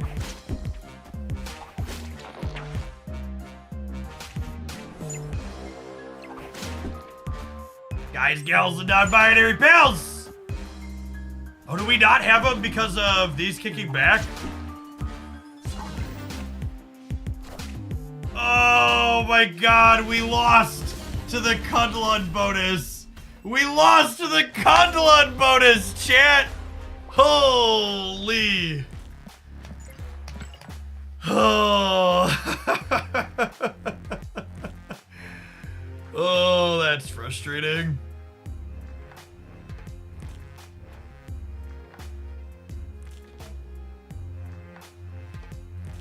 If this is 11-11, we win this. Such close games. Sir Vinny, thank you for the happy year. I appreciate that. Welcome back.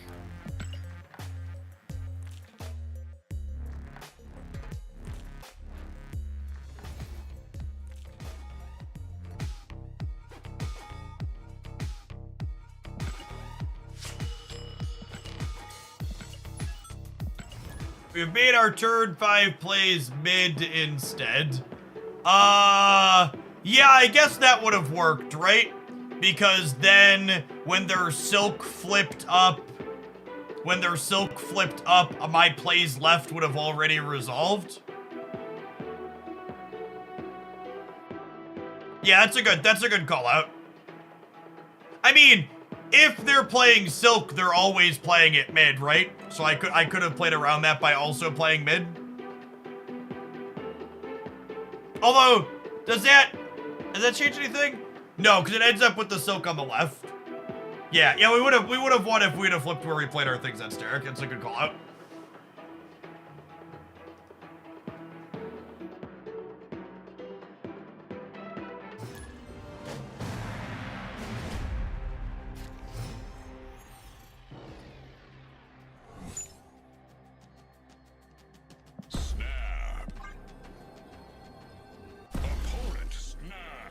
I like to vibe on Ham for a turn or two, especially in a Subterranea game.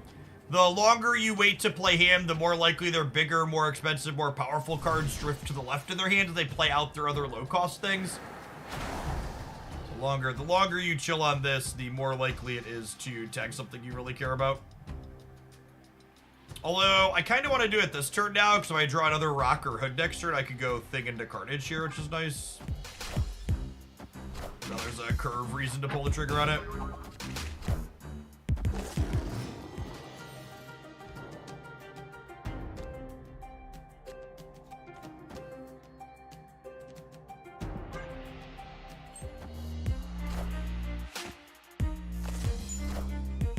Supergiant Loki deck?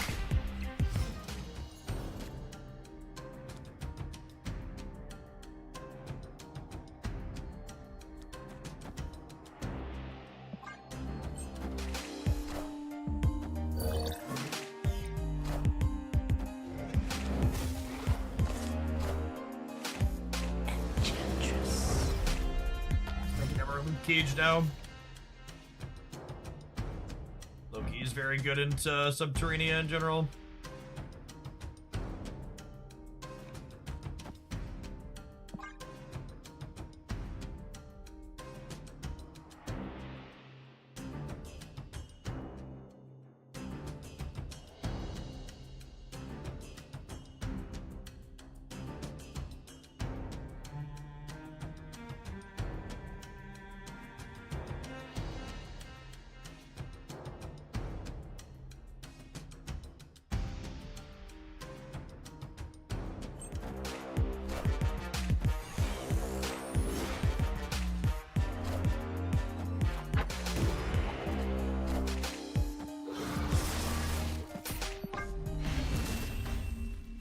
You like Supergiant? Yeah, I think Supergiant's a really awesome tech card. I think it's designed making it so you can't just have it be one-sided and play it against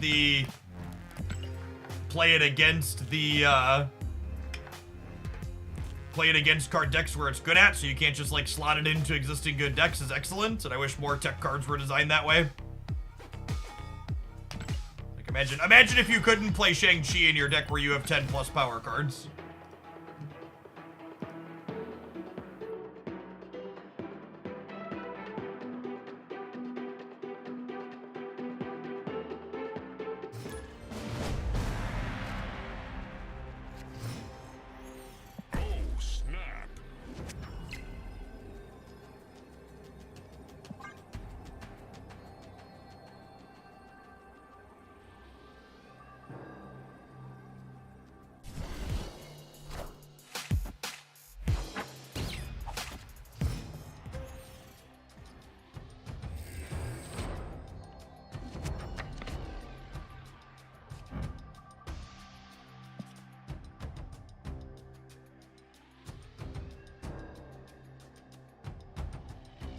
Hazmat doesn't really accomplish anything here, right?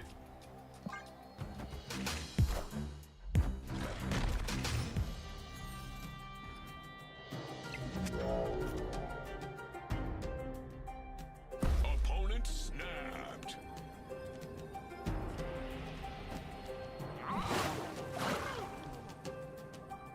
Sundance finally feels confident enough to snap in the old proving grounds for us. Face the might of Asgard. Mjolnir.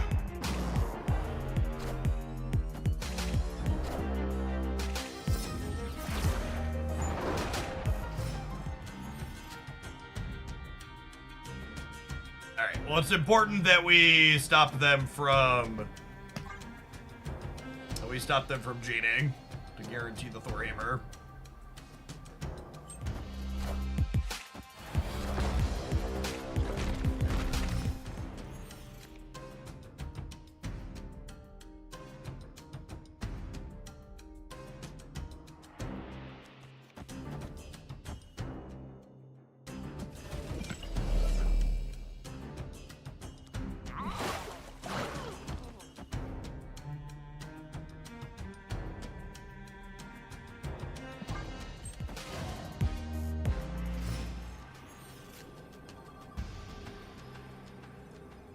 Oh.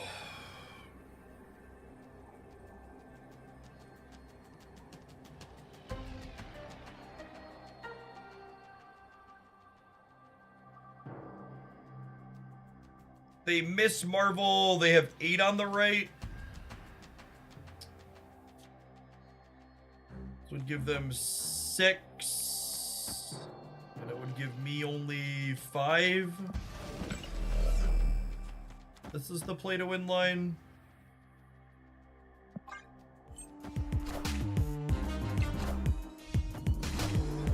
Are ye worthy? To miss Marvel, unfortunately. Darkhawk as well. This is an L.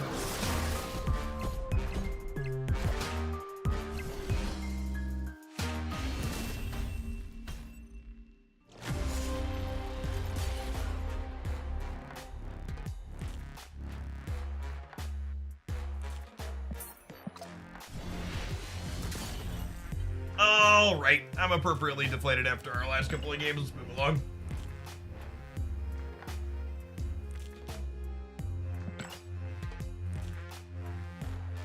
We have our first helicarrier gamer of the day. This is probably, it's got Loki in it, so it's probably not too much of a disaster.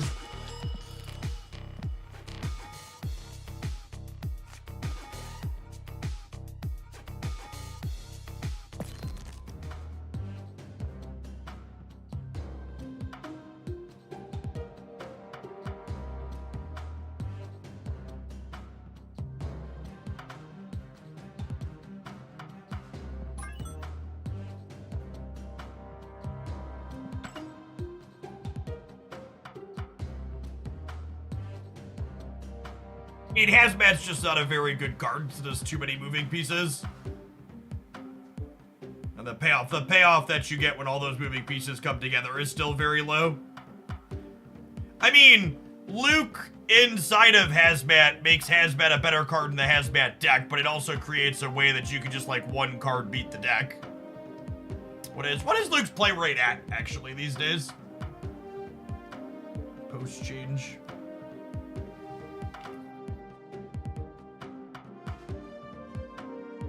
Actually not very popular. Luke Cage being global and playable, but not very popular, probably is a net gain for Hazmat, honestly.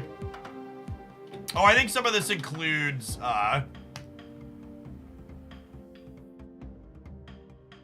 this is low game volume, though. I don't have data to look at yet, because I can't look at post-patch, because these numbers aren't real, because they include bot games. Yeah, like you can see 56 at 0.55, but it's D tier, so it's much worse than a lot of other stuff.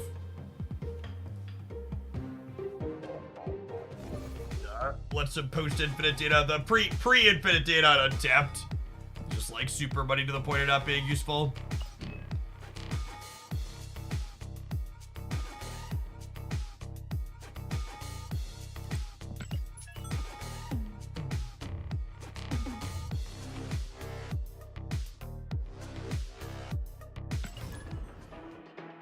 Thank you for the biddies, Walker. You want me to split a pixel variant? I think I'll pass.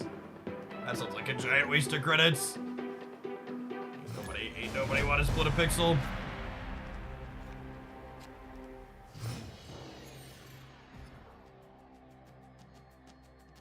Oh, snap.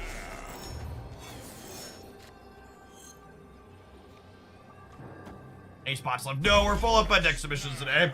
I've got 2 more after this, then we're gonna close out, play another hour of Evony at the end of the stream today. Yeah, we got some Ghost Rider Loki.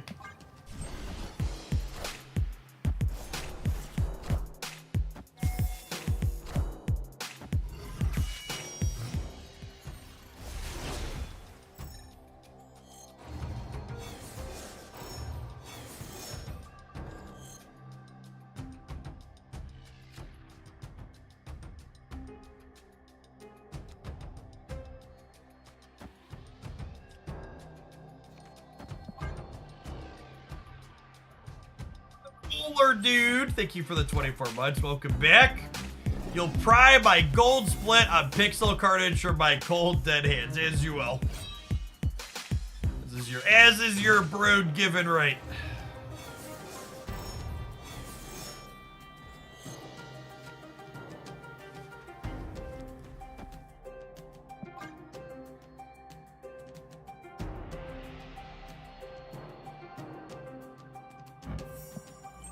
Nick Fury split here, gamers.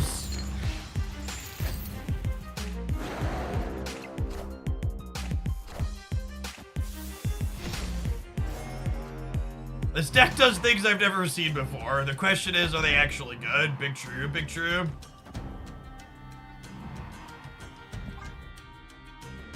We're doing things. Are any of those things worthwhile? Remains to be seen. Still a little light. Squad still a little light.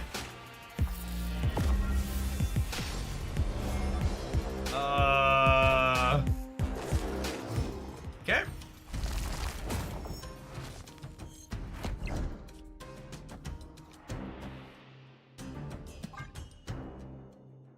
That was a legal play. And their hand must be really bad to want to do that and draw a card. I guess maybe they're considering they're just losing the center anyways. They wanted to cantrip the Grandmaster.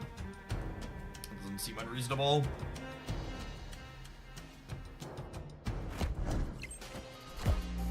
Behold my mighty hand. Behold my mighty hand.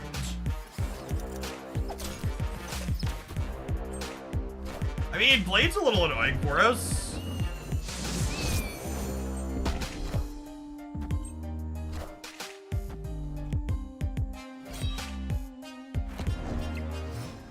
I guess if the Dino goes all the way to 0, it actually just doesn't matter, huh? Just like winning the center by that much.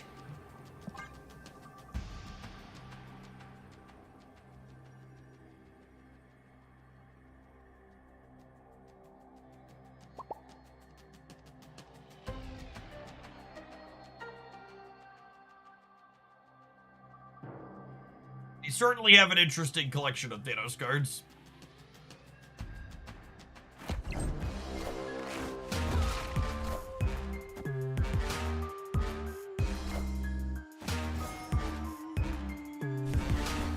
Doc against Nick Fury is a choice. That's also true. Victory.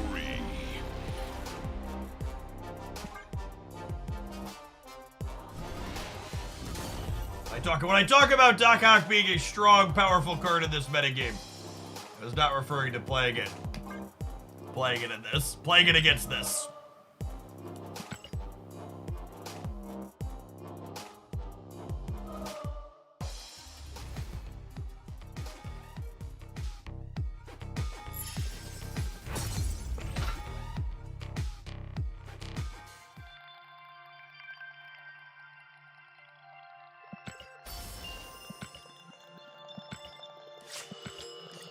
Onslaught warned the opponent about the strength of our hand. That's true. Behold my mighty hand.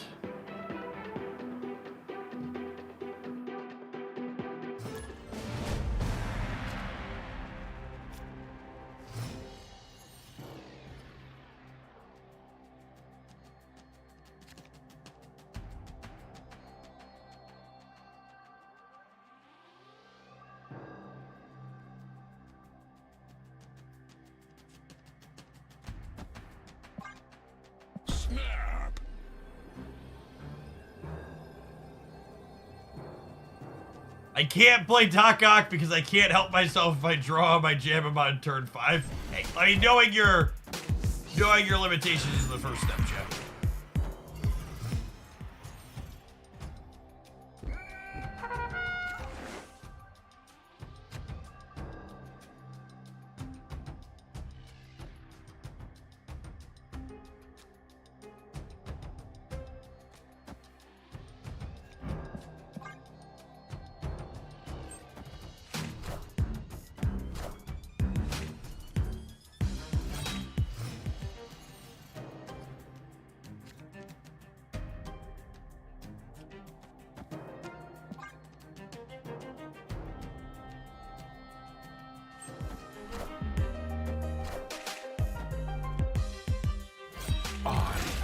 Apocalypse.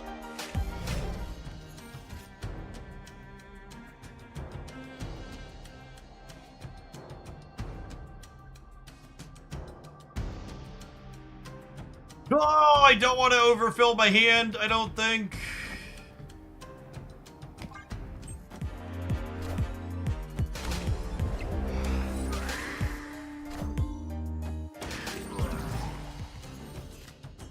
Hey, thanks, Cosmo. Appreciate you.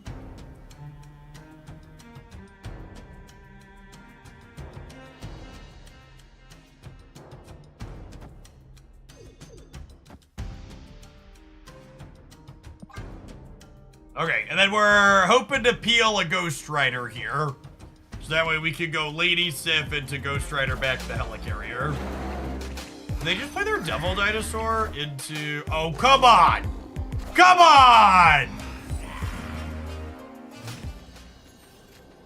That's some bullshit right there, chat. We also discarded Morph. Chat, I would never put a Morph into play here. Why would you even put that energy into the air, chat? What did I ever do to you that you would go put that energy into the air after this rodent just flipped up?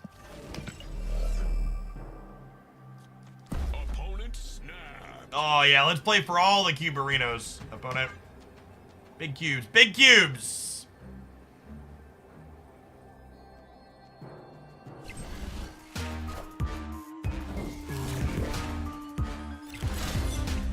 Them getting Rodin while I got Strong Guy is a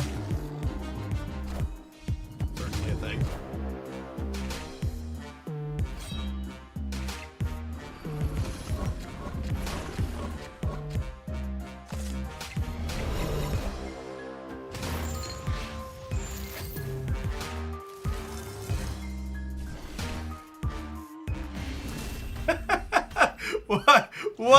What a fitting end to the variance of that game. What a just picture perfect finish after how the rest of it went. Couldn't have scripted it better.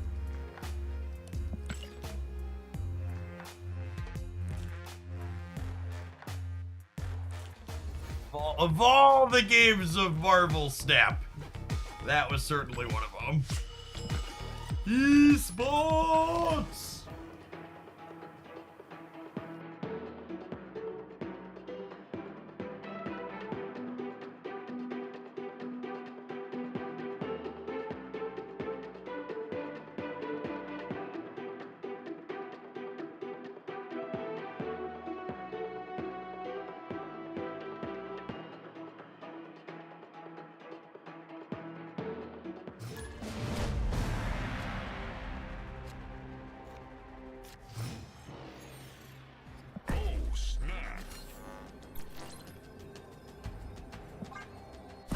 Glad to have you here, Nemo.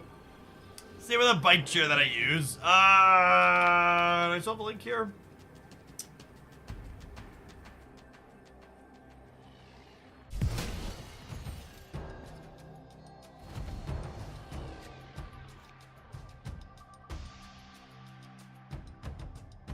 This is my bike chair, chat.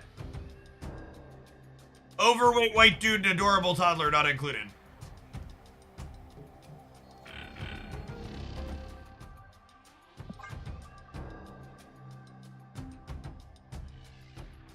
Sold separately. Big Thoughts, thank you for the half a year. Welcome back.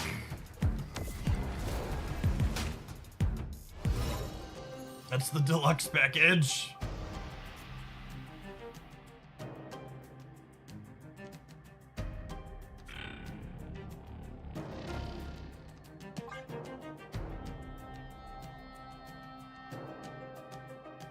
That's good. I couldn't afford either of them. I'm already an overweight white dude. I can't even afford me. Oof. Hits a little close to home.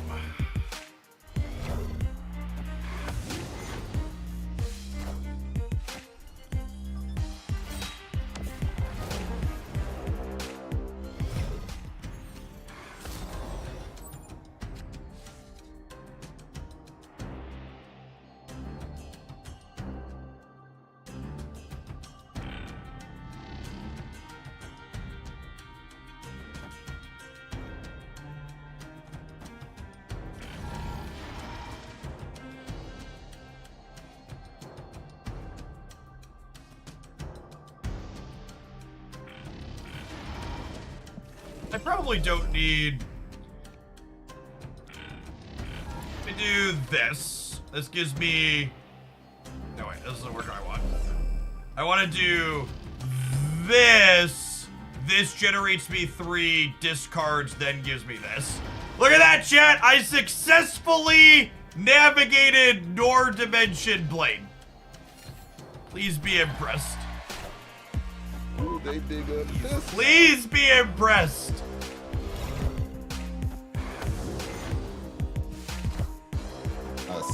My wife is considering playing Genshin. How do I prepare my bank account to go into the negative? My wife spends significantly less money than me on Genshin. It depends on the type of gamer they are. I have to talk my wife into spending money when I want something on her account. I min-max. It's my job to min-max my wife's account.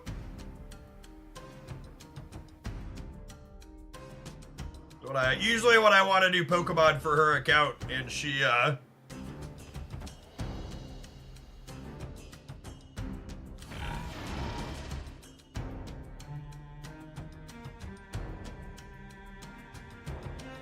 to Ghost Rider. I mean, we might Ghost Rider before the game is over.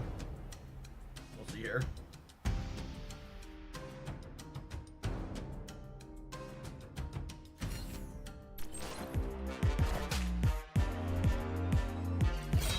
With the 2 extra energy here, I can Ghost Rider and She-Hulk next turn, right?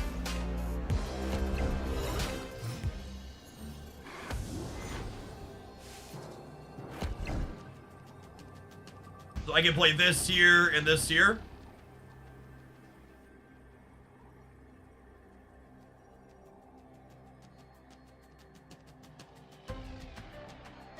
And this here as well. Dogguard's extra card.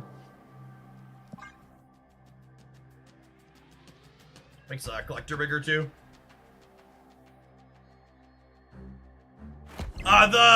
The Ghost Rider is bringing back Ultron, chat.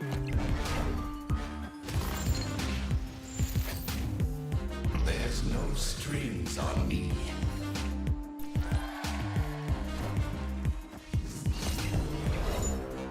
Minions to me. Hello! Behold my God. hand. Got him. If we're done IRL meetups with your subs, I don't think my content is quite big enough to make something like that worthwhile. I also haven't been really doing cons post-COVID.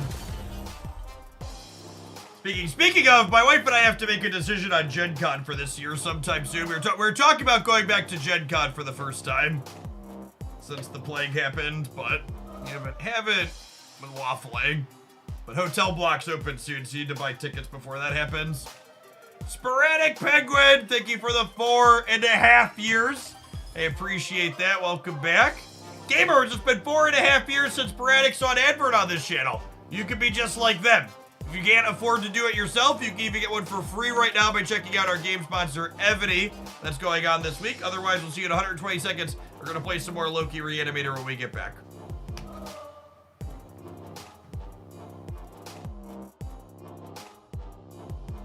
YouTube gamers, we're 12 likes off of 200. Can we get there before we're done? We've got a couple more hours yet today, so I think we can. How's that like your been? It's been all right.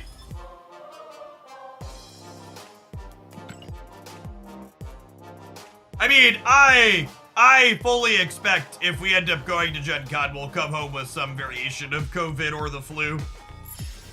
Con crud was a thing even before COVID existed.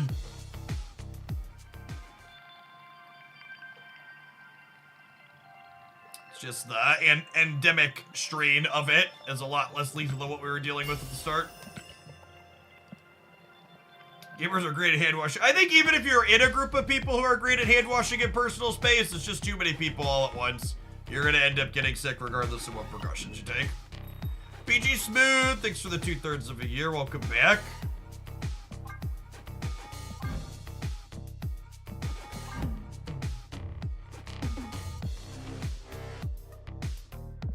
This artwork's not bad, but I just don't buy collector's tokens yet. I don't want my money.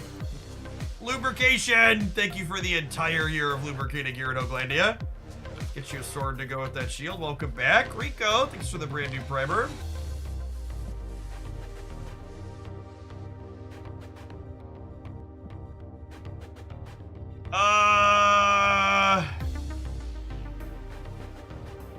This is like just barely not worth it, right? If this had 800 gold, I would buy it. But at 700, I only buy, so packs that are auto buys for me are ones that the ratio of money to resources is better than buying gold $100 a pop. And that's worse than buying gold $100 a pop, right? Yeah, it's better than buying this because you buy this and get a variant with it. The $2 coupon has ended. The $2 coupon no longer exists.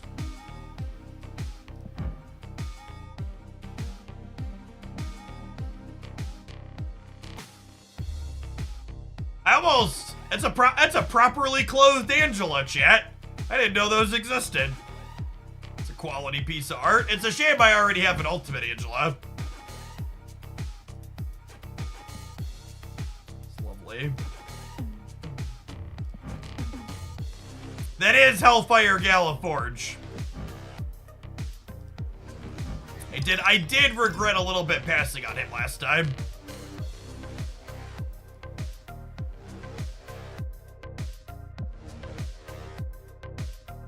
1,200 gold is just so much gold, chat. We have 1,900 gold left. To Sneakies, thank you for the half a year. Welcome back.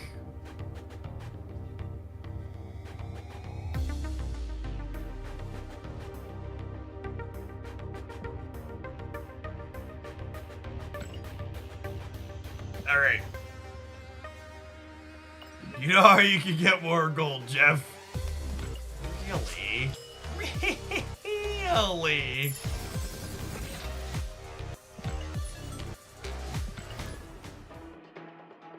If you do need tokens, how is the Strange Magic bundle? I didn't look, honestly.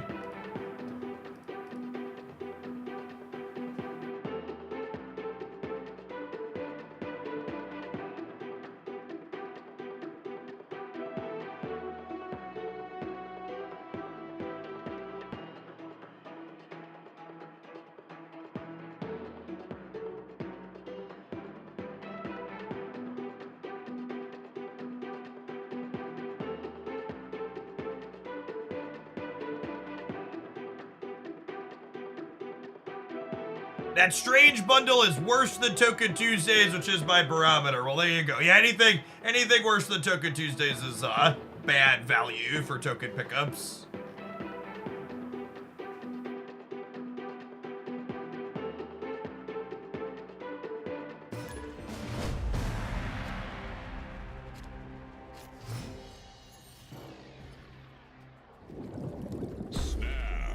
Oh, right! There's a Loki in this deck, chat. I played like 6 games and I haven't drawn it yet.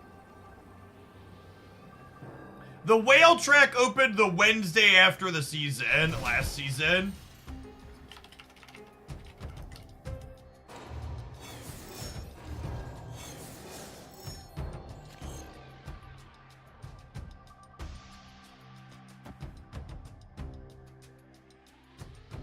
I think I might just Loki him on 3. Actually, just doesn't matter. It is already Thursday now, yeah. So at this point last season, we had I'm picking my second dinner contact now to ask if there's a whale trek coming. And when they give me an answer, I'll ask if I can share it publicly. If they give me an answer, I suppose. Sometimes they ignore me, chat. Sometimes they don't know the answer themselves.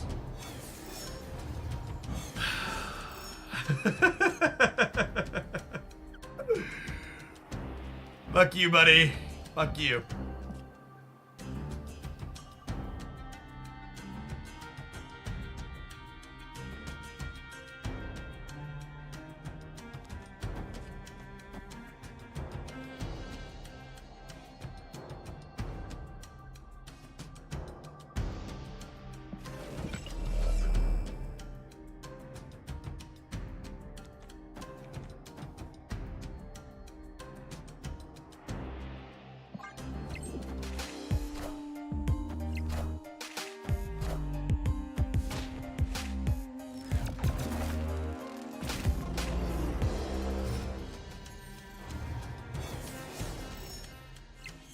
Oh, I forgot Dream Dimension was coming.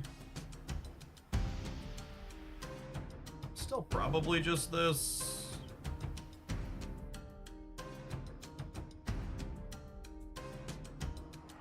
This is only 2 less than this, and this could be Nick Fury, and I could get like an Infinite or something that they leech. I'm gonna do that. Okay.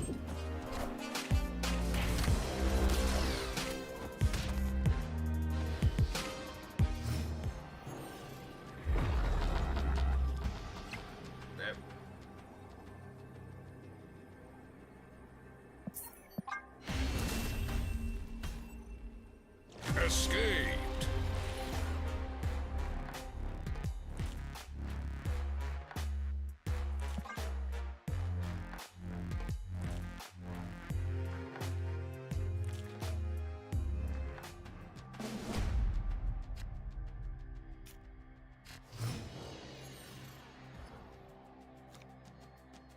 Oh, snap.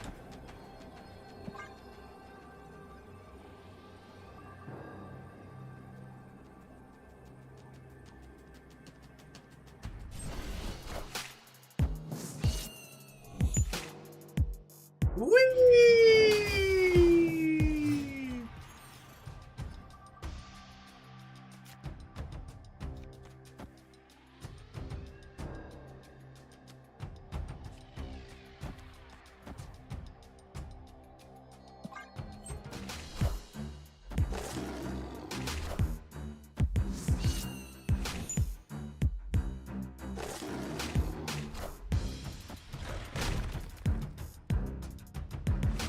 Doom rules all.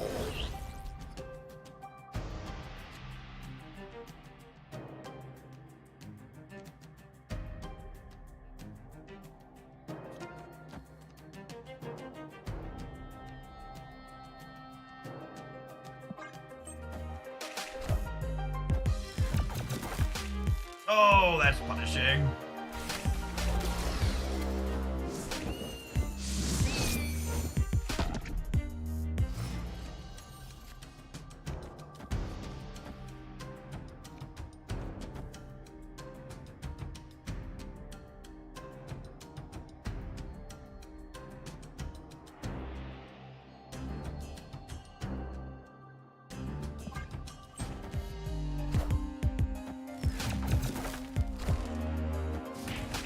Joke's on you, bud. I was gonna draw a card anyways. Get fucked.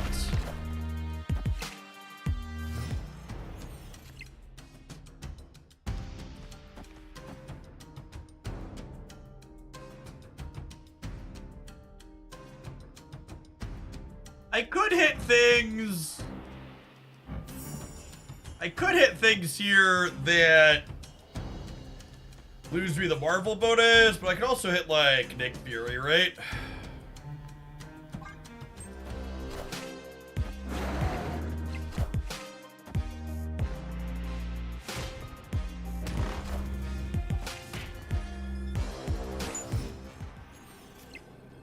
Oh, I forgot there was another turn. If I'm being honest. All of our cards cost so little energy, I forgot there was another turn. Does Nick draw with bite? Nick doesn't draw, he generates cards inside of your hand.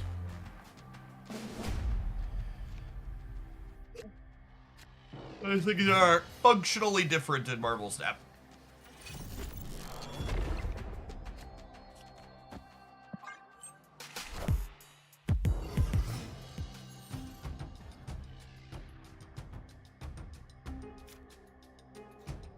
Oh, if you don't have Nico, you should definitely buy the Doctor Strange bundle, chat. Nico is lovely. All right, we dodged the 1 in 3 blade coming down, so that's nice. Oh my god. Their RNG has been incredible.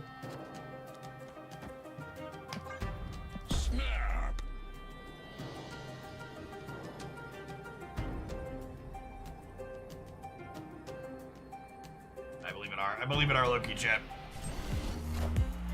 Why does Iron Lad still have 6 power? I ask myself that most days.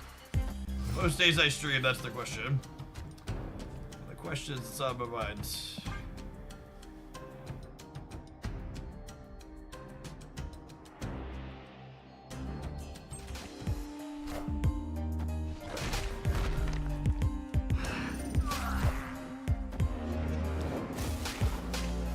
Slide getting a downgrade is statistically fortunate for us.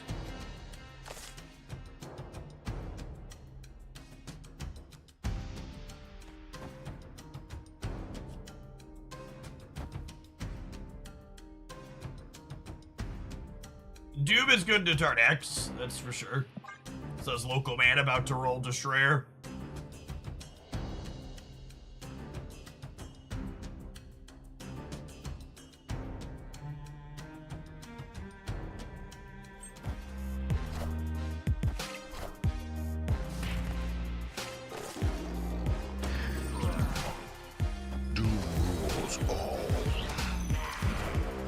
Just a helicarrier.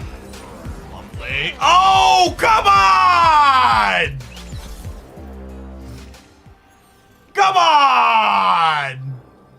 I'm staying. Fuck you. Snap me. Yeah, come and get it. Finish me. Put me out of my misery.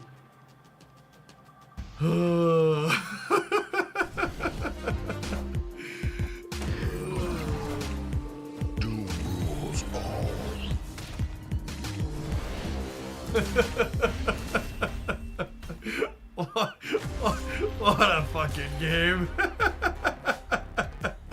Alright, I'm not lucky enough to play this deck. Thankfully, chat, our next viewer submitted deck is much lower variance than this one. I know that deck was a little bit of an RNG fiesta, but thankfully our next submitter has sent in Wong Hella, which is certainly going to be a lower variance experience, yes? Goat Seeker, thank you for the 10 months. I appreciate that. Welcome back.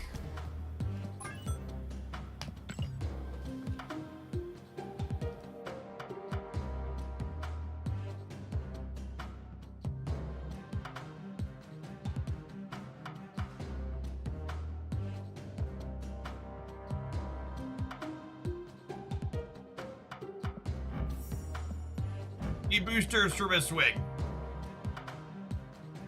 Hello! Hello!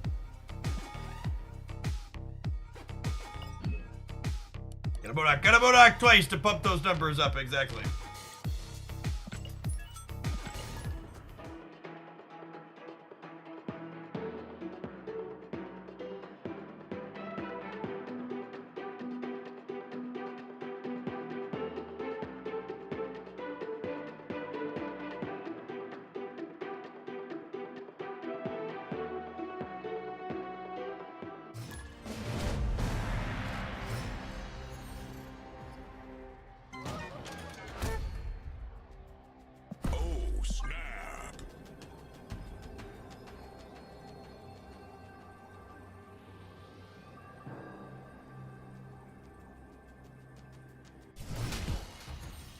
right? I mean...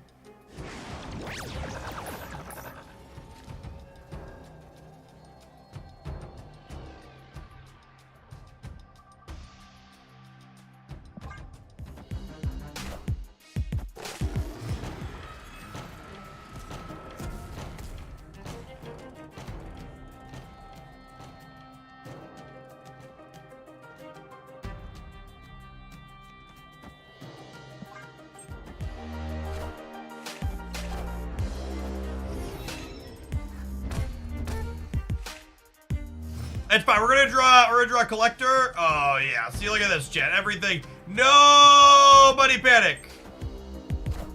Nobody panic. It's okay. Everything's gonna be alright. No, really. I think we have a chance to win this game.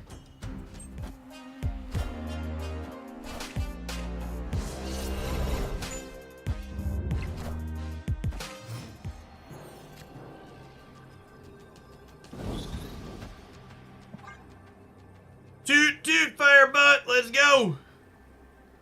Toot toot. Victory. They didn't even let me make my numbers go burr. Coward!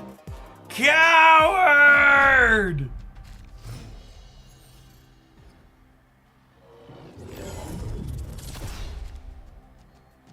Snap. Snap!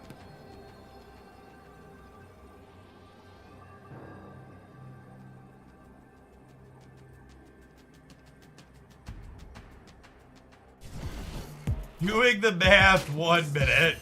Easily hulked.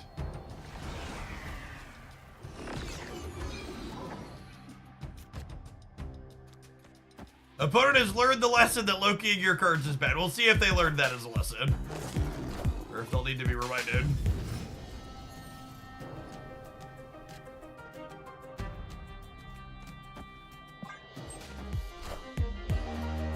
Do you believe in magic? And this turn 7. Do do do do do do do do do do. That is Modoc, Modoc, Modoc. Do do do do do do. Oh, Wongers! Oh, Wongers! Actual perfects, chat? Actual perfects? Opponent snap. Oh, they have the snowbird.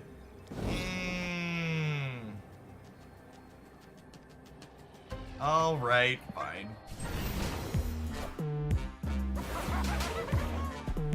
Oh no, we've been scammed. I am reborn. Wow, chat. Chat, let me scam myself. That's fine. I think we're still fine.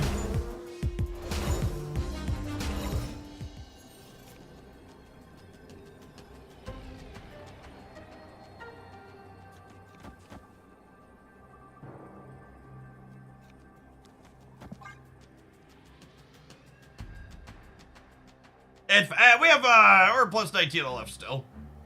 Everything's gonna be okay.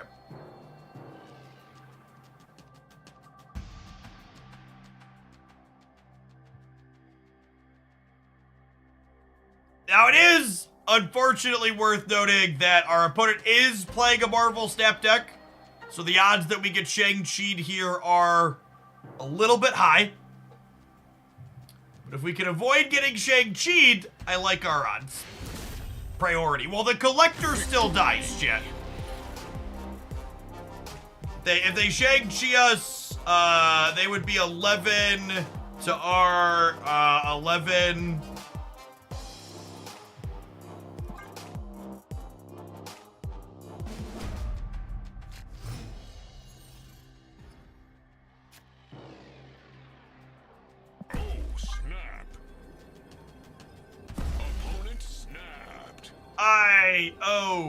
Let's go.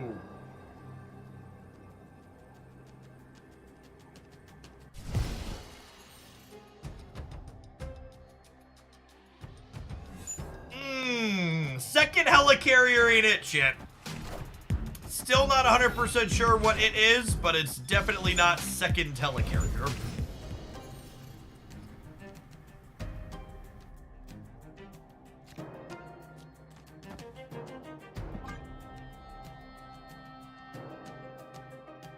Here's the other thing about this deck, chat.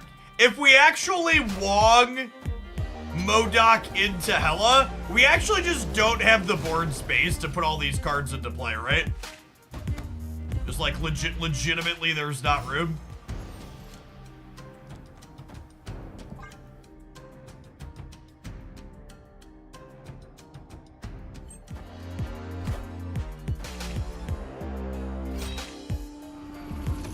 Okay, so Helicarrier there was exactly old Helicarrier for them. This is the deck for when they implement 5-lane co-op. Yep. Exactly that.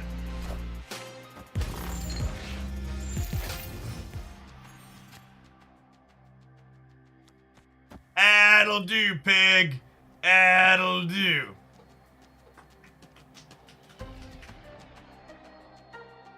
Fill all 5 lanes in 5-lane co-op.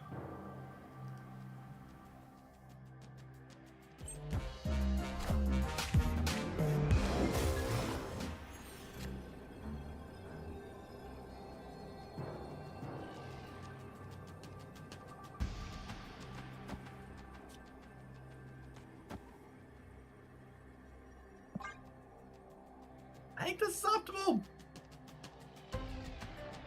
They're no longer going to Cosby, that's true. It's unfortunate we don't have Morbius or Collector here. We don't have a number that goes per. I am Apocalypse. Probably dead.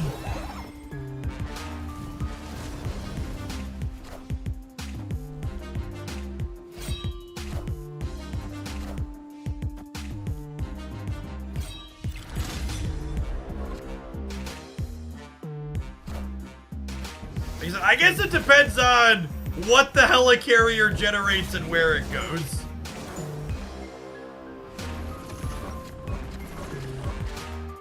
Oh, that's all terrible for us. Because remember, these swarms that were discarded can also come back with Hela. Was that good for us? I think that might have been good for us. Minions. Oh no! Oh no! Very, very quite contrary. Sometimes RNGesus takes the wheel, chat, and he drives the bus right over the edge of the cliff. We were just talking about washing your hands, Barry. We were just talking about washing your hands appropriately. Oh, chat, you can't let yourself be upset when you play a deck like this. You just gotta accept that you're along for the ride, okay?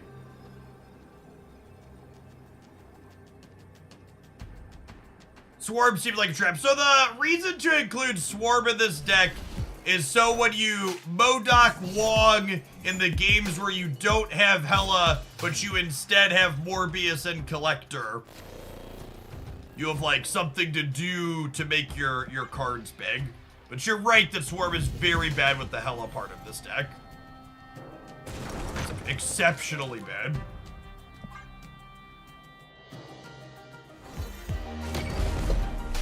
This is just a manual Agatha deck. I've never heard a better description of a Marvel Snap deck than that. That's 110% what this is.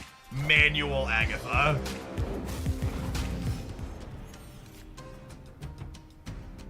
Oh, so I didn't magic because I didn't want them to snow guard me. Should I magic now? Maybe I magic now. I can't hella though either way. Sedge.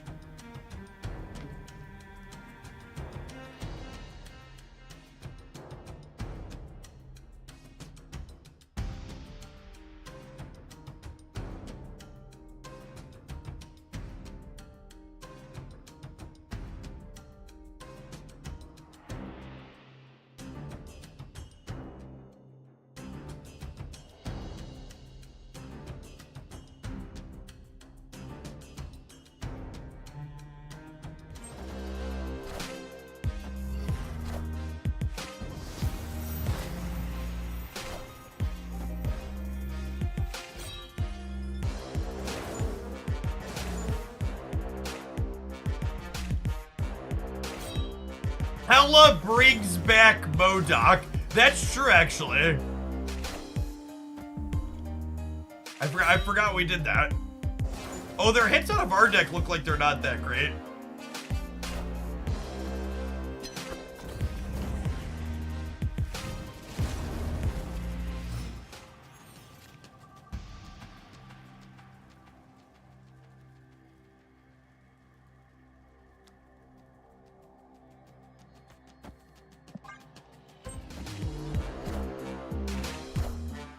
Minions to me.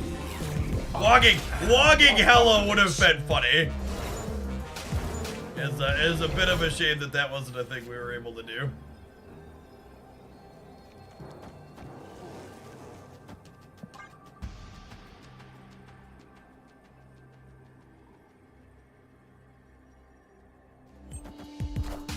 Oh, I'm so dumb. We know they have swarms for everywhere, so I shouldn't make this play where we're only up 2.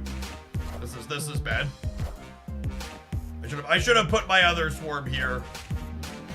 I deserve this loss. So no RNG to blame for that one. We just know that their entire hand is swarms.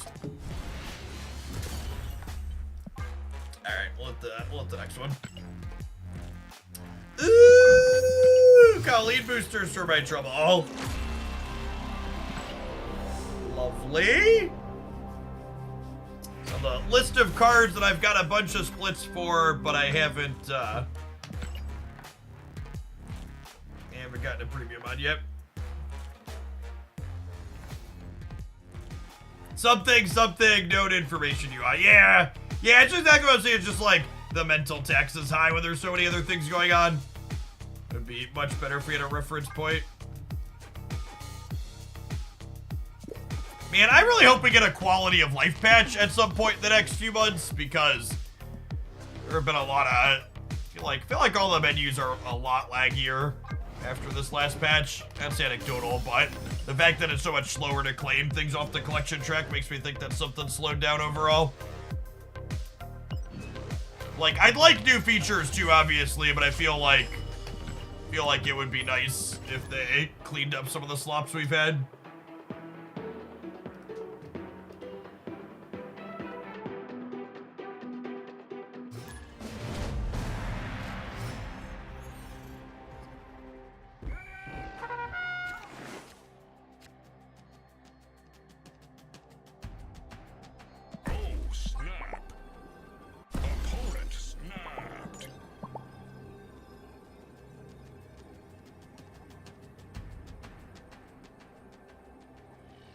A PC client slower than mobile, it seems odd to me. That's not odd to me at all.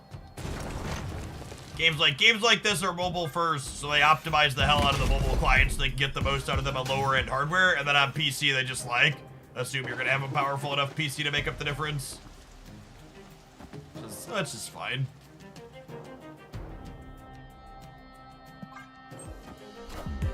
Hey, good game, Spark. A free copy of Magic. Lovely. Ooh, it's Morbid time. Ready to morb all over him, gamers.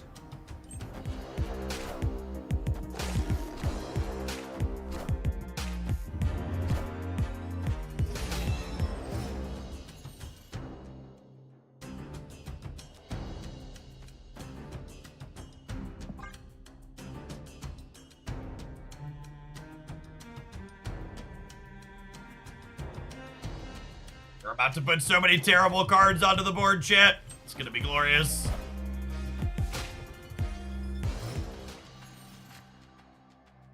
That's not the MODOK I wanted for Christmas.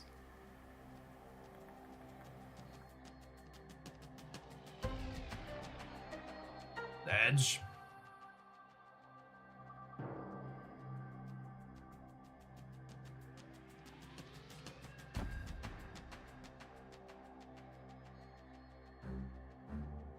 Deck and Blade for quad power. Nah, I think I have to do this. Play to win line. Behold my mighty hand. Aw, man.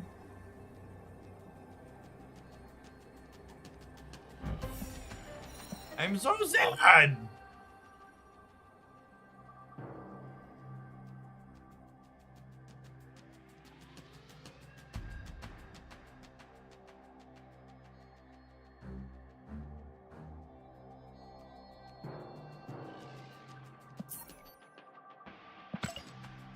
Alright, do your thing. I am Iron Man.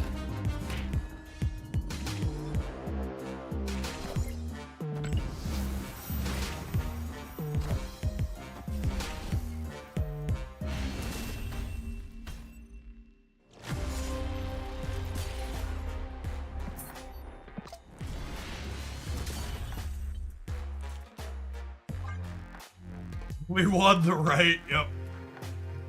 Accurate.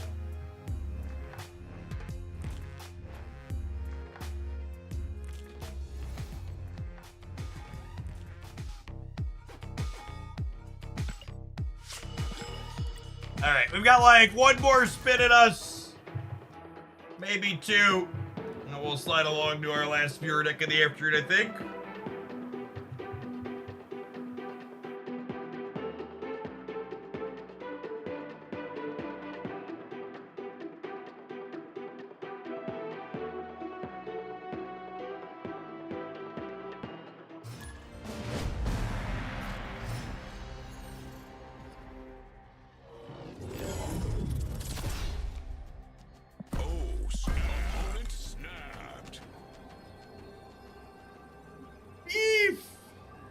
Let's do it.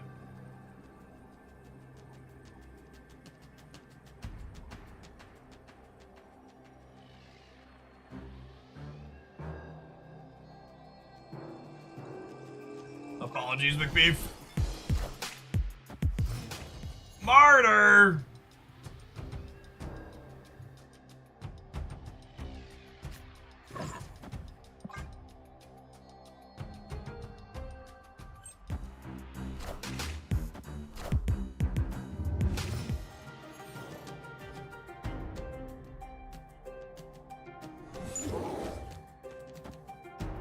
Okay. The plan's coming together. Can we find a Wongers?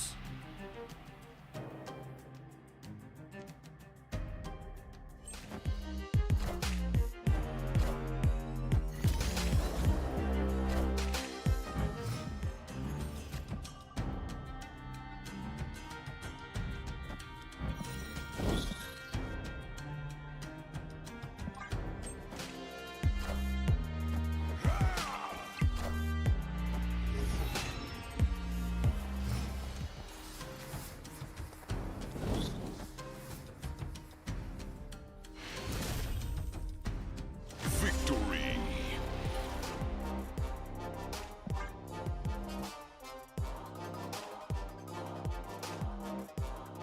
McBeef! Hello!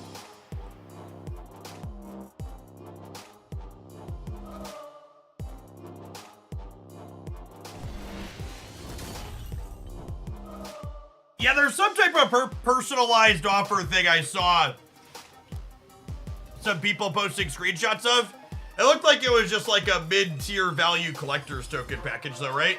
Like the screenshot I saw was like $30 for 3,000 collector's tokens. Did people get personalized offers other than that? Or is that the one running around in the wild?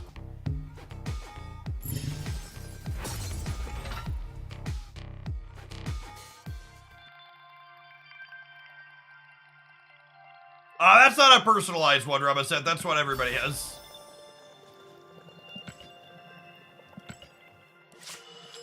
Mine was a premium mystery variant and some gold for 14 bucks. How much gold? I'm curious.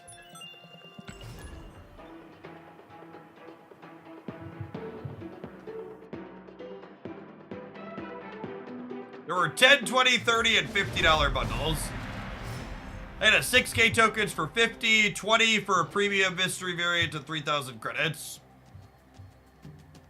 It's not terrible.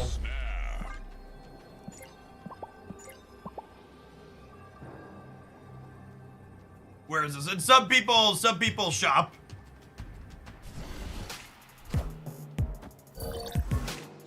The premium and 700 gold for 10. Was that a personalized one? That one's in my shop today. I don't think that's a personalized one though, right? I think that was an everyone bundle.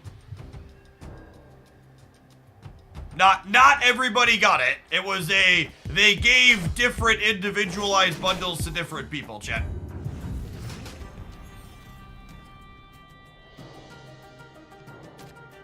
Oh man. Alright, I guess I gotta magic this then and just hope that this doesn't turn into Warrior Falls.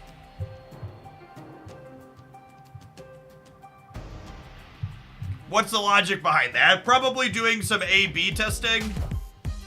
They probably gave different types of bundles to different people with different spending habits, and they're gonna see which sells the best based on their spend profile.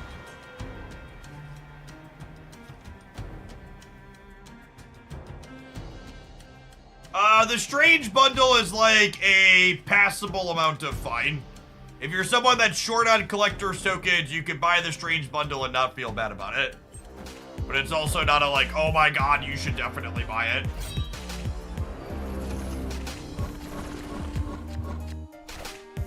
Yeah, Auntie, I wouldn't be surprised if they are more likely to give bundles to people who don't regularly put $100 bills into the game. But that's just speculation too, so I don't know that for sure.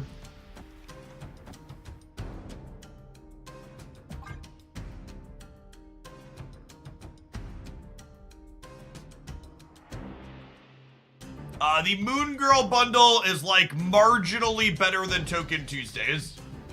So if you like the variant, it's a fine pickup. If you're not in love with the variant, you could probably wait and get a better one. But if it's like gonna put you over the top and let you buy a card you want to buy, you can buy it and not feel bad about it. Honestly, a lot of the collector's token bundles they've had recently are kind of like that. They've all been right around the same ratios or so.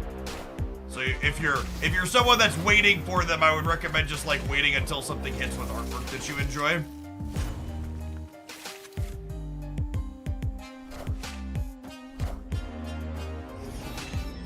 It's been a minute since there was a bundle and I was like, oh wow, that's a real standout.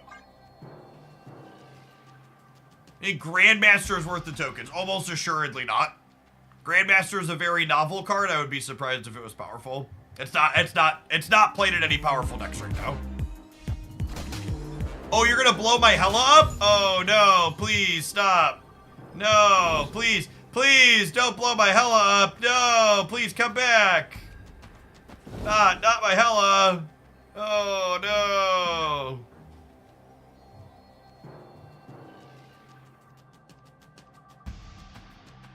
I spend about 30 bucks a month, and I got a $10 premium mystery variant with 1,200 gold. Yeah, that's a pretty good one. I'd snap that one off, personally, but I'm a whale, so for a smaller spender, that's probably less of an auto buy, but still not bad.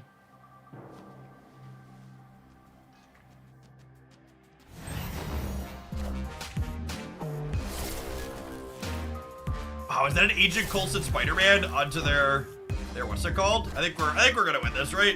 I'm gonna bin this, and then we'll discard 3, and then we'll discard a lot more than 3, and I'm getting 8 here.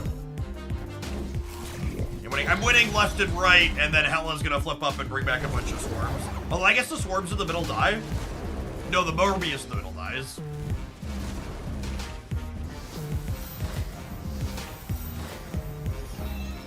The personalized offers for Jeff would have a lot more zeros on the end. Yeah, probably.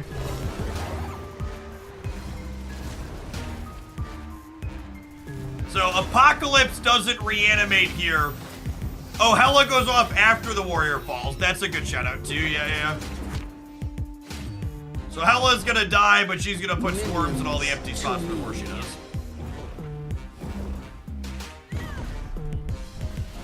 The Iron Heart bundle isn't a personalized one, chat. So again, not everybody got the personalized bundles that we're talking about. It said like for you or something. They weren't ones that had specific variants in it. The couple of ones up there that have variants in them, everybody got those. Sorry to inform you, but you're not special. Not everybody got the special ones. Oh, man. Actually, all of the Sakaar options are terrible for us. Apocalypse is like the least bad, I think.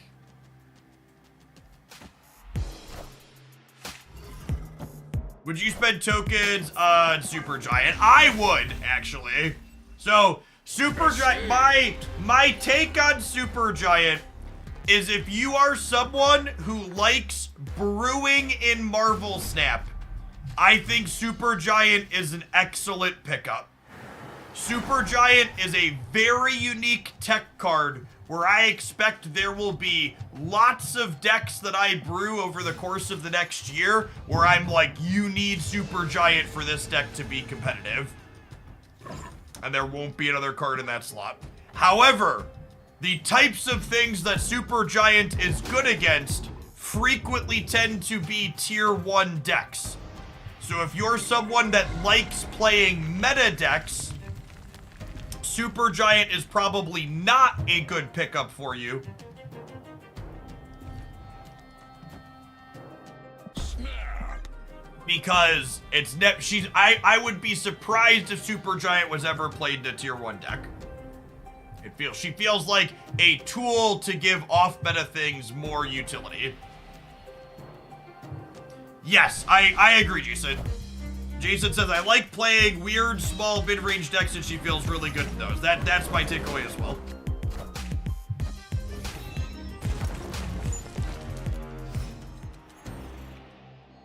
If you are a Jeff Hoagland deck enjoyer, you should probably expect to see a good amount of Supergiant on this channel moving forward, off and on the decks that I'm working on.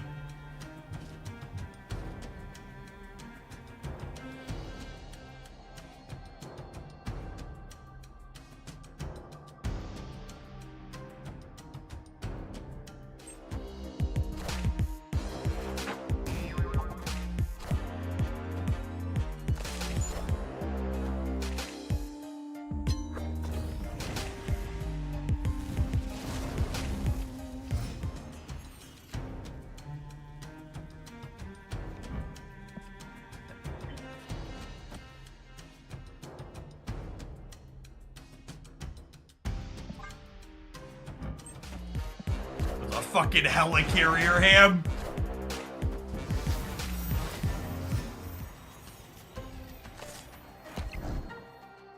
Fucking helicarrier, chat.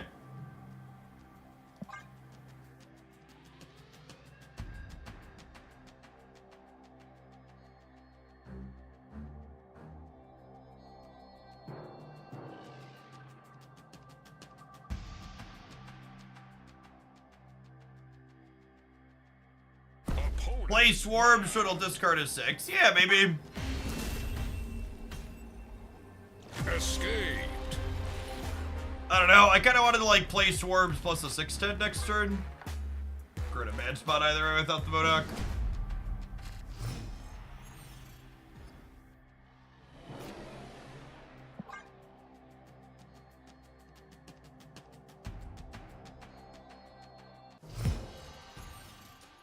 Playing Swarm would discard the pick. Well, he's going to discard 2 cards. Trinity, thank you for the brand new primer. Appreciate that. There's a lot of great people who can send that to every month. Thanks for sending it this way this month and keeping me around.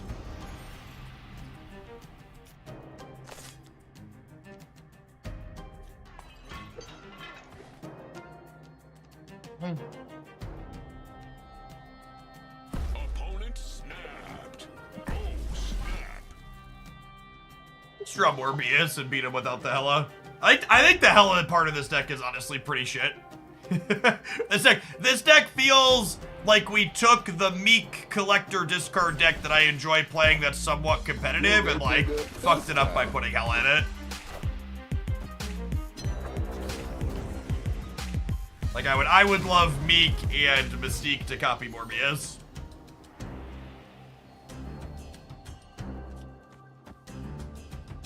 You get rid of, I think it's pretty close to that too, right? Like you cut Invisible Woman, Magic, Hella for Mystique, Gambit, and Meek, I think are the 3 cards I play in the other build.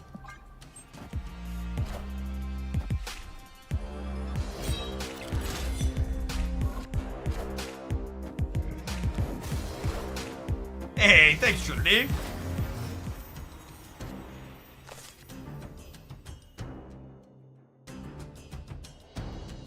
Do I actually want to get rid of my Helicarrier cards here? I think I don't, right? Hey, Flamestar, thanks for the 9 months. Welcome back. My Hella got burned by Hotel Inferno. I think we're just on like the MODOK, give my collector +7, and then play some cards out next turn, huh?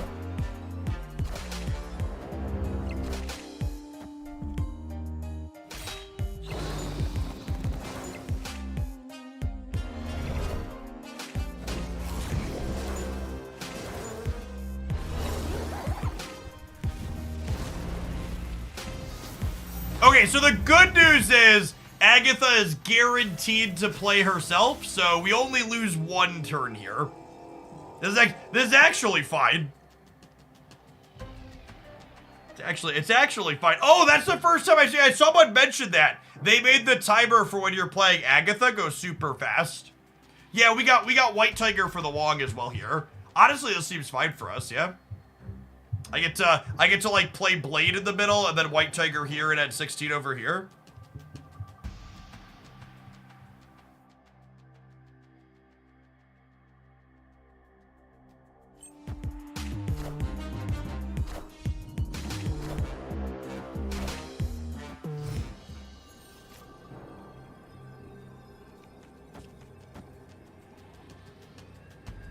This even gives Collector +1 to boot because of the Apocalypse draw.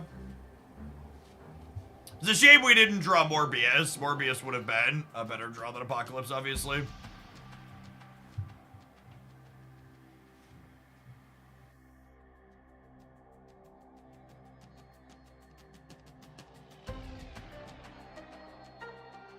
You could double Blade. Well, 1, there's a Hellfire Club. 2, I want to guarantee both my Tigers go left because I want to get to 26 there. So even if I could play Blade on the right, I don't want to. I want to control the Tiger RNG.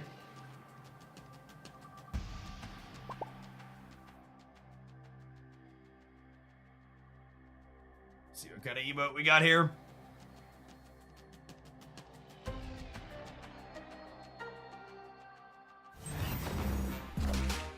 Minions to me. Honest Deadpool is rare. Apocalypse. Honest Deadpool is rare, gamers.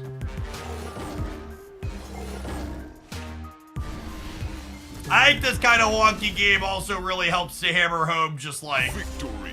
How not good Hella is in this deck.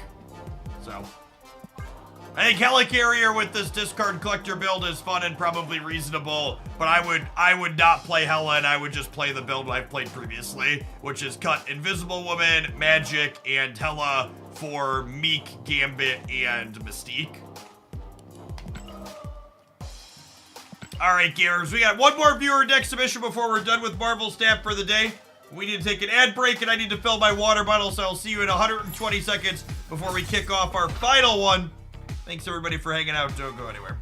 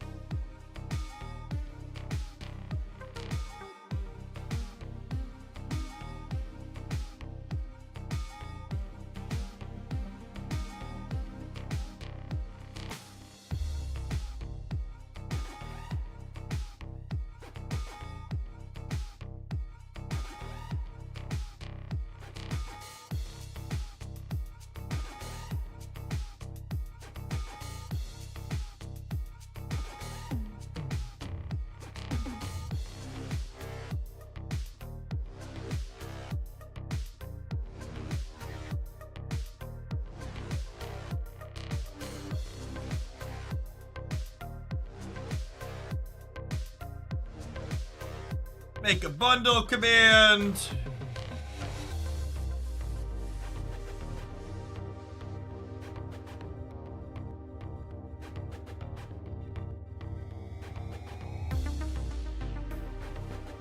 Can you repeat what you said about Supergiant? I think Supergiant is going to be an instrumental off-meta / anti-meta deck building card. I think if you enjoy playing things off the beaten path, Supergiant is likely a very good tool to have in your toolbox, and I expect that a lot of the decks that I build and play on this stream trying to think outside the box will involve Supergiant over the course of the next year or so. I also think at the same time, if you're someone that enjoys playing top meta decks, I don't really expect Supergiant to be a card contained inside of meta decks, because she's really more of an anti-tech card than an enabler. She's good against things like if you look at the Marvel Snap card pool and you say, Jeff, my deck struggles against Leech and it struggles against Sarah Control, what's one card I can play to help both those matchups? The only answer to that question right now is Supergiant. And then she does more than that too, right? Like she helps your Professor X matchup, she helps your Destroy matchup, she helps you play against MODOK decks.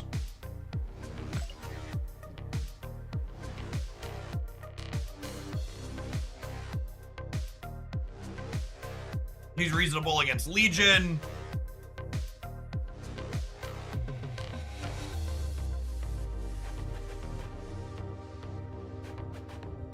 Alright, what are we doing? Oh, I needed, our last request is to be the bad man for a little bit.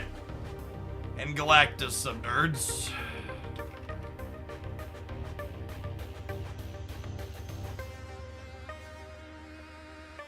Top decks ran Mobius to counter other top decks. Mobius is one-sided.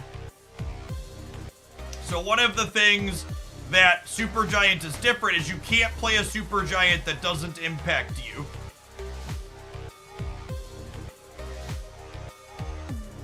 Just all clutter all the way down, huh? No sample size here, but we can play this Destroy build.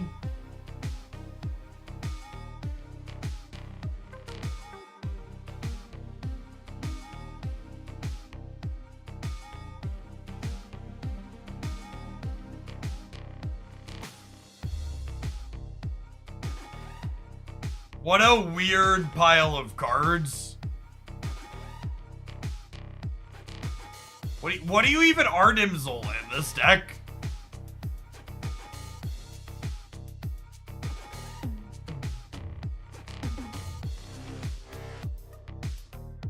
Oh, let's do this.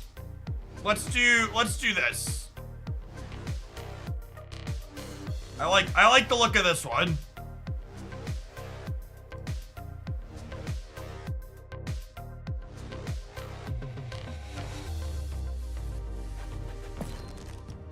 And actually, I think I want to make one change here. I think I want to play Iron Fist in this deck, so that way we can Iron Fist into Shuri into a big Hobgoblin into Galactus.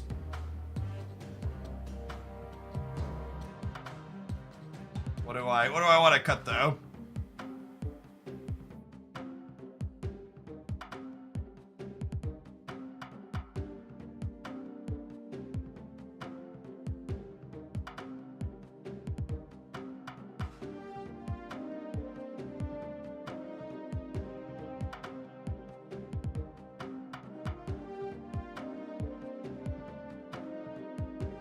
Making Hobgoblin huge, Selene is redundant. Yeah, maybe Selene's just the better version of doing that. Maybe the Iron Fist for the Shuri is pointless, and Selene's just the better way to do that.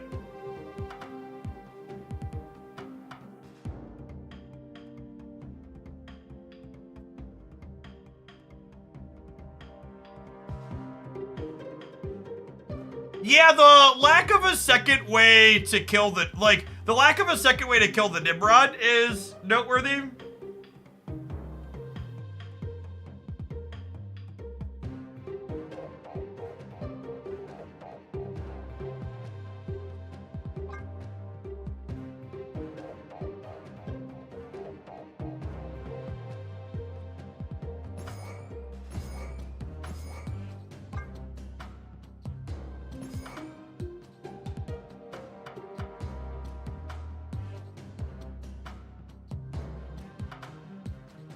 Sorry, I mean, when I say second way to kill... When I say second way to kill it, I mean second way to kill it on 6 after you destroy her on 5. I mean, obviously there's 2 ways to kill it in the deck. I mean 2 ways in the same turn after you blow it up the first time.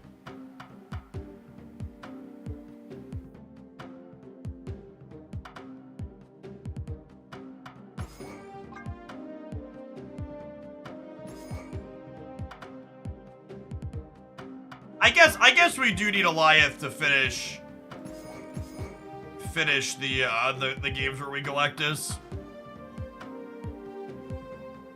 So come with me on a journey to magical Christmas land. The Absorbing Man does 2 things, chat. 2 things. 1, you can Absorbing Man the Venom.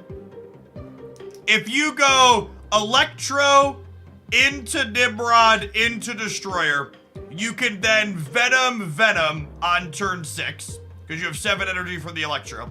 The other thing the Absorbing Man allows you to do is they stop your first Galactus and you're like, fuck you, I'm gonna go again. So I think that fits the spirit of the deck more than anything.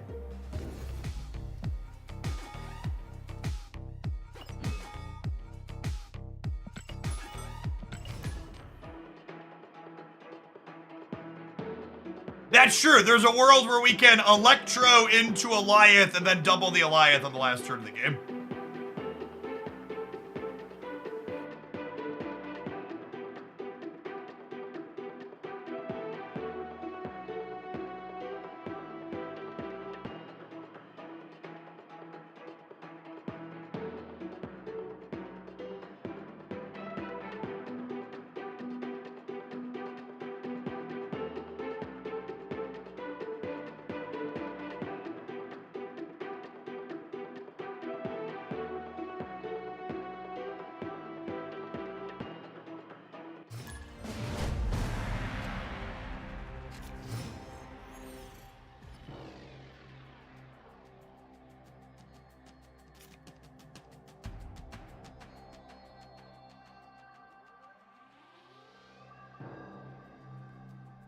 Opponent snapped.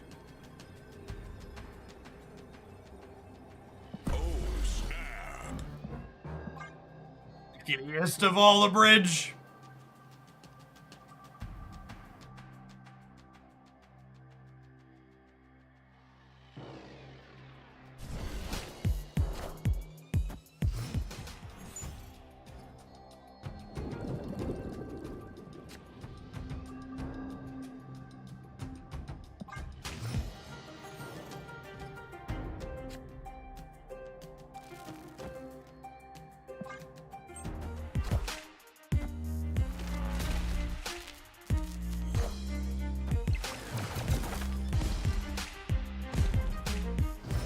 Okay, but wait, I don't... Yeah? Yep.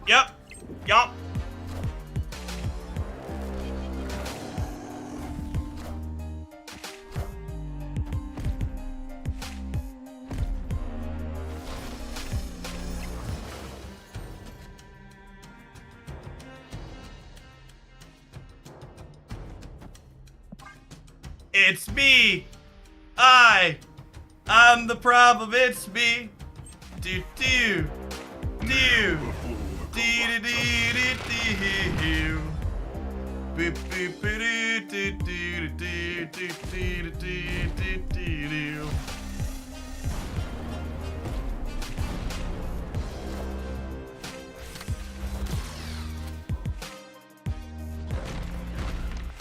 Chat! I stream card games for my job. I win coin flips professionally. Oh no! Never this coin flip though. Never lucky rubber ducky. Except for this one. This is a terrible time to choose to lose a coin flip, chat. What a terrible first coin flip to lose in my life. Tie.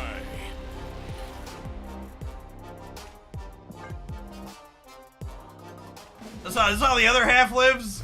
Losing coin flips?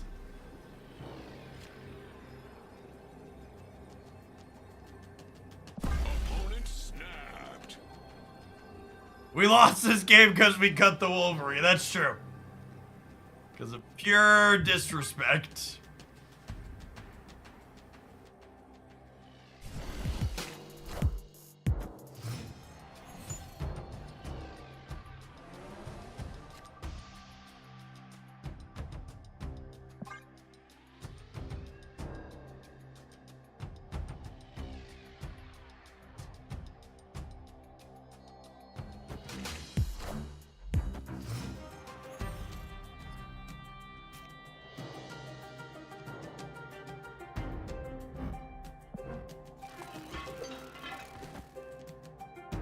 Oh, man! If this was old Fisk Tower, it would be so good for us. Oh! Oh, I should have electrode the bar. I should have electrode the bar.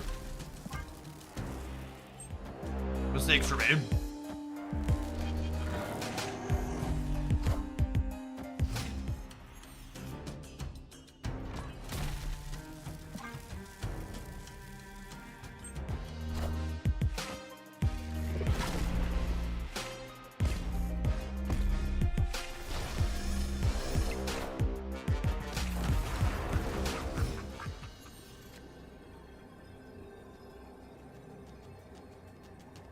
Yeah, if I'd have electrode the bar, we could have drawn cards that had a chance to win this game, right? Now we're just dead, unfortunately. My mistake. I don't play with Electro enough. It's such a cheesy fucking card that doesn't go into decks I typically enjoy. Like, playing one card per turn is just not my speed.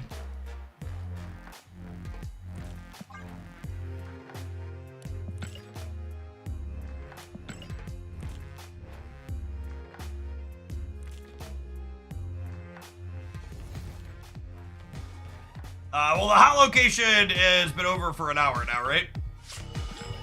Like I mentioned in the deck tech intro for the Black Swan Bounce deck, I think you can make most decks in Marvel Snap easier by adding Shang-Chi to them. So if you want to put a crutch in the deck, cut one of the cards and put Shang-Chi in it.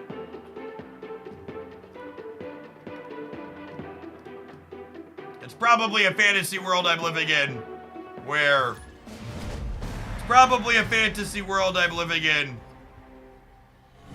where I would like that to not be optimal, but I'm gonna choose to try and live in it.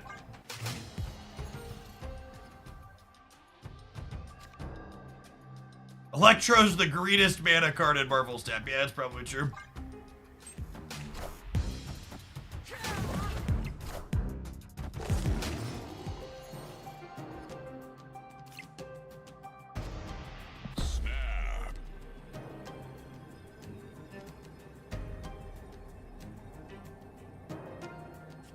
Speaking of fantasies, chat, Carnage eating Celine here.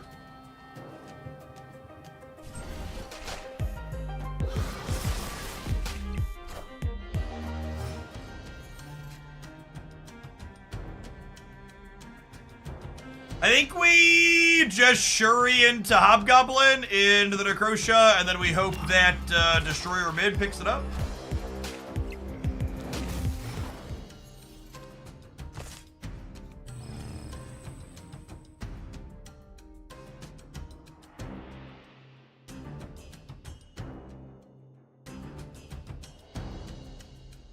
Do I Hobgoblin and then Galactus mid now? I think we stay the course.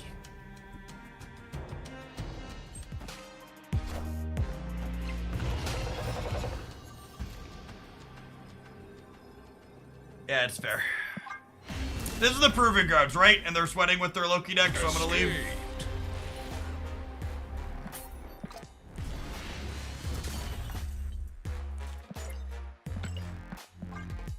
Always make sure you mute the sweaters on the way out the door, chat. It'll make your life better later.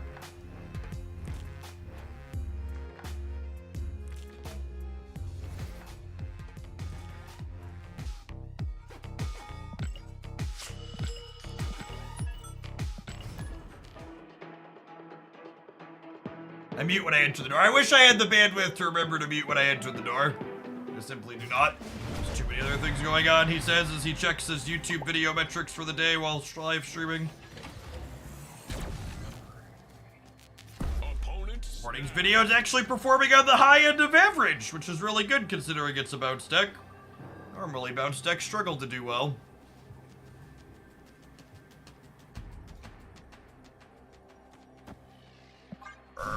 Snap. Sorry, I put it. I was distracted. I meant to snap sooner. Bounce is fun to watch. Historically speaking, bounce videos are some of the worst performing content on my YouTube channel.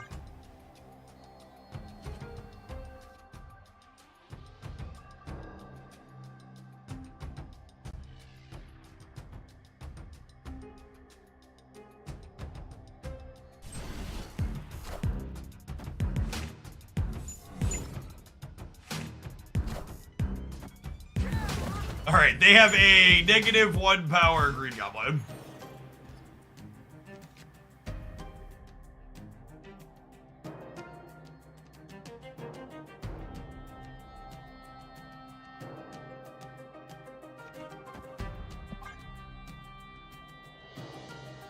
One of the best ones, numbers go Burr video. The best performing decks are the ones the best performing deck highlights are the ones that people think is a easy / free ticket to helping them win games.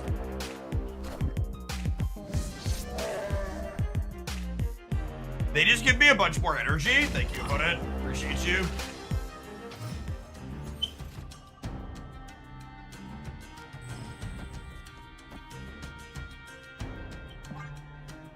Anything that's marked up as having a crazy win rate tends to perform really well.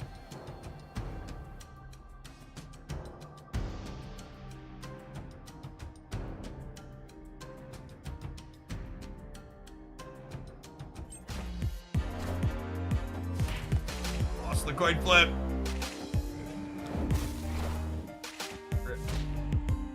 Oh! Sometimes lucky, rubber ducky. This even turns off their Marvel on the left, so it's -11 for them.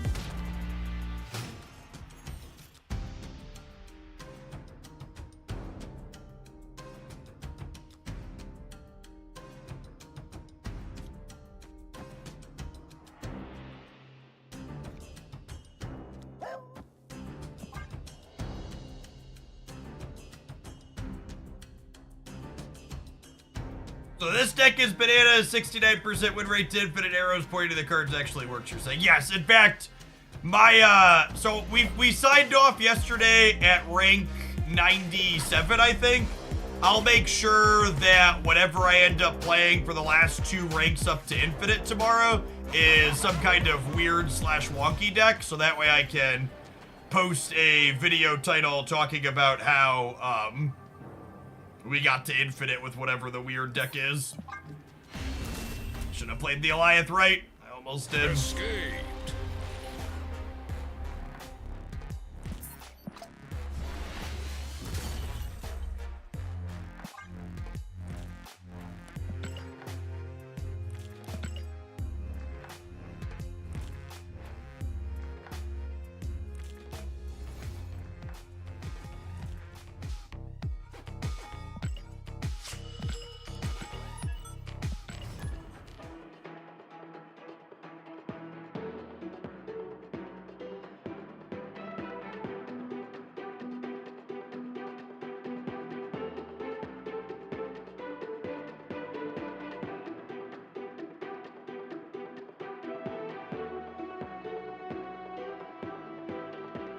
At least when every title is clickbait, none of them are. I mean, that's why I like the...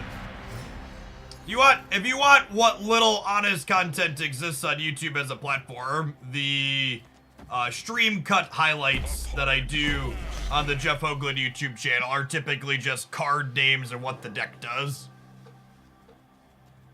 I wish I had started doing those sooner. They're not as good as they don't perform as well as the edited stuff, but they're doing better than I expected them to. I usually get between like 5 and 10,000 views, which is really not bad considering how low effort that content is to do.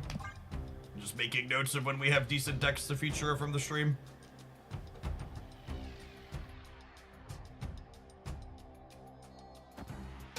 There's a few groups of people that have different letters that represent clan tags, like it's 1995 in online gaming.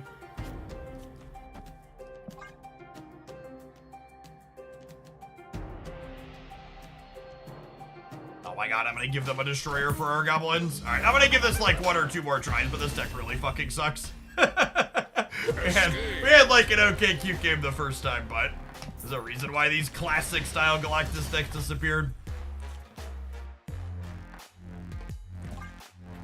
You prefer those to the short ones to like see the occasional loss. The stream cuts highlights are infinitely more educational than the fully edited content.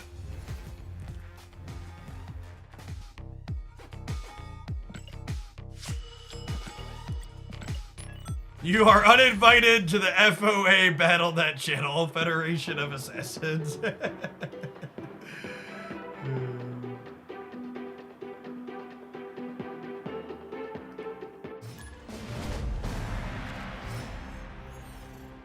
Snap. Opponent snapped.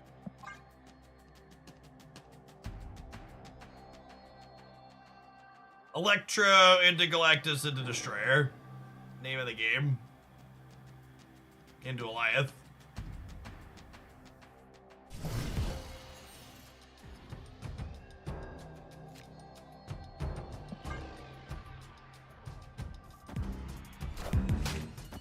I think no wave really hurts this deck. Well, that's part of the idea, right? Is once upon a time, when this style of Galactus deck was acceptable, it was good because you didn't wave. You just like had a backup plan, and your backup plan was fine.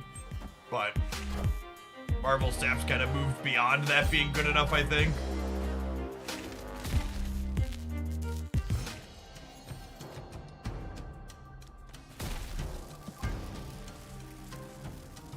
Need to not play middle here.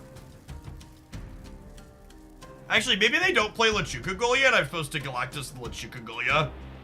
Yeah, they almost never play the Lechuga Golia, right? Sometimes lucky you're ever lucky.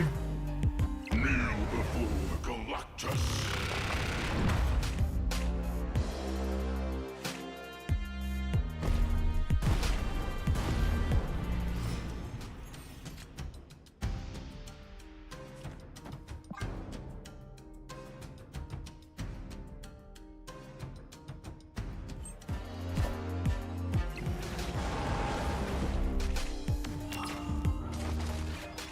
Are we the baddies? Not quite yet, but give it a second.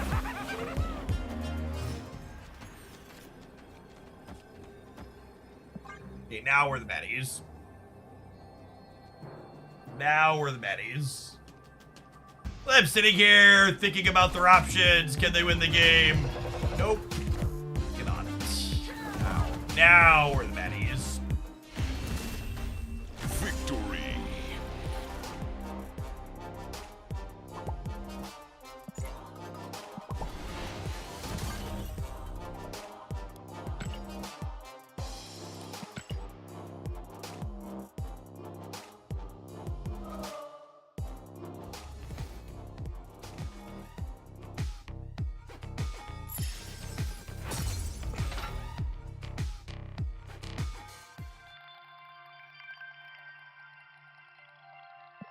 Eat the proving grounds. All right, I want to do at least one more silver with this. We need to take an ad break before we do. Thanks for hanging out. Don't go anywhere.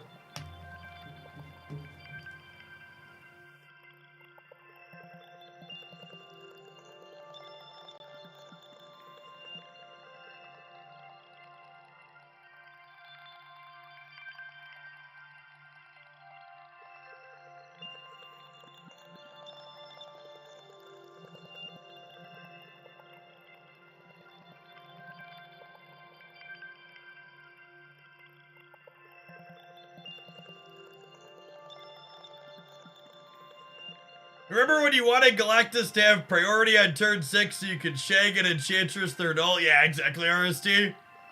How far the game has fallen? Time for variant splits? No, chat. I'm not Dexter. I'm not made of money.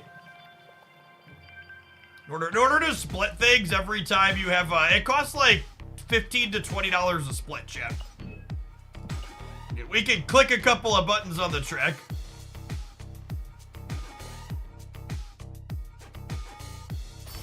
For what it's worth, I think that's an excellent way to make use of your downtime. You don't make that per ad, I do not.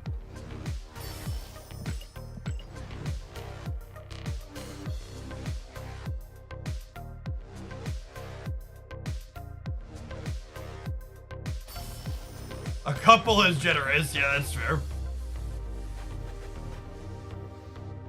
Comrade versus, thanks for the brand new primer, appreciate it. Like, I can look up what I made per ad break in January. Let me look. January. In January, I ran just shy of 9 hours worth of ad breaks. How many ad breaks is that? And then we can divide the amount I made by it. So 9 hours, 9 times 60. An ad break is 2 minutes. So 270. A little more than, I might be close to 15. So that was 33.18 divided by 270. About $12 an ad break in January. So maybe on like November, December, you would make enough to break even. Just like literally give all of the ad revenue back to Second Dinner for splitting cards. Space Cadet, thank you for the 14 months. Welcome back. I was held hostage for 9 hours that month. you were, in fact. For people that aren't fully up on Hoaglandia lore, there was another major content creator in the Marvel Snap space who said they don't take breaks for gameplay while they run ads. They let the ads run over gameplay. Because if they took a break from playing the game while the adverts ran, it would be comparable to holding their audience hostage. Which was just like the most stunning bit of gaslighting I'd heard in a while. Like that, of all the takes, we can't just say I don't want to think about it. Because you could at least that would at least I appreciate the people like I just don't want to think about it. I don't want to do it because it's work. Like at least that's honest, right? Yeah, I'd still roll my eyes or whatever, but at least to be like, okay, well you're being upfront with me about it.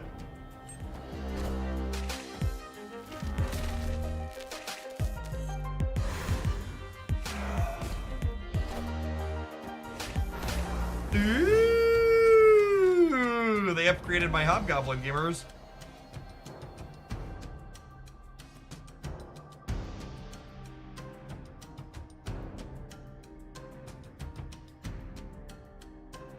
I want a sequence here.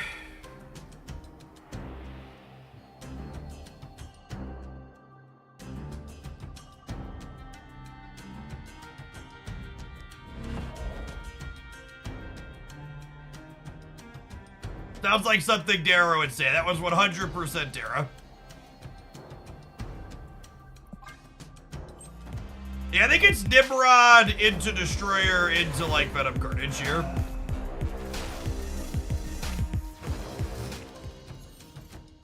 Oh, I guess if we drew Galactus, we could do that over here.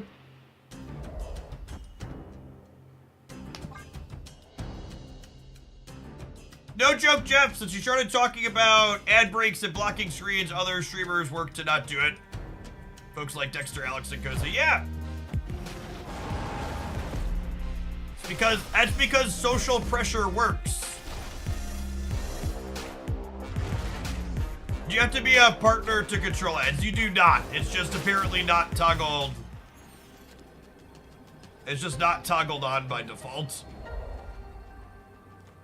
Giving you so there's a couple of things you have to enable on the dashboard. I wish it worked on politicians. The world would be a better place. My poor Nimrods, chat. Look at how tiny they are. Goliath rate just wins. Yeah, maybe, but it's way less fun than this.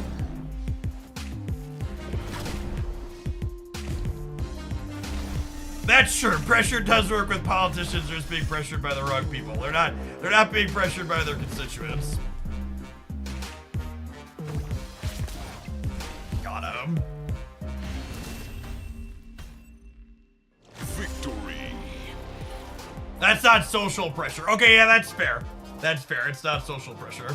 That's a good distinction. We're talking about social pressure.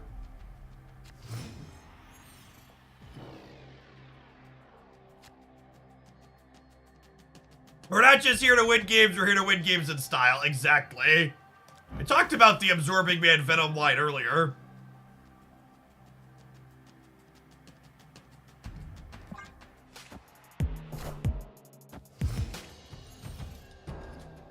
I feel like we have to Alliance this person at some point. That's fair based on their username. Fair and reasonable take.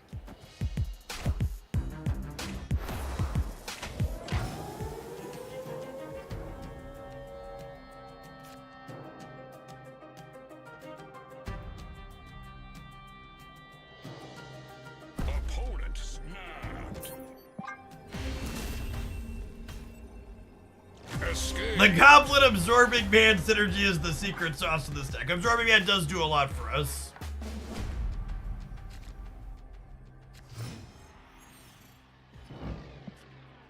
Paper was in chat earlier, said he's been playing a non-Galactus Shuri Nimrod deck and doing okay.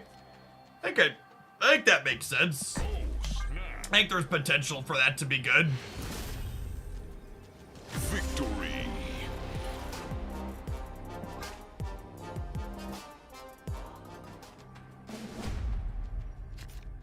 Yeah, snapping the Shuri's lab for sure there.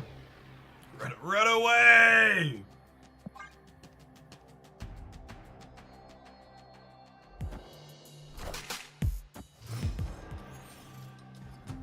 Shuri Nimrod seems like it's gotta be insane against,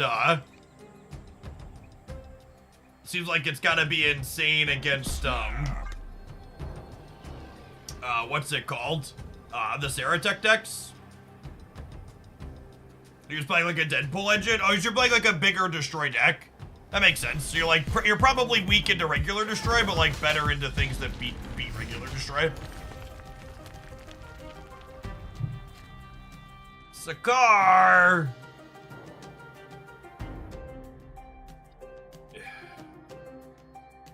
I'm gonna Electro? So that way if Absorbing Man hits, we get another Electro. Get dodging bullets here. God, my brain is huge shit. Sometimes it's a miracle I can even walk into a room. Destroyer! Destroyer!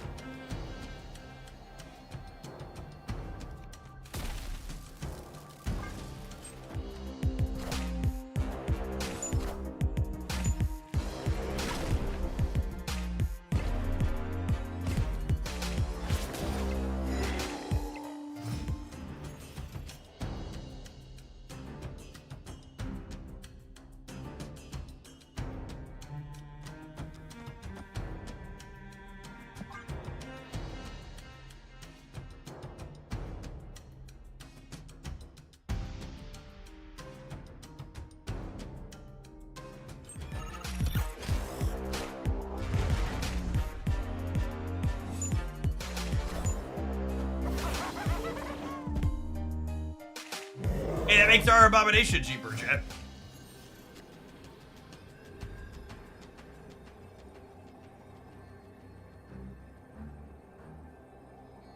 I think we're dead, unfortunately. Okay.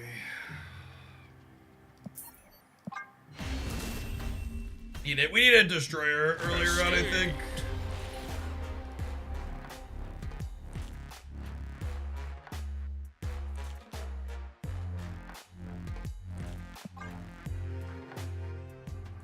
Yeah, we can sure end Abomination, but we're not winning the rate, is the problem.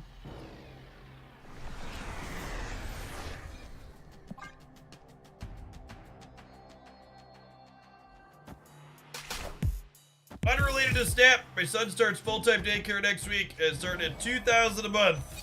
What region are you in again, Socio? That's like big city pricing, right? Or close to it? Not quite big city? I guess big cities are probably more than that. It's more than me here, though. Was it mine? Last I checked, mine is 17 grand a year.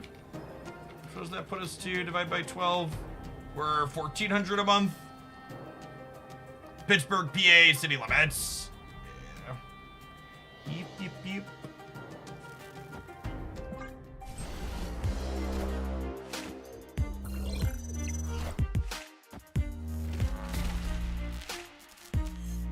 For those of you that live in other countries, if you ever wonder why I take the time to be openly political on my stream periodically, it's because there's an entire political party in my country that wants to do things like keep daycare costing $24,000 a year for parents, and make it so medical debt is the #1 cause of bankruptcy in the United States. Just really immoral and abhorrent shit that shouldn't happen. It's collaborate time.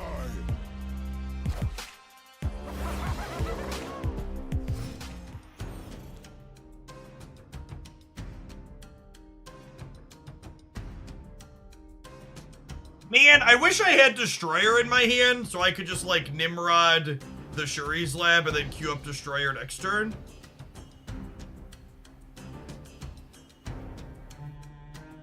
Yeah, it's not like I'm actually my wife and I are friends with the people that run the daycare my child goes to. Like it's not like they're millionaires because of the price of daycare. It just turns out running a school is fucking expensive. That's why we socialize the cost of it at all other levels.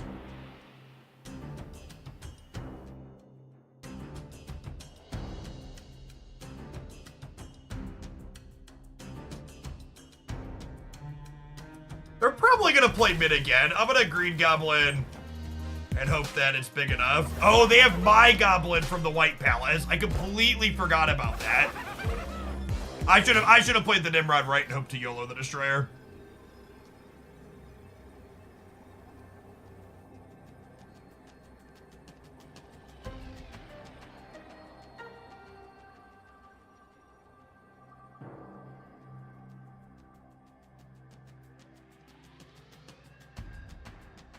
Galactus right and pray? You think Galactus right's the right play?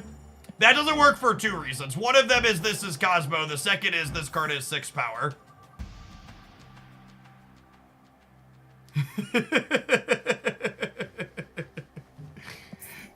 Alright. Escaped.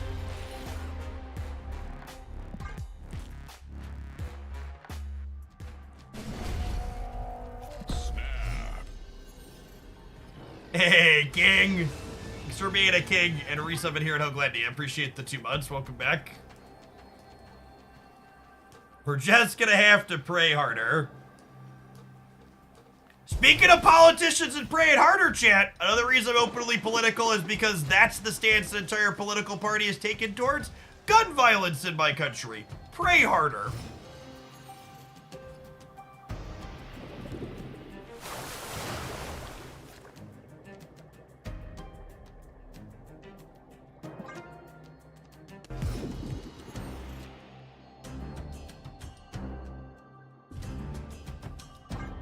Shuri off to the right here. Yeah, priority, so if they Cosmo rate this turn, they get us, but...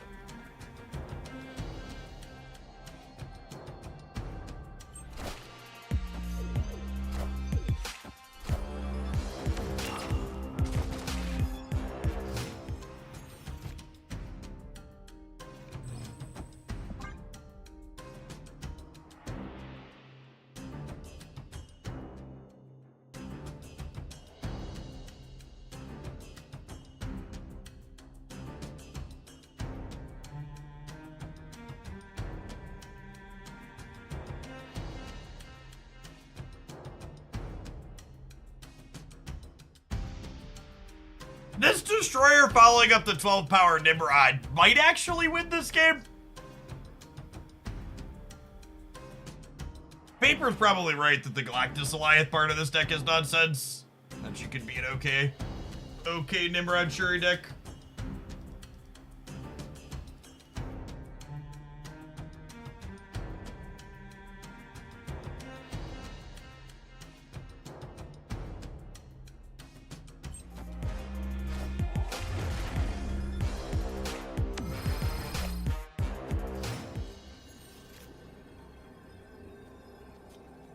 And then I have to destroy her here because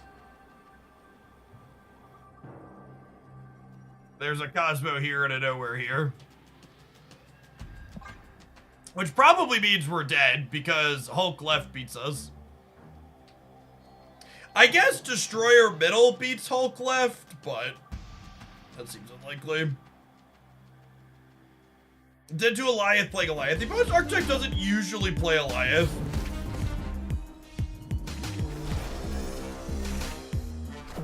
I'm sorry. What?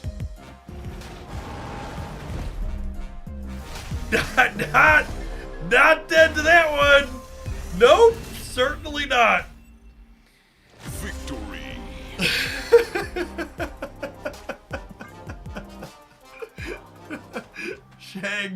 Shang-Chi. All right, and just like that, we've got 2 shots to win the match. You play Shang, you win the game, Jack. Come on now. It's basic math.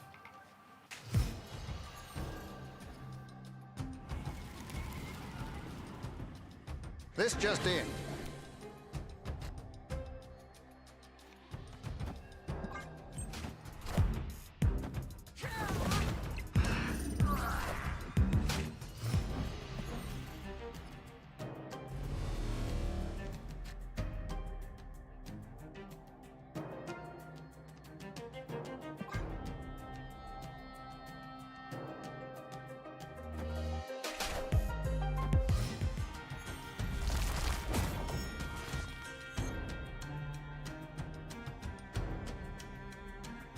It's a shame we turned the Selene into the Watcher, because I would have loved to Absorbing Man her otherwise.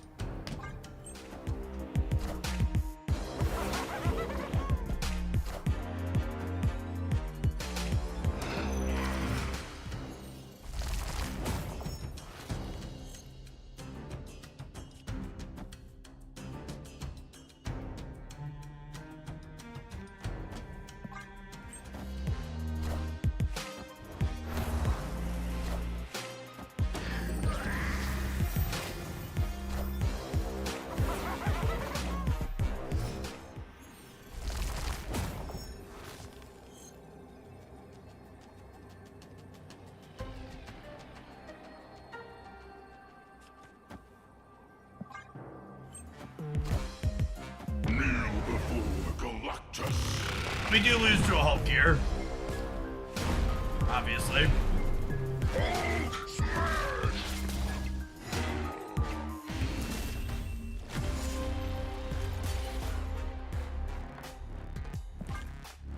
All right. It all comes down to this. Did Spider-Woman win that? Alliance and Spider-Woman both won that, yes. I just wanted to make my opponent kneel, chat.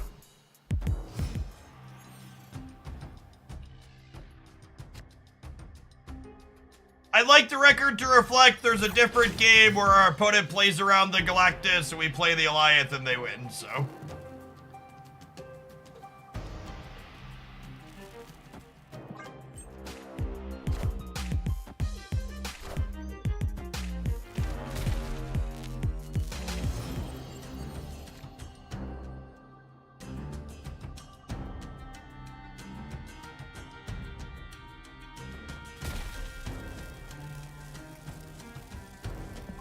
Destroyer, Venom, or Carnage. Like me playing Nimrod here. Master Jedi, thank you for the 2 months. Appreciate that.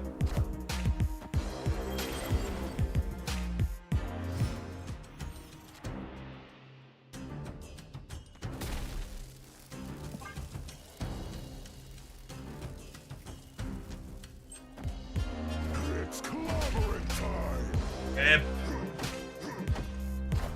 Run.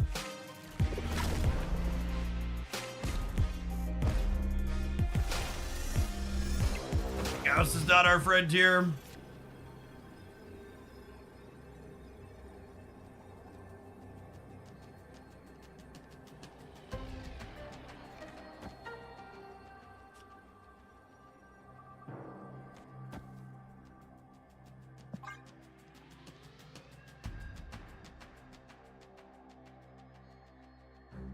I feel like I want to hedge the Selene in the middle in case they play something small there.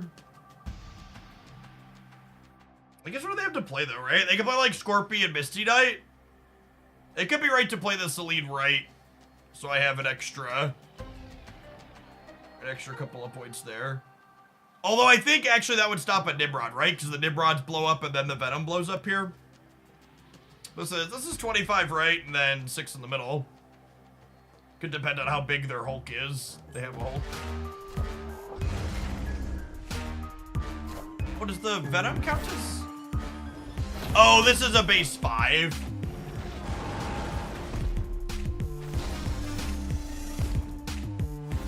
I was thinking the Abomination couldn't get into the middle, but it totally does.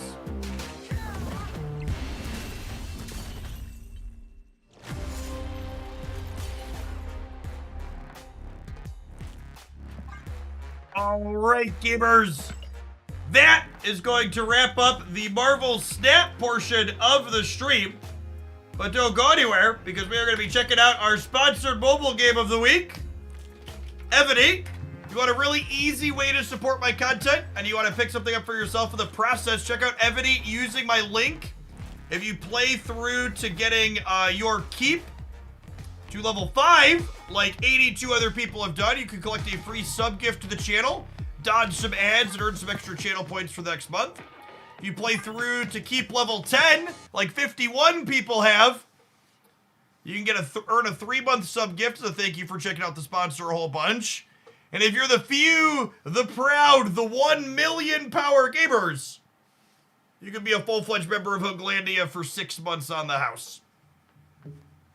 So we are going to play some Evony for the last segment of the stream today.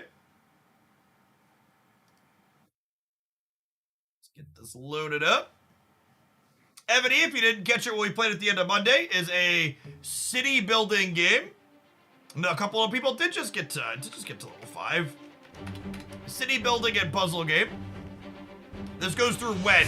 The promo for Evony runs through Sunday evenings. You have like 1, 2, 3, 4 more days.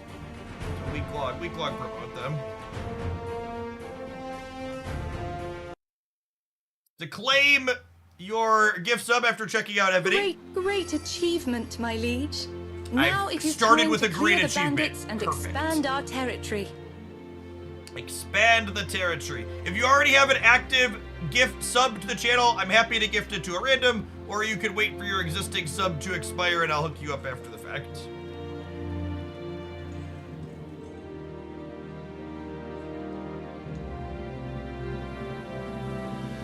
There, my click's working.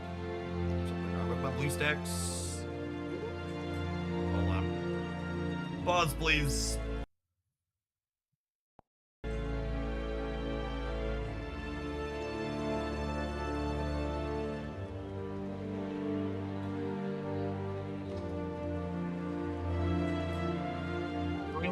Relaunch my blue stack of Rudies here. They made the ads into a real game. It's actually part of the gameplay, unlike a lot of those ads. A lot of those ads show like actual puzzle style gameplay like that, and then you play the actual game and it doesn't exist. Evony actually has it. I can't tell you how many times like there's ads that look like that for mobile games, and people are like, this isn't what the actual gameplay is at all. But it is here.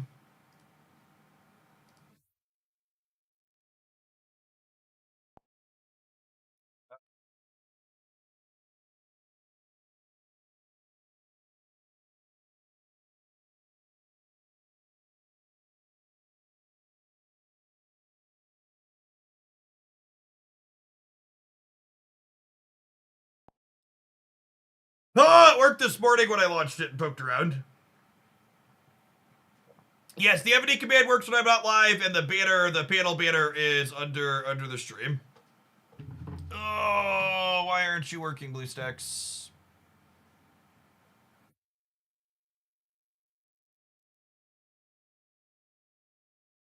I need to take a minute to reinstall here. Apologies.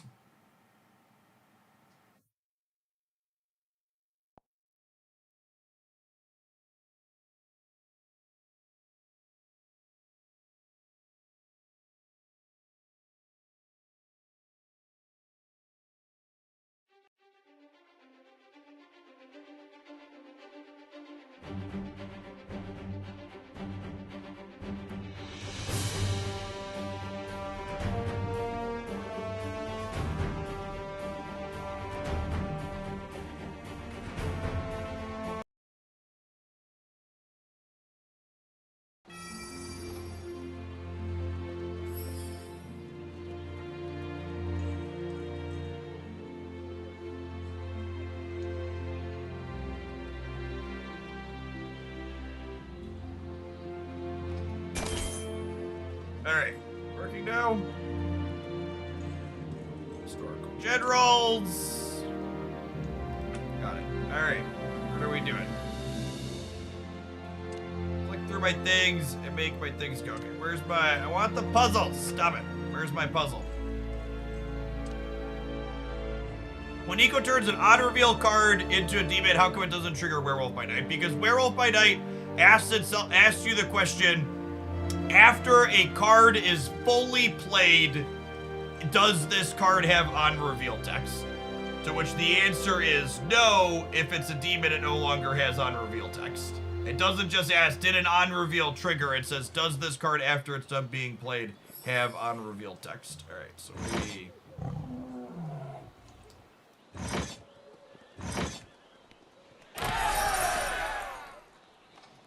The keep. The keep is the main building in your thing. That's a good question. So if you're checking out Evony and you want to support via the promo,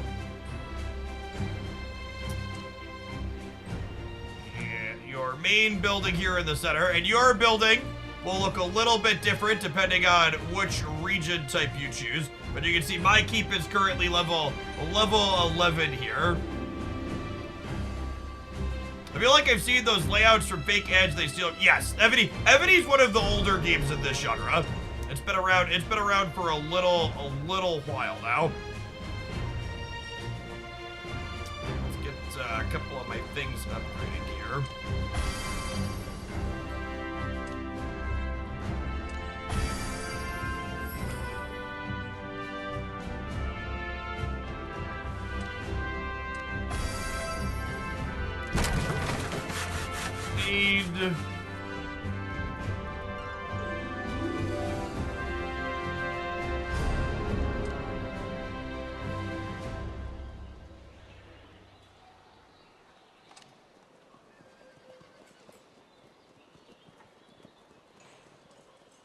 Yes, they give you a lot of time skip items in your inventory to start.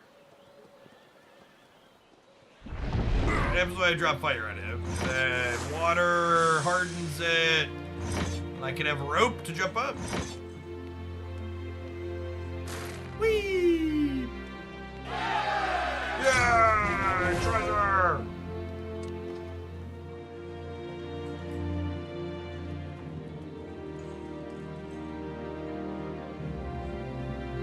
If we fall on top of him, does it knock him out? Oh, it puts him over there. Got it.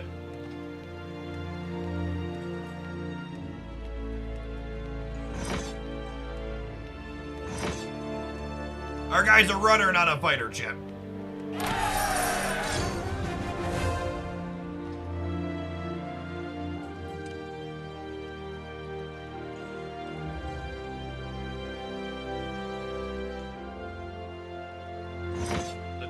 Just knock him out? Sure does.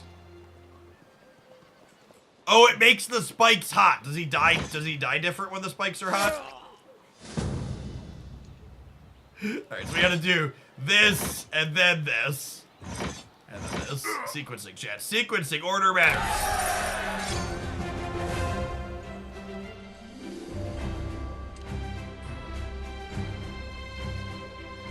I do not, Noggle. Sash, thank you for the 10 months. Welcome back. Oh, Spring's a new one. What was that too? Pokes him. It doesn't kill him though. Does the Wheel of Death kill him? Sure does. Oh wait, no. Okay, sorry, order. So we need to push, wheel. That goes down, we put this over. When you get to level 5 to claim your free gift sub, drop me a DM on Twitch, Twitter, or Discord. Whichever is easiest for you, and I'll send out some gift subs this evening. Everybody that sent me a screenshot of their level 5 keep. Get all the way through. I get to collect some treasure chesties. General fragments. Yeah. Keeps level 11. So we have a couple of puzzles unlocked in this area. You gotta keep your things upgraded going to get through. Access to more of the puzzles.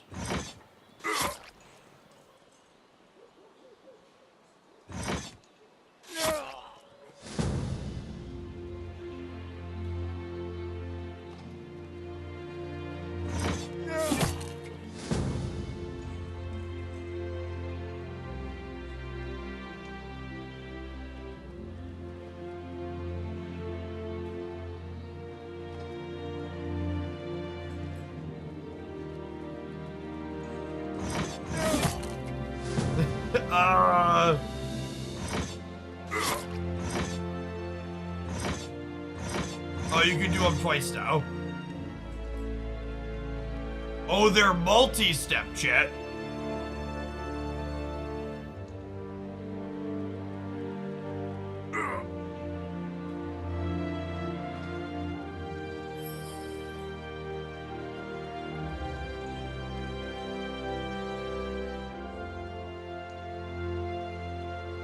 How do I make him go?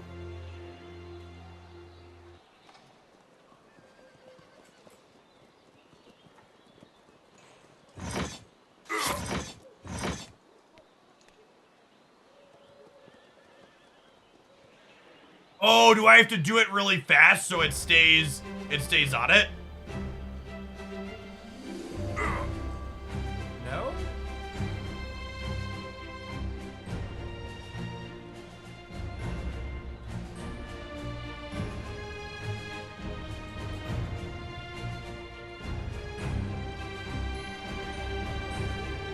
You know, I need to like not have it go down as far, do I like lower it a little bit so it bonks him? Oh, maybe so it goes behind the chest? Ah, clever.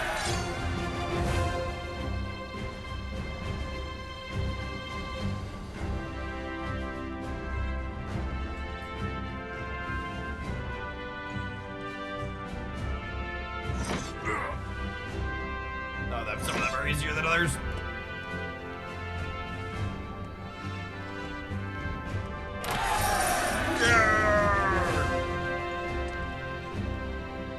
Alright, got a couple more puzzles left and then we have city building to do.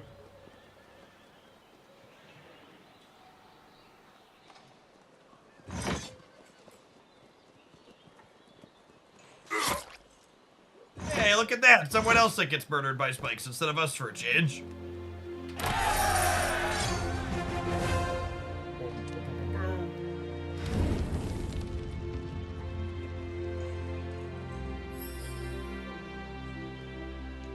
Oh, that's fun. You use the other characters to make your movements happen. Okay, so now we need to wait for the fire.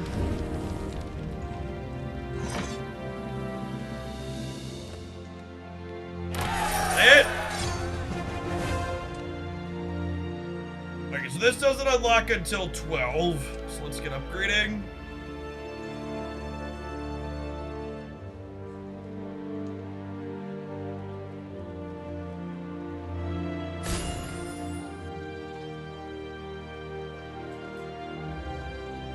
So you need to get the workshop to 11. Well, this one's barely upgraded.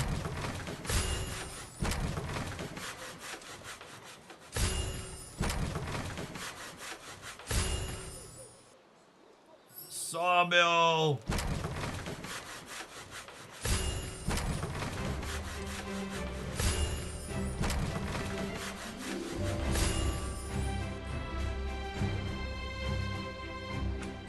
What level it said we needed the other thing to be at?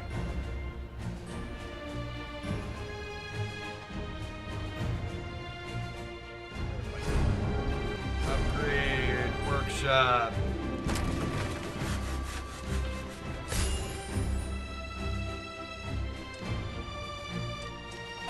These.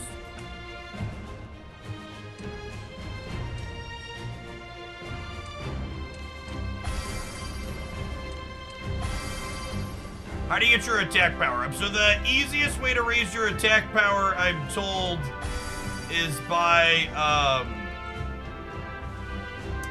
raising your general strength.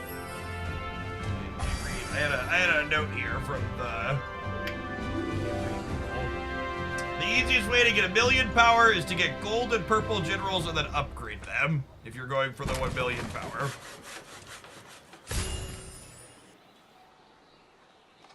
What are we looking for? We need stone. Yeah. You put XP onto yourself as well, okay.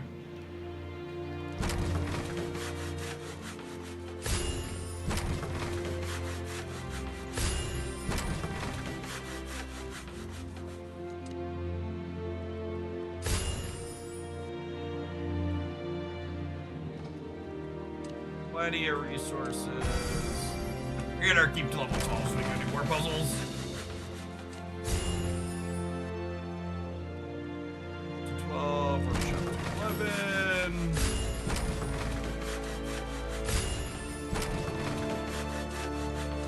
Eventually you hit a point where you can't, you won't have enough speed reducers. We are not quite at that point yet.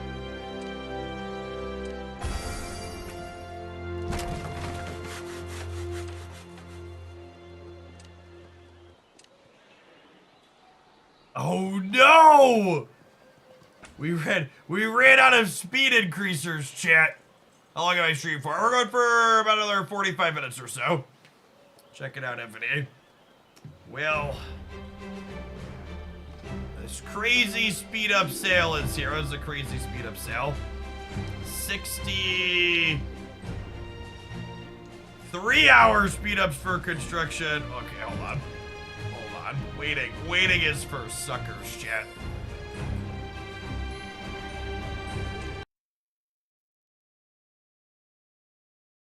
Stream until the keep is done. Oh, we're going to stream until at least the keep is done.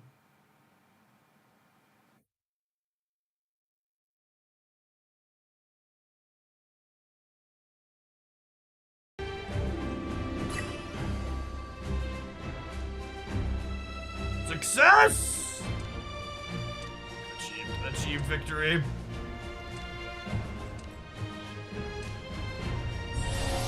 We have VIP? I get to claim extra free gifts?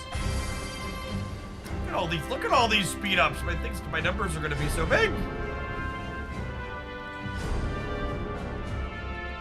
Speed up. My liege, we found a mysterious chest on the building site. Let's go check it. That's perfect, Luca. We found a mysterious chest on the building site. Alright.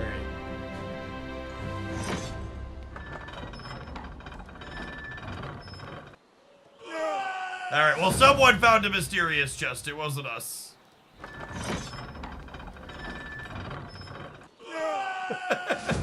Timing is everything.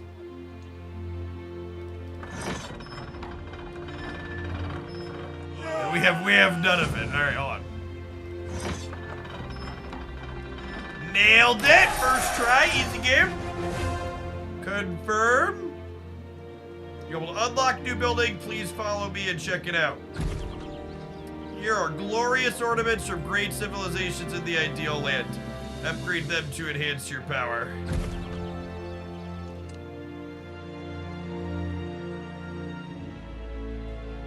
Wait, excuse me? 2,609. That's gotta be a typo, right?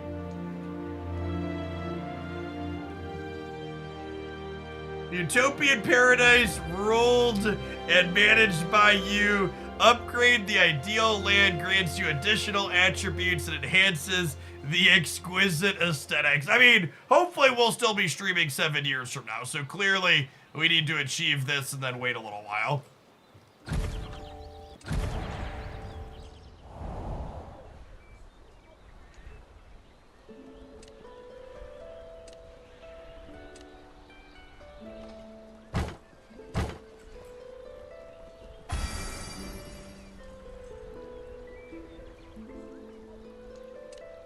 Wrecks have been cleared and now he can begin construction. Let's rebuild this forgotten civilization. Prepared basic infrastructure including floor tiles, fences, and plants. Alright, ornaments. There are magnificent ornaments. Okay. Where's my city?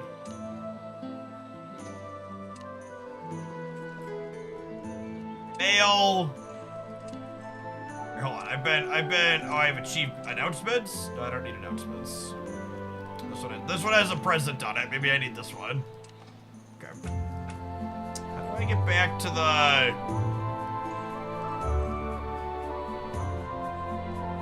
Back to my castle. This is the castle button? That's the castle button. Alright.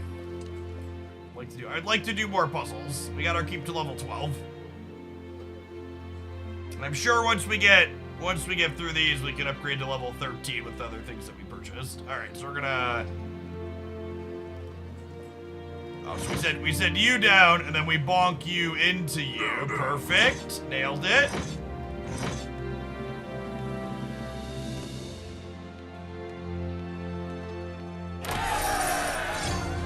Yay!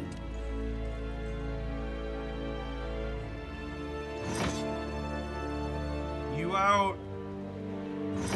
I probably don't want to lock him out, right? No, I do, because the treasure chest is going to bonk him. I was thinking maybe I want him to walk into him, but that's not how this works. Here's how much power you have. Your power is listed in the top left-hand corner, I believe.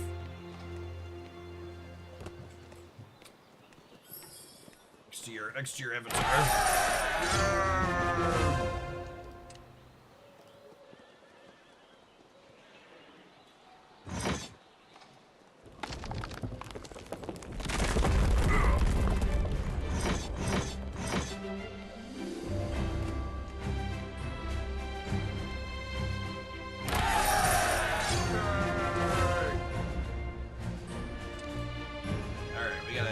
Some of this. 100k ore boxes. Yep. Can't stop me now.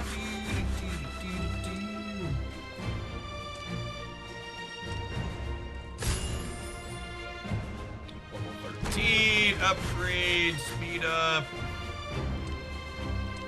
My liege, the farmers found a cellar with rich resources. Rich resources.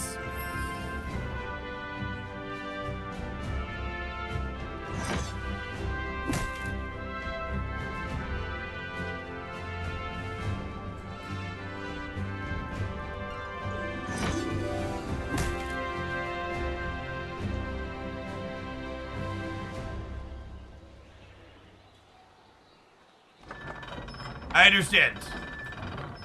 I understand. Okay.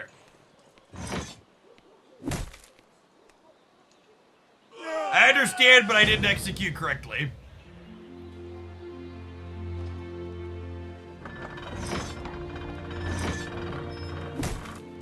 How? Maybe I don't understand.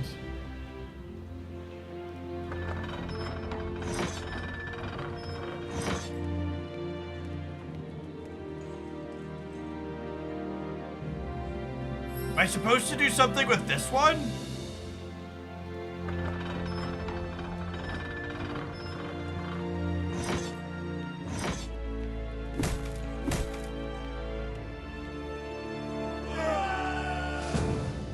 How does this one factor into it?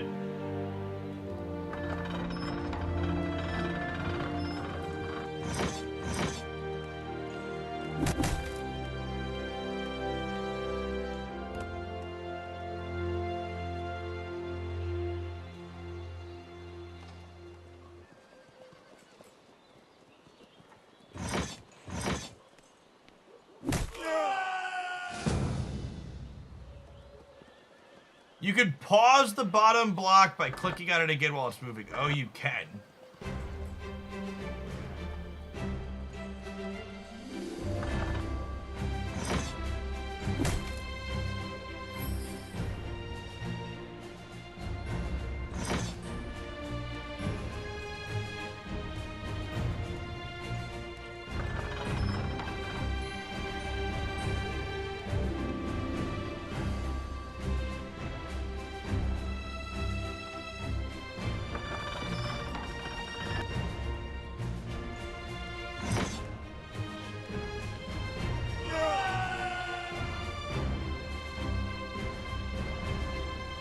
So if we...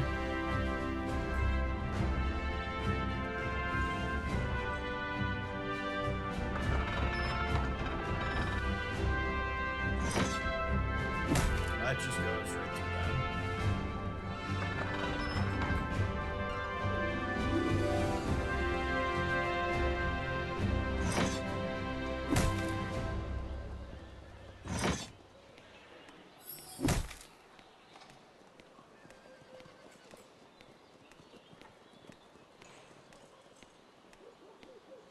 If you just board the left side and throw him over with the right side of one. Yeah, maybe.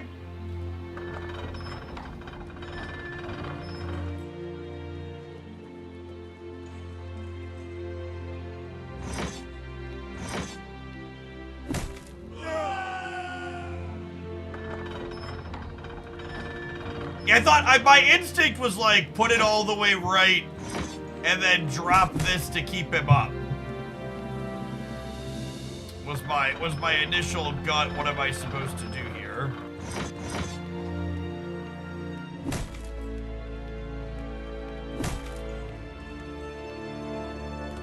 Maybe I'm not supposed to let it go all the way across. Maybe we're supposed to like stop it part way. Yeah, maybe I do that a little bit faster after he runs.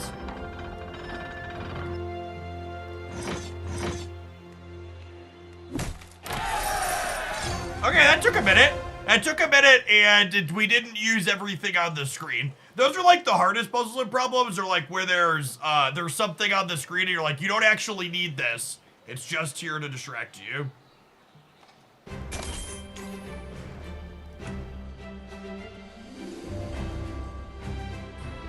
Thanks, whoever just got their keep to level 5. Sure to slide into my DMs to get Advanced Dispatch level 1. What do I do? That. Need coordination level 4. Oh, this is where the onion gets layers, chat.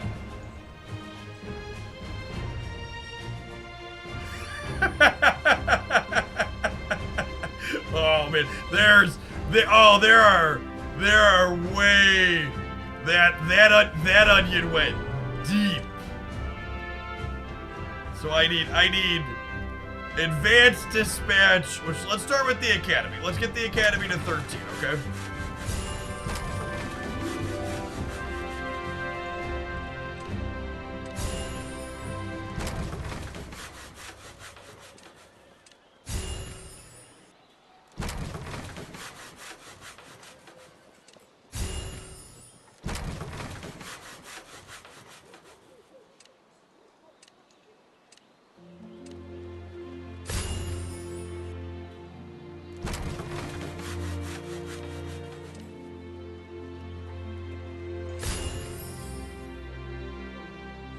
Okay, so that's at 13. And then over here, I need walls and archer camps at 13.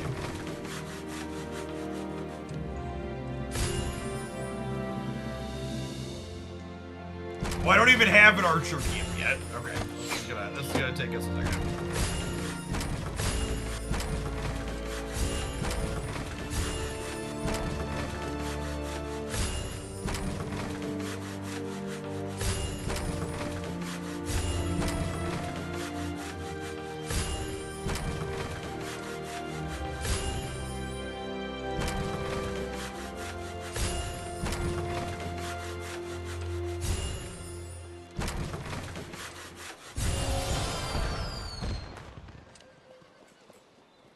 So now this is just keep 14. Now here, oh, we're out of gold now too. Do I have extra of that? Oh yeah, we got plenty. We got plenty of that.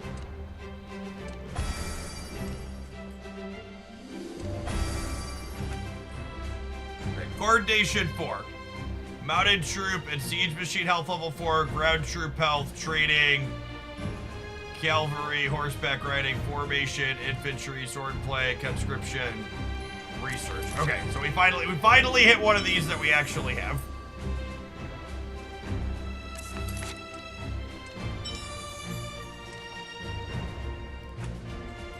Oh, it doesn't let you just back. It doesn't let you just back out. It doesn't let you back out once. Bunch to claim in there. There's a goal and objective in Evony. So it's a city building game, so you make numbers go up. There's armies to train and there's puzzles to solve. There's a claim all button.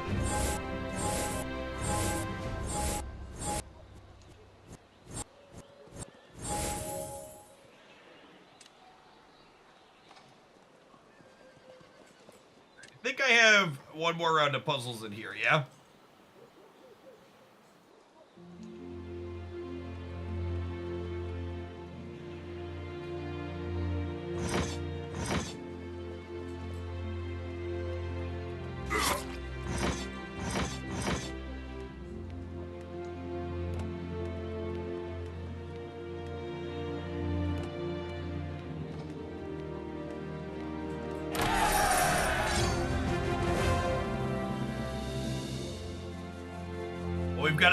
We've got a new trap here. I think we have to drop him onto the spinning thing of death, Jim. Alright, then we gotta not drop us onto the spinning thing of death. Rope it!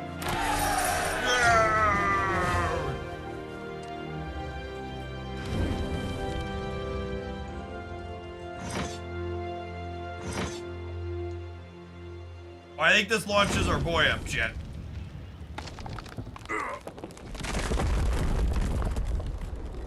We gotta wait for the fire. Then we have to jettison the lad.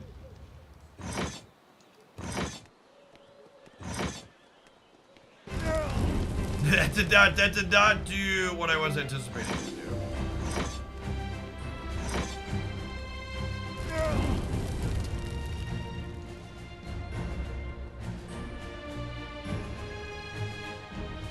I have not seen a mini game with the barrel shooting. Is that something inside of this? Where do I access that?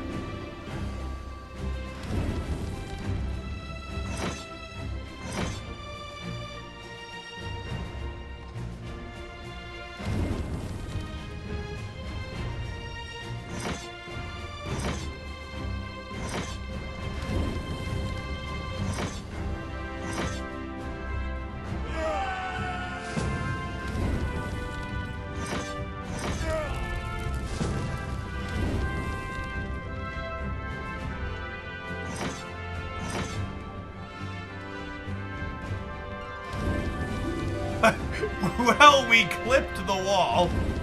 What am I missing? I feel like I must be mechanically missing. It's just gotta be about the timing on this, right? That's the only, like, interactive bit I'm getting here. Obviously, we need to dog this guy.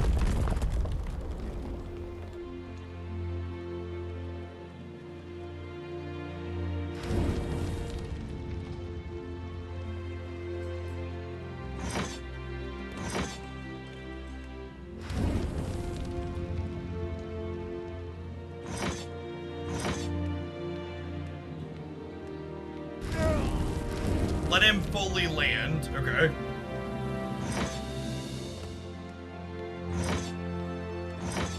Weird. Okay.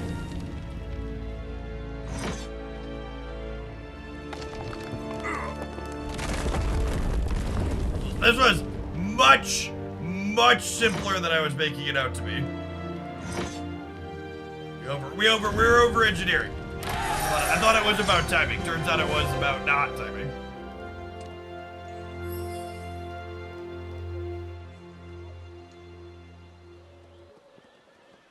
Alright, we need the advanced dispatch check. That down here somewhere?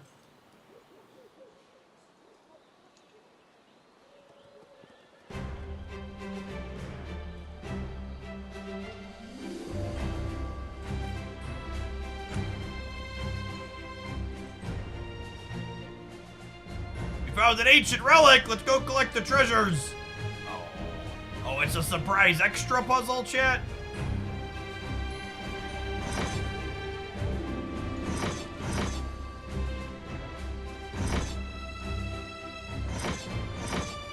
Oh, this one's timed. There's timers ticking down for stars.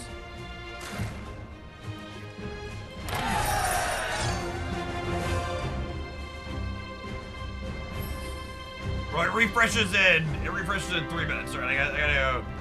We can kill some time. Activity.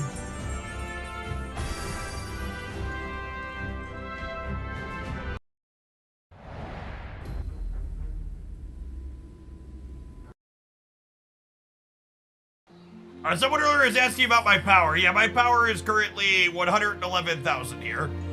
But I'm also not doing the things you do to min-max your power. I think you do this.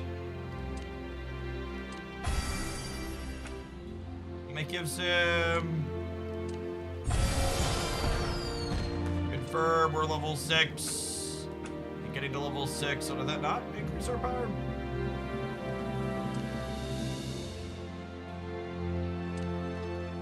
Reconstruction increases your freeze buildup speed by seconds. Oh. Max that one.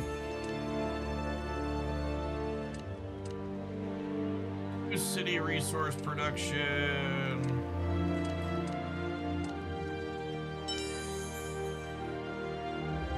Ground and tail points for now.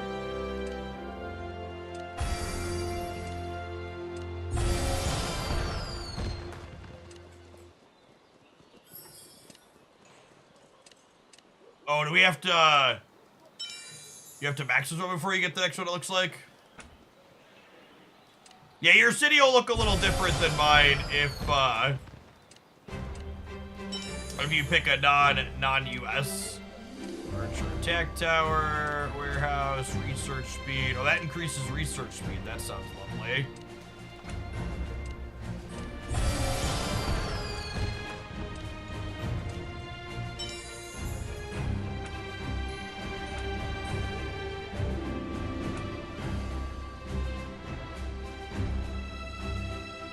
Red dot here. I think there was a little more power.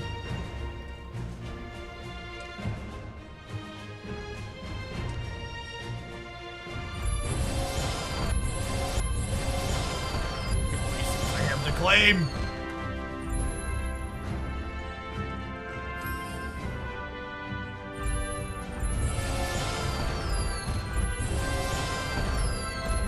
It's getting so big.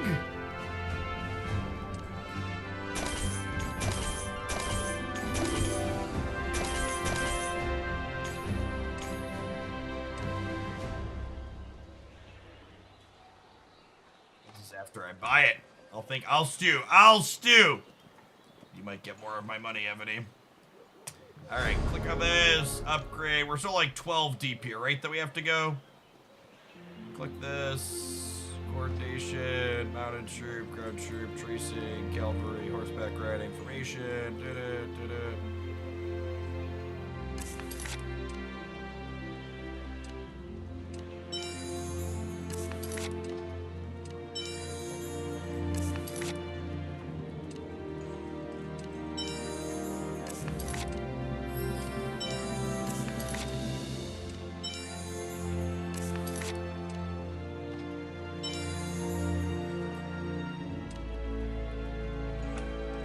That was how much swordplay we needed. I wish there was a way to get back to the one I was at before instead of having to re-drill down. How much infantry army did it say? Did it say I needed the infantry army all the way at 10? I should look before I click finally. Information, infantry armor, level 2. No, so I only needed 2.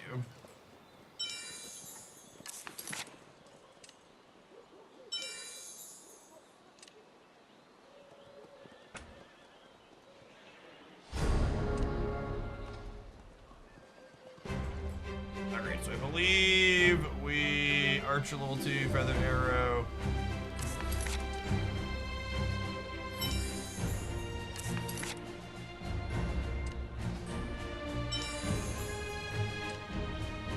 Feather arrow level 2. Then we go to here.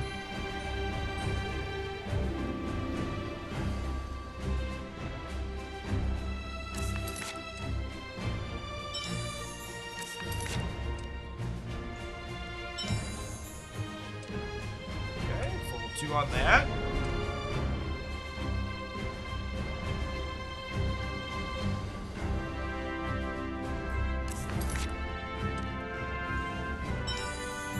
Okay, we're through like 2 layers of the onion.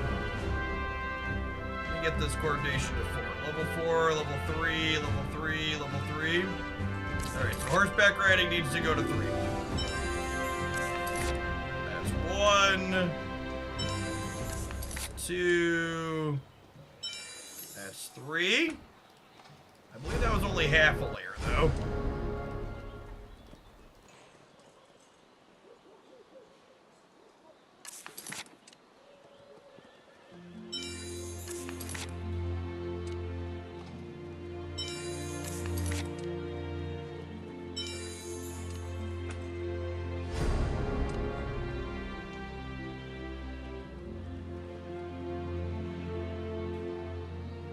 Armor, battering ram needed to go to 3. It looks like most of these go to 3. The only ones that were ending at 1 were the ones that only had 1 level.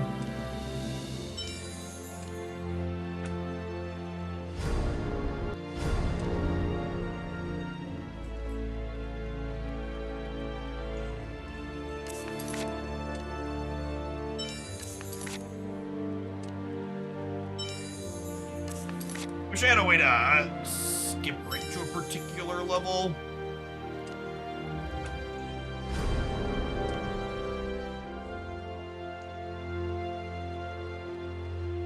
Alright, we're finally getting to tracing. We're through a bunch of these layers.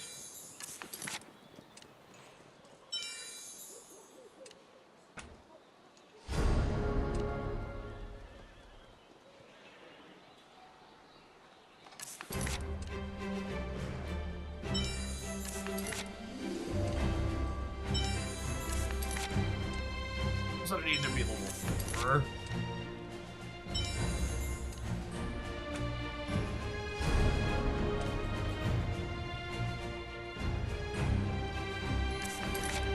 Alright, there was only like 2 layers of that onion there.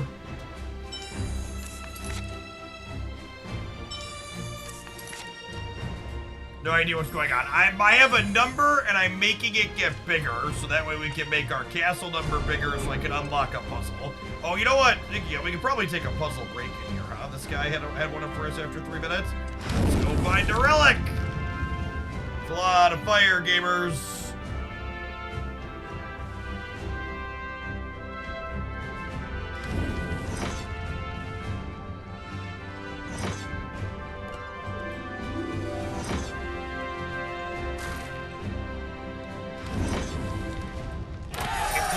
One twice. We got 3 stars though. All right, and then he refreshes again in 3 minutes. All right, back to the number upgrade onion. Troop HP level 4 coming right up as requested.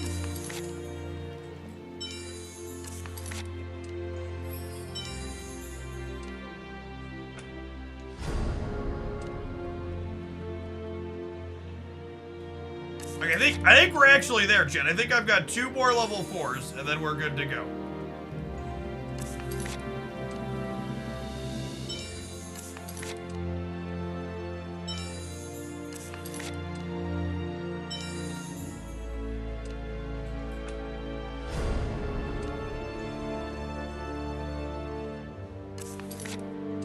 We've hit coordination.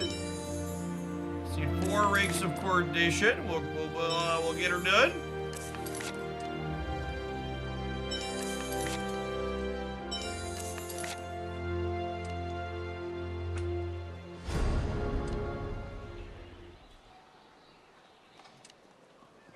Too many. That's fine. 5th point of coordination never hurt anybody. Advanced dispatch. There it is. The last melon. Upgrade. All right. 3 days to upgrade our keep. I ain't waiting 3 days, chat. Waiting My for liege, suckers. we found a mysterious chest on the building site. Let's go check it. Check that building site out. There's my chesty.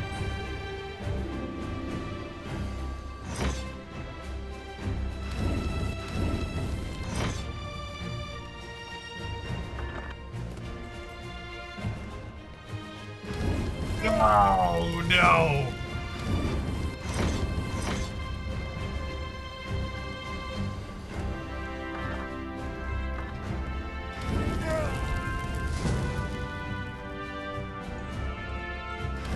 Oh, you know what?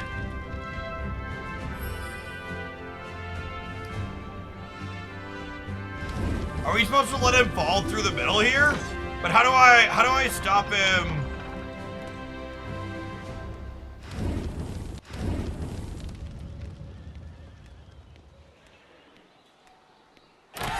Ooh, it worked! Look at that! I'm telling you, chat, the ones where there's something you're supposed to ignore are the most challenging. Yeah, 10 seconds. Let's let this guy's puzzle come through. And then we'll go do the new Keep 14 puzzles that we unlocked.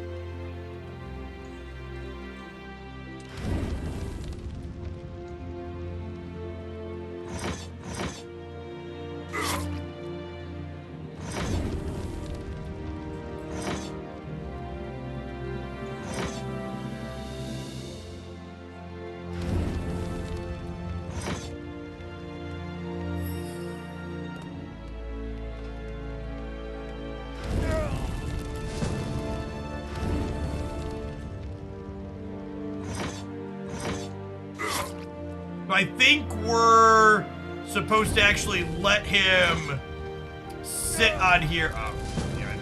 I think we're supposed to let him sit on here for a second while this next fire goes.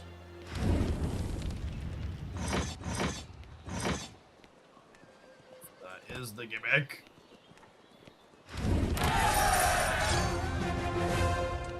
Take it slow and steady. All right, I've got some more mysterious puzzles here.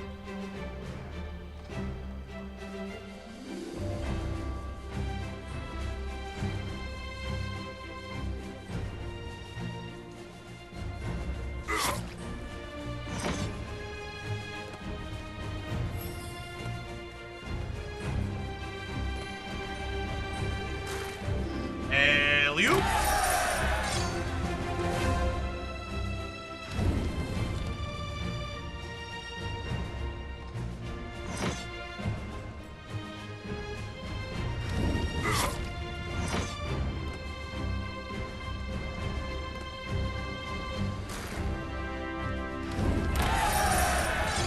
Nope.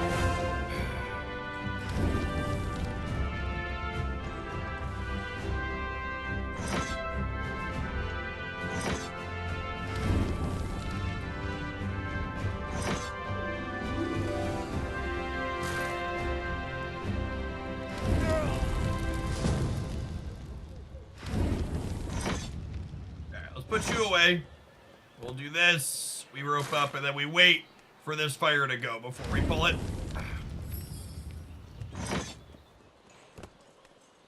I assume we need to wait again here.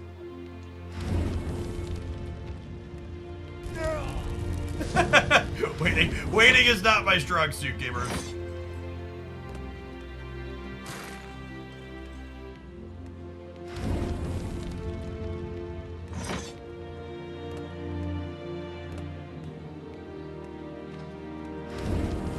I thought maybe by the time he was passing through...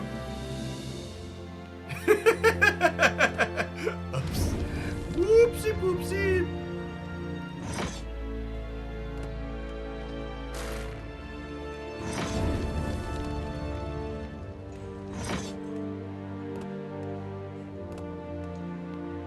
We gotta light up not just the fire, but also him walking here, right?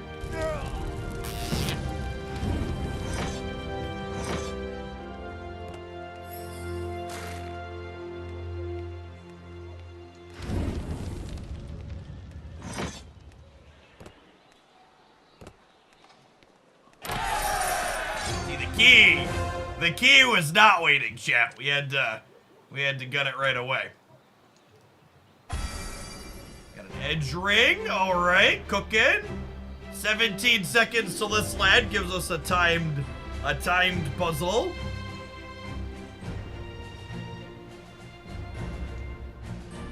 I gotta say, look at this level, and so we can put this hook here to trap people and accidentally make them go backwards. Yep.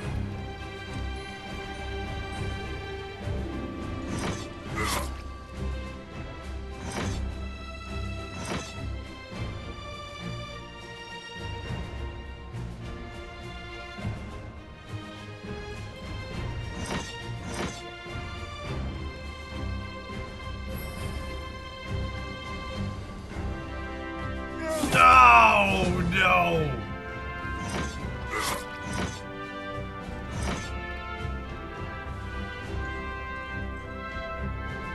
Tapped it a little bit too late.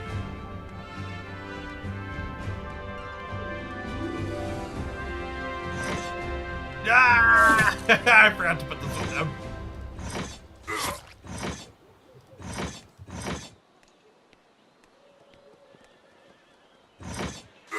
Sloppy. Getting impatient and getting sloppy.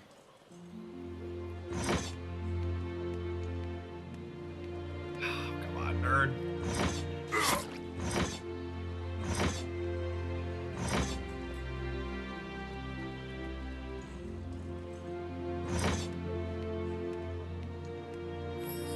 You can trap the one on top. I don't think so. I think that one disappears. Or does it not disappear if I position it right? Alright, how deep is keep 15, chat? Walls 14. I need to get some stone. Oh no! Am I actually out of stone, chat? I'm out of resources? Is this it? Is this the end?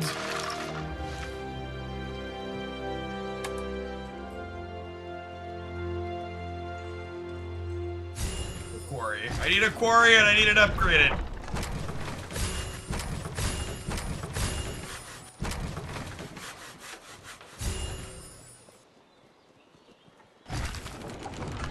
What's the output? Only 1,300 an hour. Oh, chat, I need way more stone than that.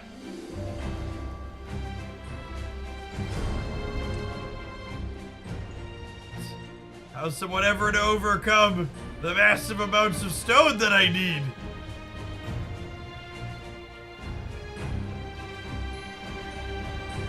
Purchase to receive 77.5 million stone and 200 gems. I know how we can get the stone we need, chat. I know exactly how.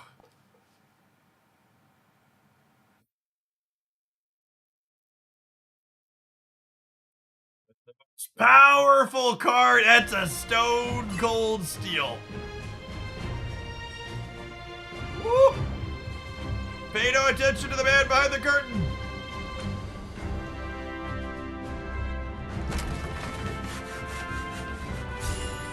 Push him.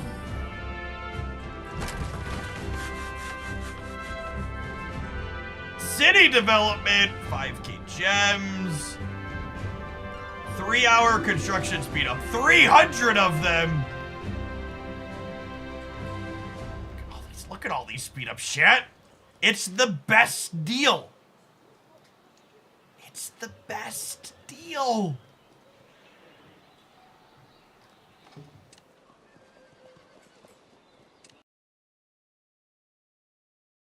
Brand new. It's brand new. Oh, this is way more. 3x value is for peasants, chat. We're a monarch. We're a monarch, okay?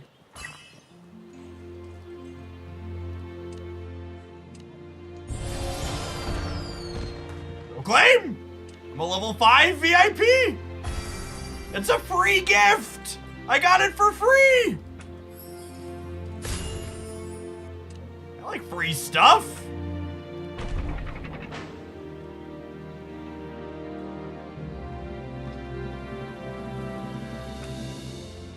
Hold on. Upgrade you. I need my trap factory to upgrade.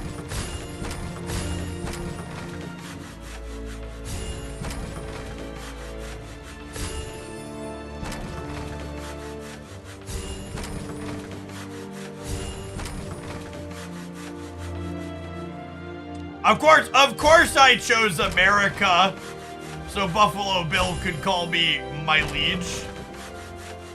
Clearly you hate freedom if you didn't pick America, Chad, okay? All I'm saying. It said something about having the most freedom, and I was like, obviously I need the most freedom.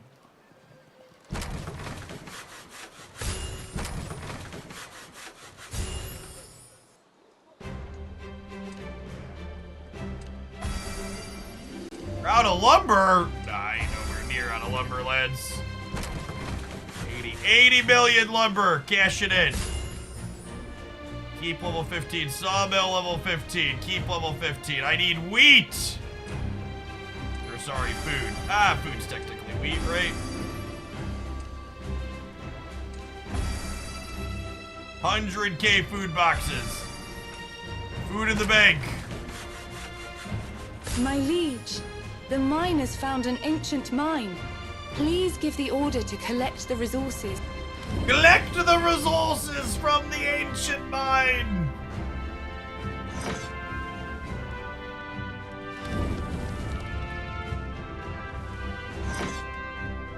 Alright, do we time it? Alley-oop!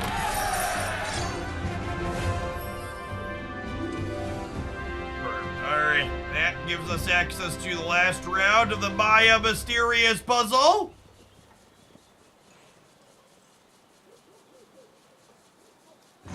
Rope. Send him up. Launch him over. Treasure! Treasure! Oh, that's a lot. There's a lot here, chat. All right. Into the spikes. Doop, doop, doop, doop. Alley-oop. 100K food box, HelloFresh can only dream. Imagine. Imagine.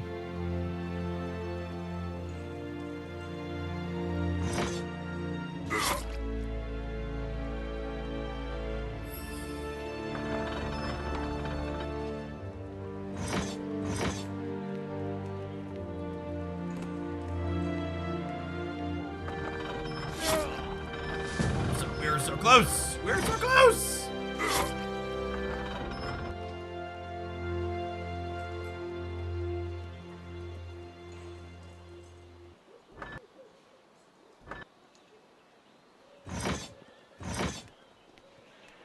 I think we've got this at the spot where we need it. Okay. Ah, did it! We've mastered the Maya puzzles. Masterfully. Okay. We cleared all of those. We need level keep 16, obviously. Next stop, keep 16. Wall 15. Oh, I need some of this. Use these. Yes, please. Running out of ore anytime soon. The quarry. Oh, the quarry. The quarry is a lowly level, chat. Don't worry. The quarry shall not be a lowly level for long.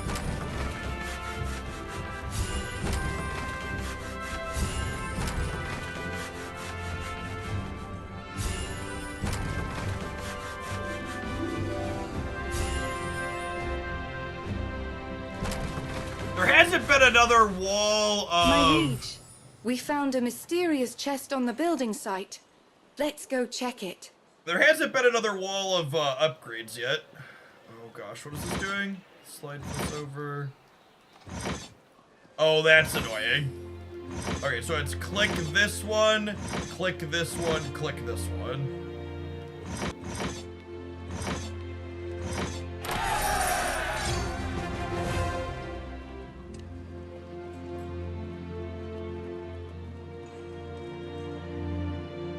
Blame! Gain to the following items: a thunder staff. Can we put a thunder staff on him? Sure can.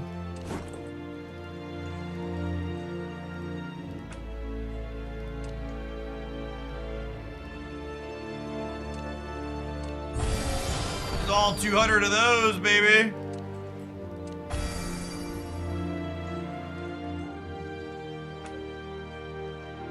I got talent points. What are we doing here? Research speed, max that one. What do we do next? Troop load, rescue.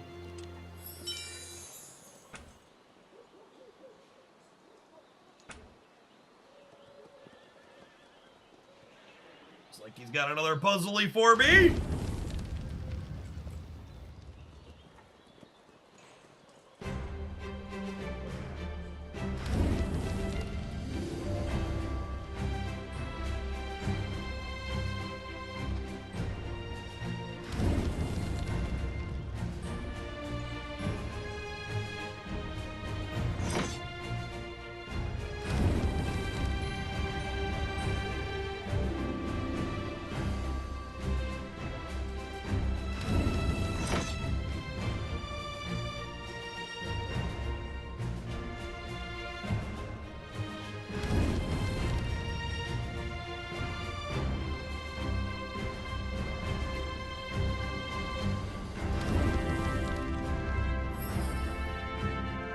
Oh, does this kill him if we push him all the way off?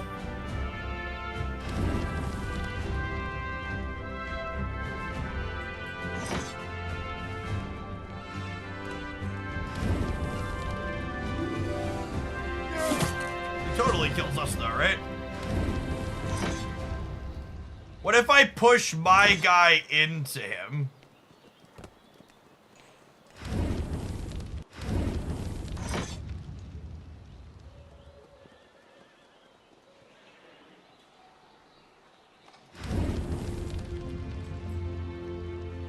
You have to push it after he's killed. Okay.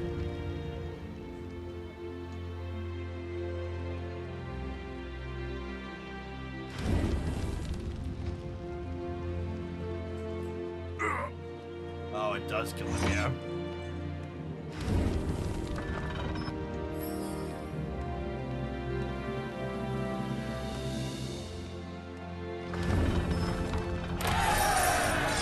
Damn it. Alright, we're into the Viking lands here for these puzzles, gamers.